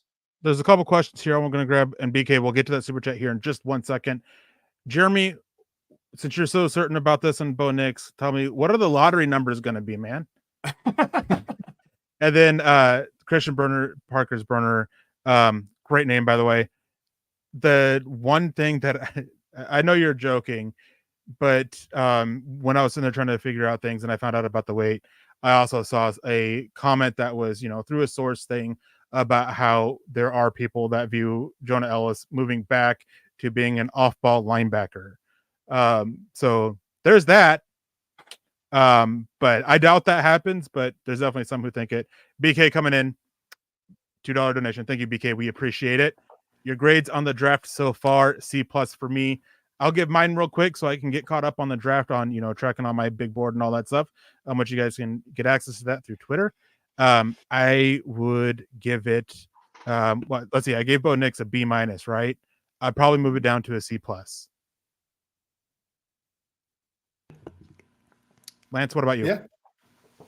Go ahead, Carl. Go ahead.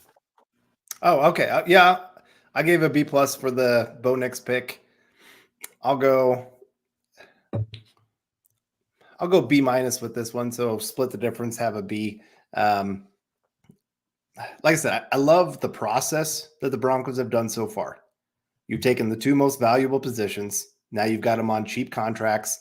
Your edge room, we haven't talked about this quite a whole lot yet, but like Baron Browning's on the last year of his deal. Jonathan Cooper's on the last year of his deal.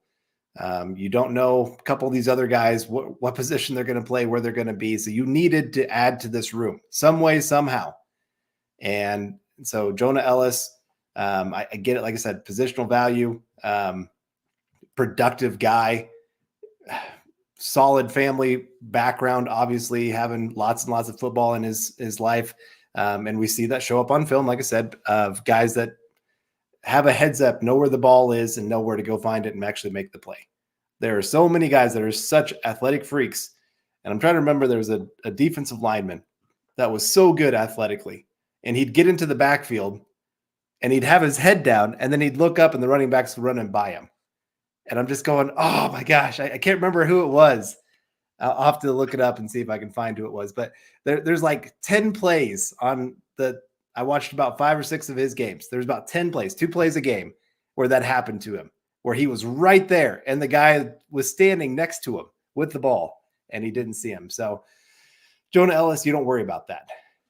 Lance, quickly. Go ahead. Quickly, what's yours? Because we got some more super chats here as they're starting to roll. What's your grade, real quick? Well, I gave the Bo Nix grade a B yesterday. I'm going to move that up to a B+ just for the process. This pick to me is a C+.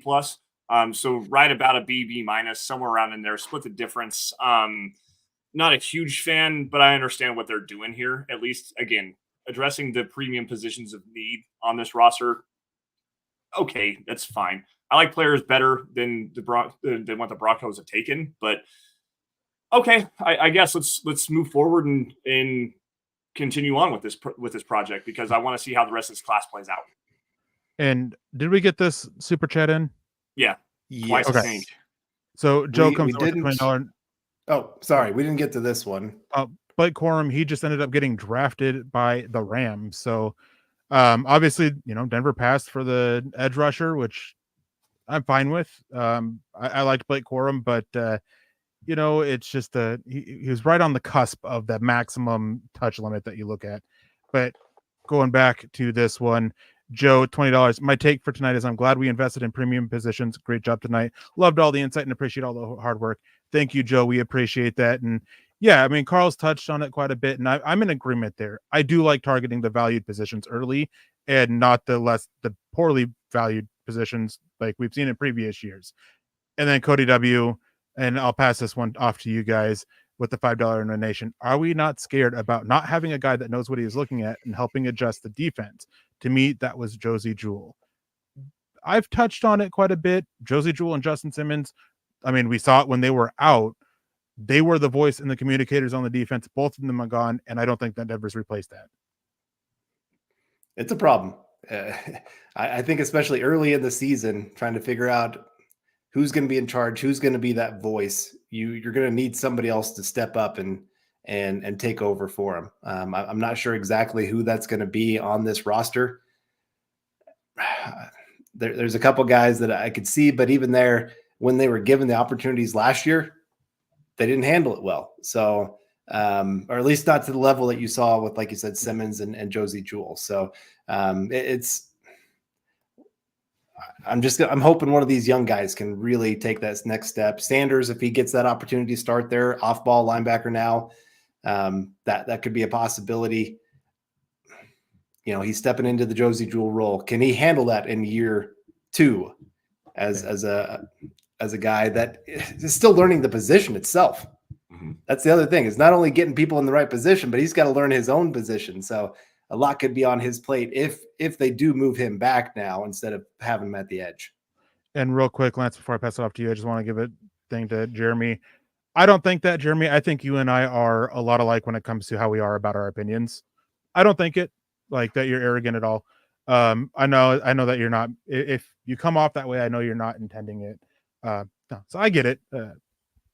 Yeah. So I don't think any of us have any issues of it. And you may not have been talking to us. You may have been somebody in the chat, or just generally. But no, I wouldn't say that about you whatsoever. So Lance, for you, how concerned are you with the loss of the two communicators on the defensive side of the ball?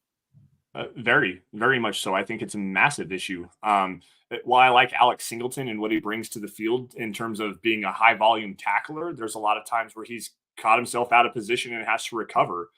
There are big runs open because he likes to take chances, and that's an issue. When Josie Jewell was off the field, Alex Singleton was a liability in run defense. He's not necessarily the best in pass coverage. Then you add in Justin Simmons, who got everybody lined up and had everybody's assignments right in the back end of the secondary. You're relying a lot right now on an inexperienced PJ Locke, who, yes, he played well this last season for sure. Brandon Jones, who we don't know how he's going to adapt into this new defensive scheme here in Denver, especially with a lot of the single high cover 3 aspects that Vance Joseph likes to run. And then you also have Caden Stearns, who's an injury liability waiting to happen. I mean, he's had the hamstrings issues. He tore his ACL last season. And it's just been a hard row to sow for Caden Stearns. Then you go out and you add a guy like Cody Barton, who, Eric, you passed some information, some things that said, I can't remember the exact name that they called him, but it was a big reason was he turns his back all the time and he seemingly loses the football all over the place. Another guy that likes to guess a lot in the running game and get himself out of position. So if you don't have a leader out there that can identify what the offense is trying to do based on their formation and get everybody lined up, that's only going to create even more holes for this aggressive Vance Joseph defense, where everybody is supposed to be slanting and identifying and sticking to their gaps, where they are very vertical and attacking in the run game and then have to recover and get back in the passing game. Like, it's a very big concern to me for sure. And Roman Wilson goes right there after Blake Corum. And Jeremy, again, next bus you're driving, try not to run Nick and I over with it. It'd be much appreciated, man. And I did see a comment about Roman Wilson that made me laugh. It said, "Oh, great, another wide receiver for Russell Wilson to ignore."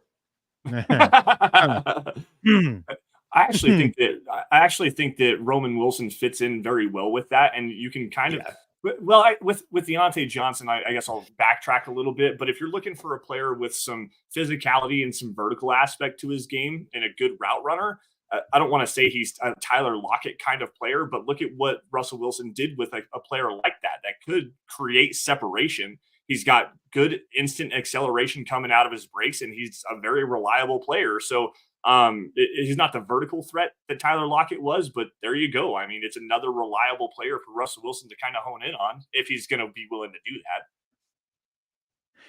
That's why I said next time, Jeremy. Next time. Well, just invite us onto the bus, and then if we don't join you, then it's our own fault. But just next time. But yeah, I mean, it's tough saying anything about Russell Wilson still. I mean, just as it is with Drew Lock, there are a lot of people who still hold them very close and dear to their heart. I am not one of them. So yeah, it's. I again, just talking about the general draft of the Steelers. I like what they have done to try to do everything they can for Russell Wilson. They want to give him every shot to try and turn things around, right the ship, right his career, and they're showing that because after the season, if he does well, they want to extend him and sign him to a big extension. So they're trying. They're really going all in, and that is one thing that I will say I don't think the Broncos did fully. Not saying they didn't add weapons or add pieces around him. I don't think they fully ever jumped into building the offense around him. at least with the personnel aspect of it. Kind of playing it loose with the right tackle there year one. A lot of sub players, things like that. So good thing for them on that. And we do have a trade with the 49ers are coming on the clock. We got Tip Ryman. He was one of the picks that we haven't talked about. He went to Arizona. He went there before Blake Corum. Christian Haynes went to Seattle as they're looking to continue to build up that interior offensive line. Those were the two picks between Jermaine Burton and Blake Corum. So had some movement there on the offensive line. I really like what they have done. The Cleveland Browns, they take Zach Zinter, who would probably be gone off of this. Would probably be gone off the board if it wasn't for his injury. Another one of those Michigan players who had injury concerns. There are a lot of them this year, which isn't surprising when you had 18 players and just invited to the combine alone, and I think they have 20 some odd entered the draft. Maybe one of you guys has the full numbers on that. Not off the top of my head here. Yeah, I'm not sure. I'm still trying to. Okay, Zach Zinter to the Browns. You said Zach Zinter. I was trying to find out what actually happened, so I do apologize for losing focus there. My bad. Shame on you. Shame on you. Never happens to any of us. We never lose focus. Just tune out what happened last night when I was asked a question and I'm just in there staring at the screen. So I want to post some thoughts here on Tip Ryman to the Cardinals. We were all talking about Jatavian Sanders and what he brings in terms of the pass catching ability, and interested with him coming to Denver. Tip Ryman was a player that I really liked for Denver because you're talking 6'7", 270 pounds. He's essentially a very athletic offensive tackle that you can attach to the line of scrimmage and be that bully blocker in the running game. And that was a player that I liked for the Broncos because they still had Greg Dulcich. And not to really blow on Dylan's take there, they need that aspect here. Jatavian Sanders is not a blocking guy, and I think Ryman offers up a little bit more versatility as a receiver. So that would have been another direction that I would have went for the Broncos, just not at number 76. To see him go this high to the Cardinals is a little bit surprising to me, but they're getting a hell of a football player, man. Yeah, I want to say congratulations, Lance. You talked about Tip Ryman without mentioning the whole birds aren't real thing. I think that's the first time you've ever done it. So congratulations, Lance. Well, you finally broke it. I talked about that coming out of the combine a couple different times, and then you said, hey, that he was joking about that. It was fully in jest of flat earth people and whatnot. So after I heard that he was joking about that comment, it definitely changed my perspective on that. But at first, when that first came out, I'm like, you don't think pigeons are real because they're government drones trying to spy on you, man? That's a red flag for character concerns. Absolutely 100%. And we have the 49ers, as I said, they moved up for it, and they took another one of my draft crushes, Dominic Pooney. Amazing fit for what they need and what they have. Can play any of the 5 spots, though he is best inside, doesn't have the ideal length to play tackle. Could be center for them, could be guard, has the athleticism, the movement skills, power's underrated. Just such a really good pick for them to, they kind of had some issues on the offensive line later in the season, and this is a good pick to bolster their depth. I can't remember which player it was specifically that they were targeting to upgrade. I'd have to look it up again, but they all offseason, they have been wanting to upgrade one specific player on their offensive line. I'm pretty sure it was the right guard.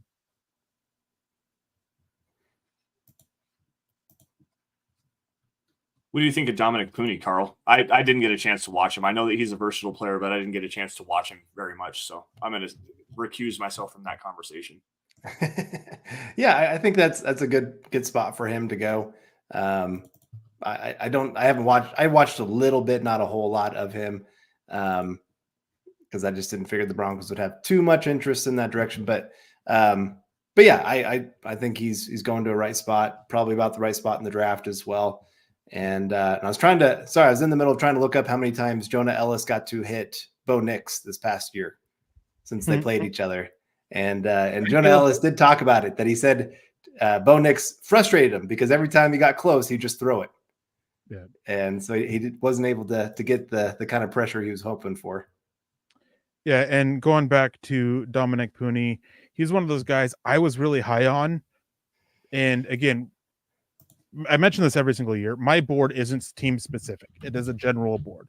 So there are guys that I like that I know are going to go a lot later because of the fact that they won't fit every single team. They're going to be off teams' boards because they don't fit the body type, they don't fit the scheme, they don't fit something for them. Dominic Pooney was one of those guys where he was probably on about 5 to 10 teams' boards just because of size requirements or scheme stuff. Nothing medical there that I heard of, nothing character, just not limited exactly, but a limited ray or not a wide range of teams wanting to go do that. And so every year we get some of those guys, and he just happens to be one of them. So what limitations does he bring? Like I said, I didn't get a chance to watch Dominic Pooney hardly at all. I watched, I think, one game of him. What limitations does he bring? Is it like a lack of power? You said size was a concern. Like what is the thing that caused teams to drop him off their board? For a lot of teams, if that run, power gap stuff, he doesn't have the ideal power for it. He's not a guy who he can't necessarily unlock those hips. He can't, generate power. Again, I talked about it with Bo Nix last night, midfoot force. I mentioned as well that it applies to offensive linemen. There's some foot stuff that needs to be cleaned up to help try and unlock a little bit more power from it. But even then it's limited. Core strength isn't ideal. So those teams that like to that really rely on the run game between the tackles, he's basically off for them. And then the movement skills, getting outside, getting agile, he is fine at, but it's still a thing of that you have to improve in. And with the 49ers, even though they do run that outside zone scheme and running concepts, they are a team that has over the years taken a lot of guys that don't necessarily aren't the lightest of foot players for it and have some lower body technical issues that need to be cleaned up. And they bet on their coaches cleaning it up. So you're kind of looking at somebody like that where he could be all right in any scheme, but isn't ideal for any scheme. And it's a team that's going to bet on the coaching to, open him up and get more out of him. And 49ers, they were one of the few teams I had pegged for him. And I did just want to say, Albright just had tweeted out that the Broncos are looking at trying to trade up, but it is not for Franklin. It is for Jatavian Sanders or Jalen Wright. Yeah, they want to add a playmaker to it. I figured that, we kind of touched on it a little bit. I was talked about on Twitter. I do think that a lot of people were asking me if they trade up into the second round. My response was always no, but probably in the trade up from packaging day 3 picks to get up into the third round as Sanders and Wright continue to fall. Wright is my top running back. He has been the whole way through, and Sanders is my top tight end left available. Both of them are guys that Sean Payton wants to have in his offense, right? Even though I was all about the running back, Sanders, I wasn't disagreeing with you guys. Sanders is that type of tight end that Sean Payton wants.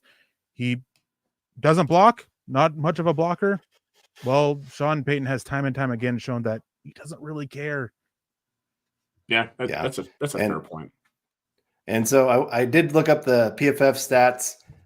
When Oregon played against Utah, that was the worst graded game of the year for Jonah Ellis. He only got 3 pressures. All of them were just hurries, no sacks, no hits. So not his best game by any means. So when he did say, I was frustrated in that game, he's being truthful on that. If you want to go back and watch his best game, I would say the UCLA game. That's the one to go back and watch. I think he had 3 sacks in that one, 10 total pressures. He really got after the quarterback in that one. So like I said, if you're looking for a couple games to kind of see both ends of things, one where he wasn't getting a whole lot done, another where he was dominating the game, those are 2 games to go check out for anybody. One to just watch a little bit more of this kid. But like I said, he was a highly productive guy, got lots of pressure, got a lot of sacks, had a very high sack rate for pressures.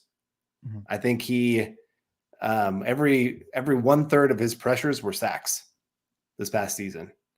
So that's a pretty good number right there. Now that could be a sign of, sometimes people have that really high sack rate in 1 year, and pressures are the thing that seem to stay a lot more consistent from year to year. But yeah, like I said, kind of a interesting player for the Broncos to take there. Like I said, I get it. Edge position, very, very valuable. Getting after the quarterback, one of the things the Broncos struggled with the most last year. So adding him to the mix, it'll just be interesting. I know Lance or Nick, one of you brought it up earlier about what are the Broncos going to do in that room now, because it's almost like you got two mini bodies that are very, very similar. So I definitely could see the Broncos trying to package one of them in a trade here. Yeah, definitely. And we're on watch now. So if you guys ever see that the trade is happening, go ahead and interrupt whoever's talking. So guys got to Carl, Lance. Yep. What? Be Hey, wait. Hey, Why I do have you to guys- pick on you every single time. Why do you guys throw me under the bus all the damn time? I feel like Jeremy Sean Make it is easy. like Make it dragging me easy. behind the bus at this particular point. You make it easy. But no, so we'll keep an ear out for that. It's always been a possibility. And especially now, as we're kind of seeing a slight run on running backs, as Marshawn Lloyd, he comes off the clock or off the board to the Green Bay Packers, Blake Corum a little bit earlier. There's still some other running backs there and a lot of teams that are picking here in the next few are looking at additional running back issues.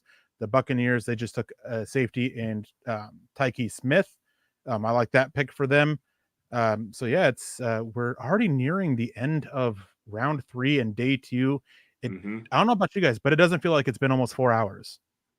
It doesn't. Who did Dallas take? I missed the Dallas pick. Maurice Liuafu. Oh, Maris Lufau.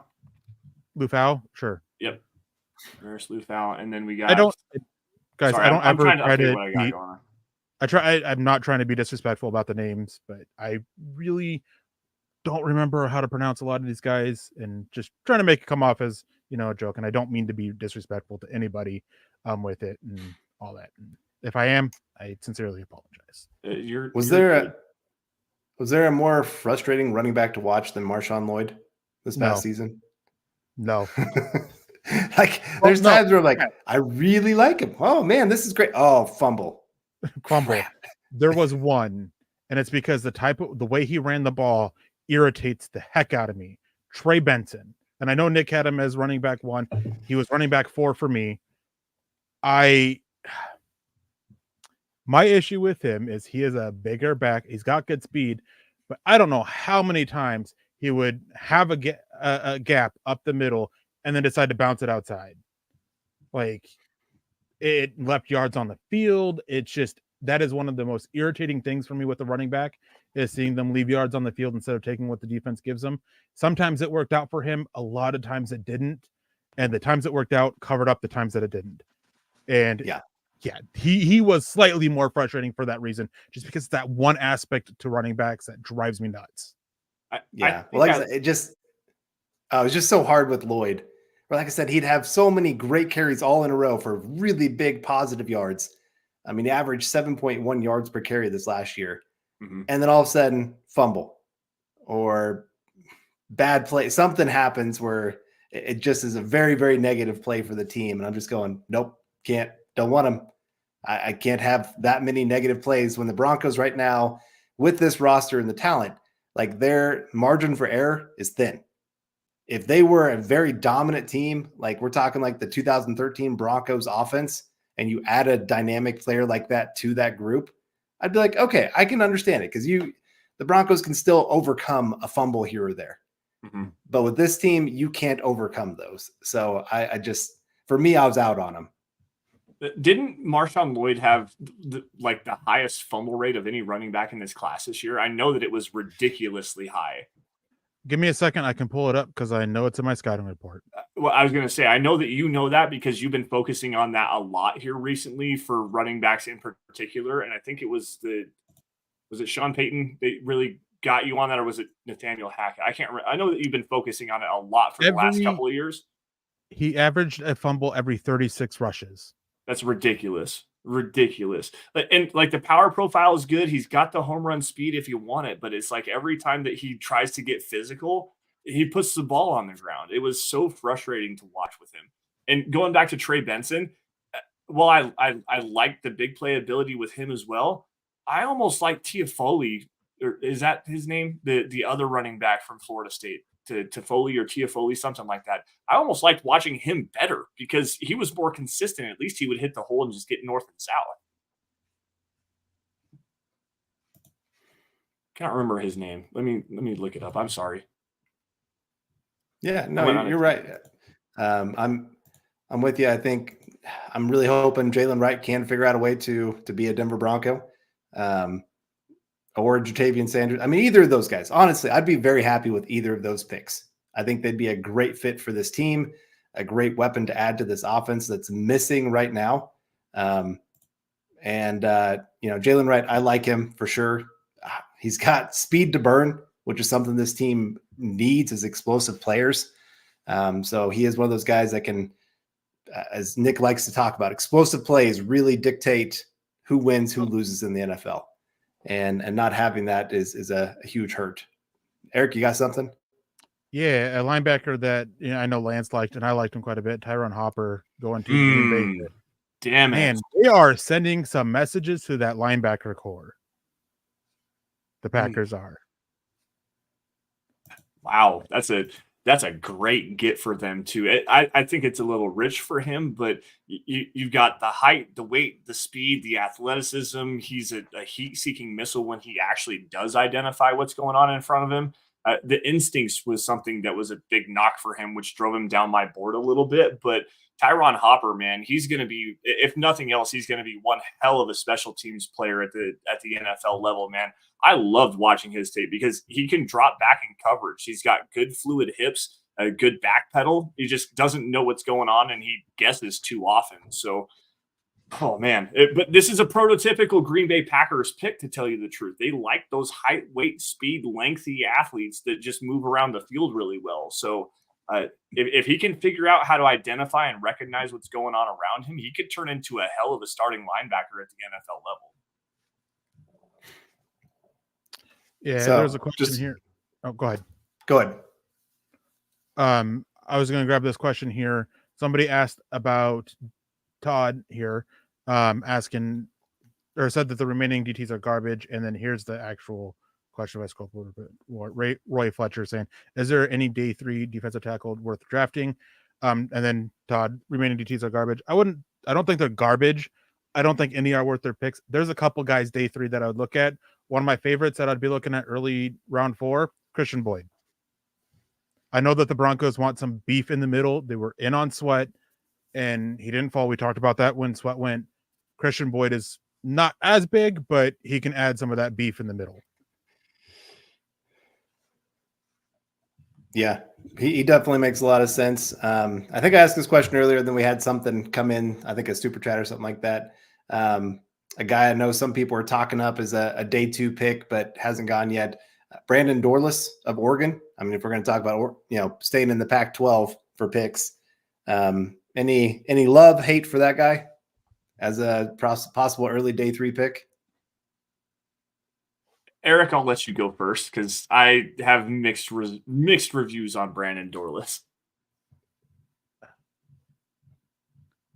There seem to be a lot of Oregon fans in the chat. Yeah, most of their draft prospects this year I did not like. Dorlus is one of them. It's a pass for me. Okay. So for me, I don't know if it was just misusage with him at Oregon or if he's just that much of a tweener, because he's 285 pounds maybe, and that might include soaking wet with his pads on. He doesn't have the burst to get around the edge. He doesn't have really he's got good tools and length, but he's How much did you say the weight was? 285 maybe. Okay. That is not what I heard. I thought you said 235, and I was gonna be like, wait, what? No. I just didn't hear you correctly. No, he's 285. They played him as a 5 technique, and he didn't have the power profile to really be a disruptor in the B gaps, and he didn't have the speed or the bend to get around the edge coming from a 7 technique. He's one of those weird guys that's like he's built well to play the 7 technique, but he's not bulky enough to play the 5 technique. But his reps at 5 were better than they were at 7, and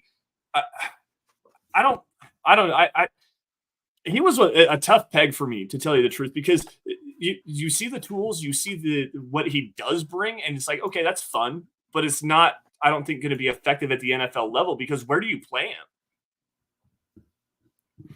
Yeah, it's not like there's a lot of comments about Darius Robinson and, the similarities there.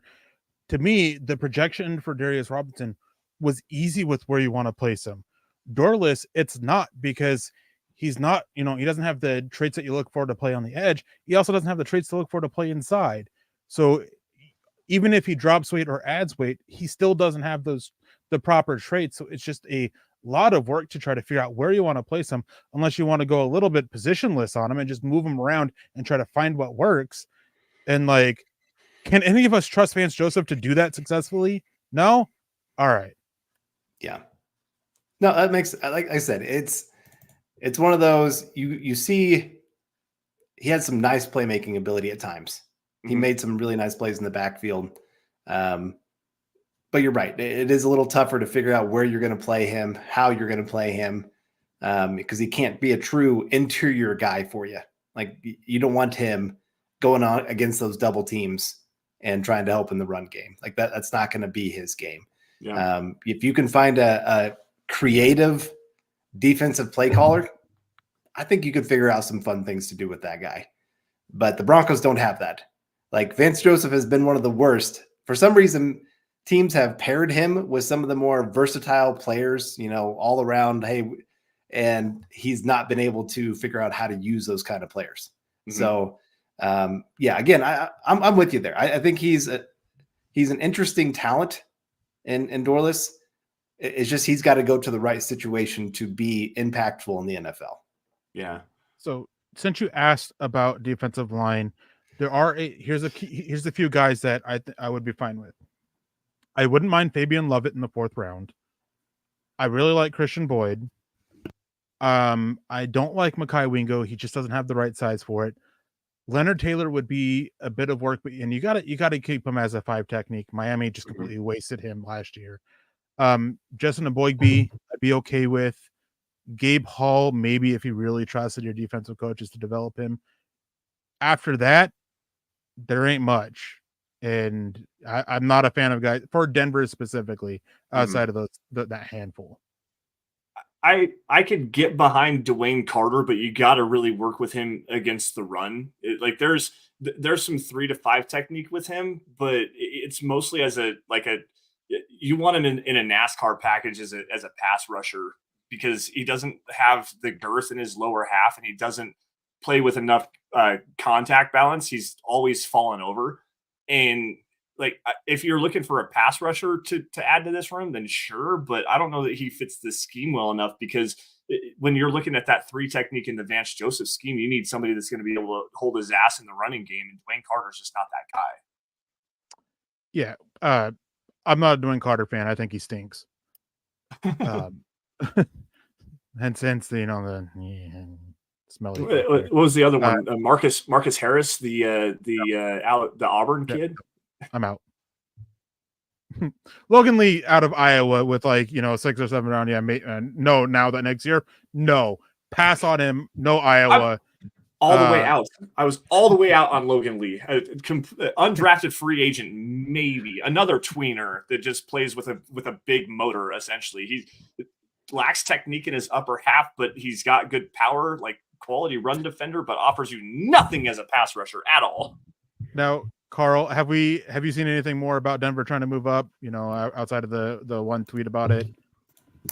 I haven't yet. It's and I think you can make connections just because Sean Payton, he loves to trade up if he's got a guy in mind, if he's got a weapon, especially on the offensive side that he really, really likes. And you talked about there's been a little bit of a run on some running backs. Maybe he's getting a little bit nervous and thinking, hey, I can't wait anymore. I got to go get my guy. I could definitely see that. But Adisa Isaac just went to the Ravens at 93. Ravens. How do they do this? I talked about this yesterday. Yeah, every year, 3rd round. you can expect an edge rusher to go to. They just to, have some to amazing Baltimore. front office people. They do their job so well. You know, the great front office. If you know, you know.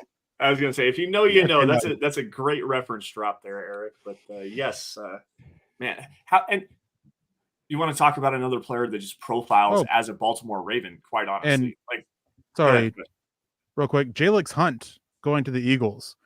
There were a lot of people talking about him round 2 for the Eagles. One of the round 2 mocks had the Eagles trading up to get him in the late 40s, I think is where it was. So, man, that was some good thing there. And they, if that information was accurate that they used to make that, well, Eagles didn't have to trade up, and they got him a lot later than that was projected. So, quick question: since the Broncos didn't take Franklin there here at the 3rd round when he was available, I would guess at some point the Broncos had a conversation with Bo Nix and had to have asked him, hey, what do you think about your number 1 wide receiver? Like he could have easily been pounding the table and saying, hey, I want this guy. I remember Drew Lock, even he got to pick Okwebanam to come and be his guy that next year, where they went and talked to him and said, hey, this tight end, do you like him? He said, yes, please go get this guy for me. I just think it's interesting after you go get your quarterback that the Broncos decided to go ahead and miss on that, especially with the rumors about Cortland Sutton, that he could be traded here and having that real need at wide receiver moving forward. I just wanted to hear your guys' thought if there's any connections you're thinking with some of that, like I am. I mean, I'm sure they did, just as they asked Alex Forsyth about Bo Nix. I mean, you use every single connection that you have to get as much information as you have to make the most educated guess that you possibly can. So, yeah, I'm sure that they've had a conversation. If not, since he got to Denver, I'm sure they've had conversations throughout the draft process of, hey, what do you think about Bucky Irving? What do you think about JPJ? What do you think about, Troy Franklin? What do you think about, since you practice against him, Kyrie Jackson? What do you think about Brandon Dorless? I'm sure that has come up at least a couple times throughout the draft process. I mean, it's good to go get that guy, but the premium, I feel like that's kind of throwing a bone day 3, where trading up at this point for the Broncos probably costs more. So, I mean, you take it into consideration if somebody's available, but as far as trading up, I don't know. We got another edge rusher off the board here too. Jalix Hunt, Houston Christian. So the edge rusher is coming off the board now. Denver's probably okay there. Now with Ellis, as far as these caliber of guys coming off the boards. But we're coming up to the close here. You did mention something about Broncos maybe trying to trade up. As you notice, I'm wearing a different shirt. Went upstairs and went and helped to put the baby to bed and had a what's known as a blowout. So God bless that that that shirt is got a lot more brown on it now. But we're hanging out, we're having fun. Back here talking Broncos ball. I'm glad that I missed the whole blowout phase, the blowout phase with the baby. We never had that with Caven, so I'm sorry for you, dude. Man, it's God bless. As for Denver trading up, Ben Albright, he put a tweet out about it, and it was a thing that's just kind of been going around. That Denver's looking at trading back up into the late round 3, packaging some day 3 picks, because they are one of those teams that aren't overly sold on the depth of this class overall, and willing to use that to move up and just get what talent happens to fall. Yeah, absolutely. And thanks for the advice, guys. Up a diaper size. It's probably time. It's probably I've been having that conversation, but now we have evidence the other way. So yeah, the bigger problem is when they let out a little and you're like, oh, you got to change their diaper, and then you lower the diaper and then everything decides to come out. My first time of that happening, that might have been some of the most I've screamed in my life. My wife had just left for work, and I'm calling her going, I'm covered in poop everywhere. What do I do?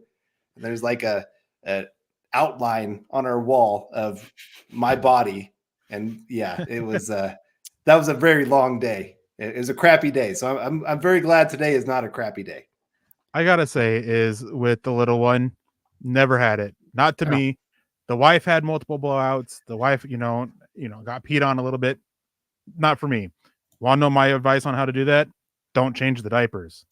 This is the hard-hitting analysis that you guys come here for on the Mile High Huddle NFL Draft roundtable coverage here. Like this is great conversation. I love this. I'm here for this And entire life. just How is 'cause everybody's we kids talked doing?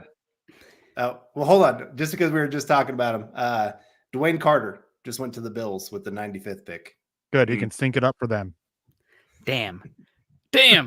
Well, that's a I think that's okay value for him. I mean, pure pass rusher. I agree with you. The run stopping ability, not good, but one of the last picks, day 2. I get the value here. And now we got the Jags on the clock. We're coming down to the last picks of the day 2. Bills have had an interesting draft today. A lot of day 2 picks. Keon Coleman, Cole Bishop, DeWayne Carter. I think they've done pretty well for themselves. How many more do we have here left? Does it go to 100, 105? I feel like it's pretty much close down to there. Yeah, 5 100. more Washington is, yeah. So How much? 100. 100. All right. So Baron Browning. we haven't gotten an opportunity to do this yet, and I know that we're winding everything down, and I'm not driving the show, but I want to kind of run around the room here. Who does everybody like the most in terms of what these teams have been able to do? Who's your favorite draft class so far? Unfortunately, it might be it's hard to not say the Bears, right? When you have 2 top 10 picks and pairing the best quarterback in the last 2-3 classes with a wide receiver 1, even though they didn't have any picks today. Or no, they also took the Yale offensive tackle too. So, I mean, the Bears have been a pretty good draft class for the Bears. And unfortunately, I think the Chiefs, Worthy and Kingsley, that's for where they're picking. That's pretty damn good. I saw Patrick Mahomes said, "I love you, Veach," the Chiefs general manager. On paper, it looks pretty good for the Chiefs too. I think the Chargers, Am I they've had a really good one. I think the Vikings with what they've been able to do. I mean, it's largely carried by what they did round 1 and how things fell for them. And then the Steelers. Steelers are one of those teams like pretty consistently year in, year out. You always talk about that. Maybe not always the best, but always a pretty solid draft for them. Also, I got to shout out the Eagles. Sitting there's a lot of talk of them trying to trade up into like 12, 13, 14 to go get Quinyon Mitchell, and then they sit there and he falls to them, and then they get Cooper DeJean as well, adding to that secondary, a team that needed secondary help so badly to play the draft like they did today. Pretty good. Looks pretty good to me. Yeah. Carl? Yeah, there's a couple teams that come to mind here that we haven't mentioned quite yet. I'll go. Sorry, I lost them just here for a second. What team was I looking at? Detroit. Getting 2 cornerbacks when that was a huge need on that team. Getting Terrion Arnold, a guy that many were talking would go top 15, to get him there at pick 24 and not have to trade up as much. Rakestraw as well from Missouri to get him late in the second round when a lot of people were kind of thinking he'd maybe go a little bit earlier in the second round. I think those were 2 pretty big trades for them. And they didn't have a ton of needs on that team, but the need they had was a very desperate one. And so to attack it like they did, I thought that was pretty good work for them. When teams are that close to the Super Bowl as Detroit was, I like when they get aggressive and say, okay, let's really attack these needs that we have. The Rams, I like what they've done, getting Jared Verse, another player that probably should have gone a little bit higher at 19. For a team that hasn't had a first round pick since 2016, that's a pretty good player to go get at that point. And then Braden Fisk in the second round, Blake Corum. I'm not the biggest Corum fan, but I think he's a good workhorse. He's going to do what you tell him to do. He's a very disciplined runner. And so 3 very, very solid picks for that team. Another team, and I'm going to use this partially because what they're doing at the press conference, the Colts, because who's the owner's name again? Jim Irsay. Jim Irsay asked about Adonai Mitchell's character stuff, and he just goes, "It's F and BS." And then you have Chris Ballard talking about it, saying, put your name on it. We tear these young men down. It's crap. He's a good kid. Good on them standing up for it. But when you talk to people who, a lot of people who are and they're saying the same things, it's kind of a bit there. But good on them for sticking up for the guy they drafted who has a laundry list of character issues. Yeah, I do have one more. I wanted to toss out the Commanders as well. I mean, Jaden Daniels. Damn you, Nick. Damn you, Nick. That was a guy I was just about to talk about. I get that enough at home, Lance. But no, that's a Santra still, obviously. They went with, oh gosh, who was the other? I just had the list looking through the draft. I'm like, they killed it today. Santra still. Who else did they get today, Lance, at the commies? They got Jerzon Newton at pick 36. Yes. Everybody thought that he was potentially a first-round pick. They traded down and was able to get a couple of different picks from the Philadelphia Eagles. They got Mike Sanger still at number 50, Ben Sinnott at number 53, and then Brandon Coleman, a high upside tackle that they can kind of, I think he can slide inside the guard if they need him to, but you go out, you get the quarterback that you like, you get him some help, you help out that defensive line, the interior of that defensive line with, I believe they still have Jonathan Allen and Deron Payne. So you get another guy that can work in there as a pass rusher. And then you go get, I think, the best slot cornerback in this draft class, and Mike Sainer still to add to that secondary. I really like what the Commanders have done this year, and it might be my favorite draft class so far. And, we talk about JT Sanders a little bit. One thing before I read this that I will say is Sean Payton, when you look at RAS, he doesn't care so much about it, or at least it's not full of, great athletes. And JT Sanders, he did not, he had some good speed testing, the 40, 20 and 10-yard splits and dash, but RAS 5.75, you touched on it a little bit earlier, Nick, about, betting on athletes at the tight end position. Sanders is brought down a lot by the size a little bit, 6'3", 245 pounds, didn't do well in the explosive testing whatsoever in the 3-cone, which I believe the 3-cone is one of the ones that has a lot of correlation with tight end success. I might be mistaken. He tested out like middle of the pack there with a 5 or with a 7.77, which it's not bad, but it's not good. Yeah. And I just wanted to add rap sheet on NFL Network. We were talking about Peyton Wilson earlier, of why he's falling after having as productive of a season as he had this last year and testing as athletic as he did. He says one of his knees does not even have an ACL. And then the comments to that say, well, if you don't have one, you can't tear it. Mm-hmm. It's not quite how that works, but yes, you can't tear it, but you can mess up a lot of other things in that knee without one there. So that's probably why he's fallen. We talked about the injury history already. That's been very extensive for him. He's one of those guys. It really would not surprise me if he goes undrafted. Now he'll make an NFL roster, or at least be on a practice squad or get an invite to somebody. But that kind of injury history is just hard to, especially even use a day 1 or day 2 pick on somebody like that. Mm-hmm. Want to give a quick shout out here to Justin Larch. This comment's been sitting here for a minute. Happy birthday to Justin, saying he's spending his birthday night with the rest of us. So thank you for that. It's a special day for you, and hopefully you have a wonderful birthday, man. Happy birthday from everybody here at Mile High Huddle. Sorry, Carl. Of course, you say he could go. I think he wouldn't be surprised if he goes undrafted. Peyton Wilson going to the Steelers here at pick 98 overall. Let's go. Spoken into existence. Happy birthday. Yeah. Of course that would happen. So I see some comments here about billionaires and whatnot. Did you guys see David Tepper? Have we talked about that yet today? Yeah, we talked about that at the start. Okay. Wild, man. Unhinged. He's slowly taken up for the mantle from Dan Snyder, right? Who was the other owner that the Steelers just kind of pinned off, being like, hey, you know what? Maybe elsewhere. Was the Commanders partial owner there before with the Steelers? I don't know. But Tepper has been unfortunate. I think so. I'm pretty sure it was the owners that were scared off by Mike Vrabel's size. Yeah. Pretty sure. I would be too. he's a freaking unit. He's a massive dude. Built like a Wreck-It Ralph. But yeah, pretty interesting. Yeah, Justin also says making the best of our day with the draft pick, right? Yeah, hanging out. Broncos got a pass rusher, two of the most valued positions today. We'll see about Justin Ellis.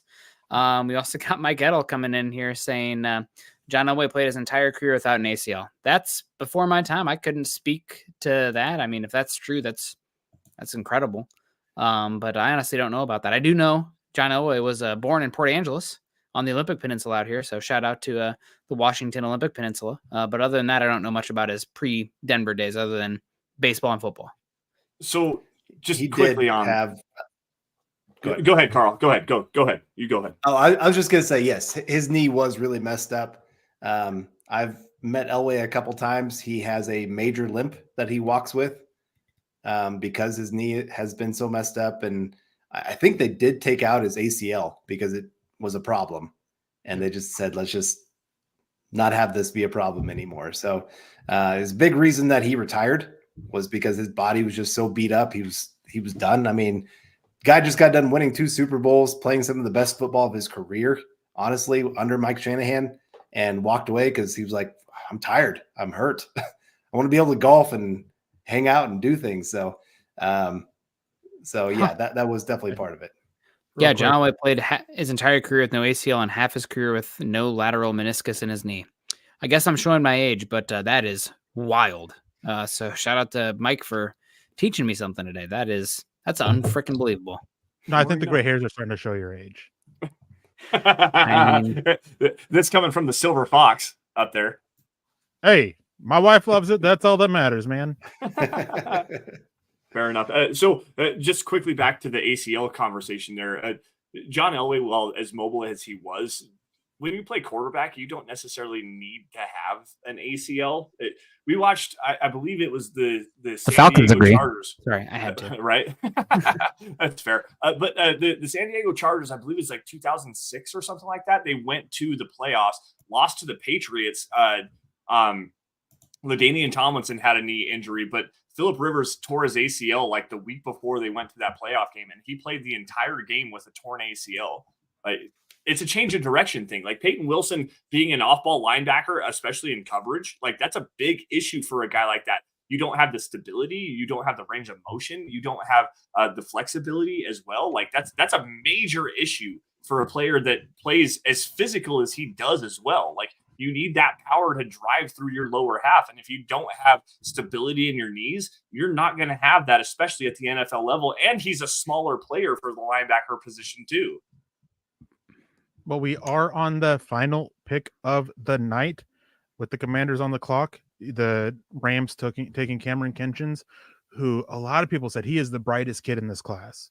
A lot of praise for his football intelligence, and his defensive coordinator is on the record saying that he would be an amazing coach if he ever chose to go down that route. Nothing but praise for Cameron Kinchens and the football intelligence and how he is on and off the field. I know there was talk about him being the number 1 safety in the class as the year started.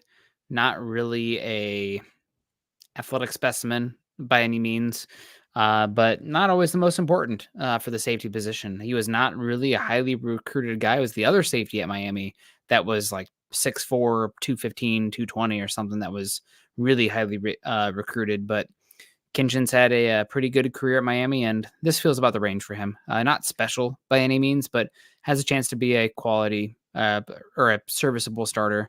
And that's kind of what you're talking about this far. And round 3 is officially done. Well, The Commanders took Luke McCaffrey. Oh, damn it. Well, there you go, Eric. Maybe the 5th round pick wasn't too bad. Mike Edel coming in, although maybe the Commanders got it wrong. Who knows? Mike Edel, Hines Ward also played without the ACL, and Joe Namath. That's wild. That is mind-blowing to me. Off my draft board. Screw them all. They're terrible. They won't amount to anything. For sure. I won't look dumb to saying that. We're done, boys. Probably time to start wrapping up. Denver only makes 1 pick. We leave the day 2 of 2024 with all our 2025 picks intact. That is a win. I did not think we'd get watch there. them trade next year's first rounder for, a player and a pick. That's if that player is, Justin Herbert or Cameron something. Jordan. Yeah, nah, probably not. Old declining pass rusher. There we go. Go get Trey Hendrickson. I'd rather have him. If you're gonna do it, I mean, a highly productive player that's played with Sean Payton, a quality edge rusher that can be a Batman. Like, if you're gonna trade a first round pick for another edge, like, at least he's all right. I think he's only 29 too, so he's still got some good football in his game left. But man, like, if you're going to trade a first round pick at this particular point, you need to go and get a Batman edge rusher. You absolutely need to go get a guy that's a game wrecker. Trey Hendrickson would be one. I know he requested a trade from the Bengals the other day, but still, yeah. Lance, I love you, man, but you always got to take a joke and just go a little bit farther with it, man. I do, man. Every time. All reliable. The only player that's realistically available that you could like consider a first round pick at this point is probably Brandon Ayuk. And I come back to the window with Denver. I don't think you're like in it to that point really, but hey, he spent a first round pick on Bo Nix, and is Cortland Sutton a good fit for Bo Nix? I mean, what do you have beside him as the pass catcher department? If there's anybody, that's Brandon Ayuk. But I mean, Denver, what do we say? Top 5 or one of the worst 5 teams in football, according to Vegas. I wouldn't be trading that 2025 fifth or 2025 first for pretty much anything. How about Debo? How about Debo Samuel? Because he's the one that's Ayuk is better. No, his injury really scares me. Ayuk's a better football player. Yeah, I disagree with that, but okay. All right. I love Debo though. We went through it, but before we get out of here, real quick, grades for the draft so far for the Broncos. Real quick, Nick. B-. They're hitting the positions of value. They're not giving up future draft capital, and they're taking high floor character guys. That seems to be a theme for what they're going for here. I get the vision. I mean, it's hard to give them a good grade considering how few the draft picks are, considering what the consensus is on Nix early on compared to where they took him. But that said, I will say this: drafts or grades immediately following the draft are silly and content for content. So I mean, they're doing fine. I mean, everybody does it. We're here to have fun. But yeah, as 78 Leadhead comes in, who always has really good comments. I feel like you kind of you updated your logo there a little bit. 78. I got keen eyes. I don't remember there being as much color before. But yeah, high floor players, coaches, kids, locker room guys are going to come in and compete. So it's hard to be totally against that vision. All right, Lance, 10 seconds. Grade. B-. End of story. Carl? I'll stick with my B. Like I said, 2 very, very important positions that were important for the Broncos this year. Especially that edge room, losing a couple guys after this next season. You needed to get some new pieces going into that room and get somebody that can come in for especially the next season after that. So your room's not completely bare and you're completely desperate at that point. So I don't mind either player. I definitely get it. Both very, very productive college players. I think All-American was Ellis an All-American this last year? Led college football in sacks. I don't know about All-American, but I think he was close to it if he wasn't. But anyway, like I said, very productive college careers and some things that you can definitely see translate to the NFL. Yep. So that's going to wrap it up for us tonight. Nick, do you want to go do the closeout rundown real quick? Nope. It's on you. Screw all you. No, I'm just kidding. Make sure you guys are following us all on Twitter. Make sure you're following Erick Trickel. Of course, Carl at Carl Dumler, MHH. Lance at Lance Sanderson. Is this the updated one here, Lance? No, at Lance S_MHH. That's the correct one. That's the correct one. Okay, you updated. Yeah. At Lance, _S_MHH, and myself at Nick Kendell MHH.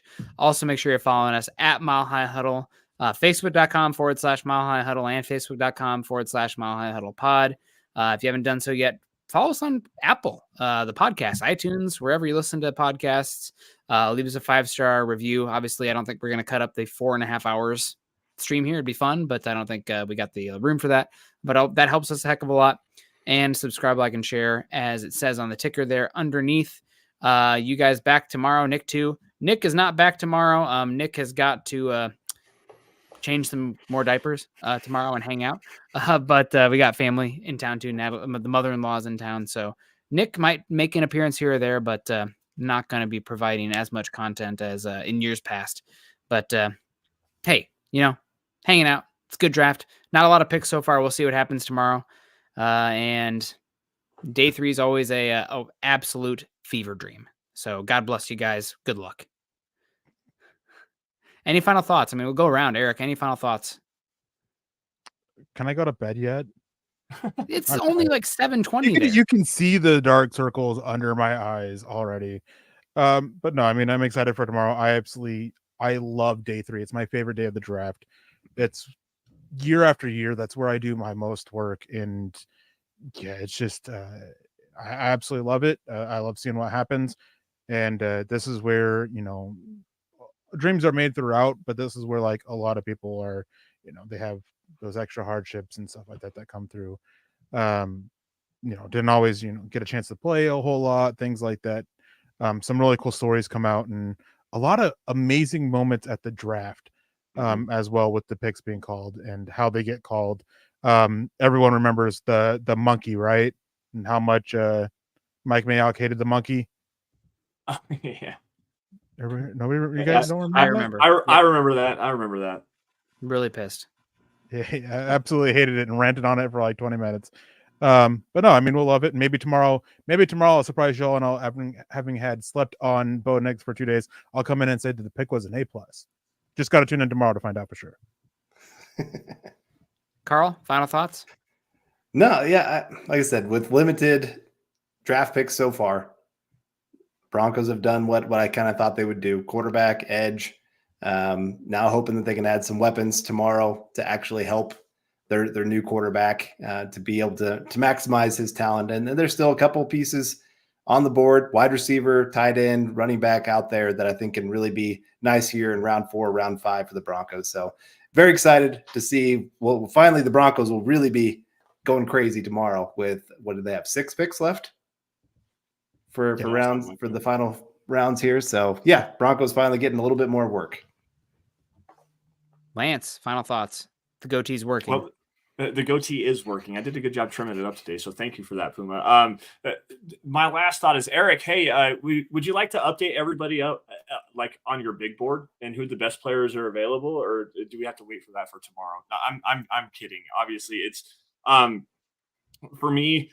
I was hoping to have a little bit more movement from the Broncos, specifically trading down. I thought, obviously, the Knicks pick is what it is. I wanted them to move down and still get Knicks, but staying stagnant, staying true to their board, at least from what it sounds like as of right now. The Ellis pick, I'm not necessarily huge on.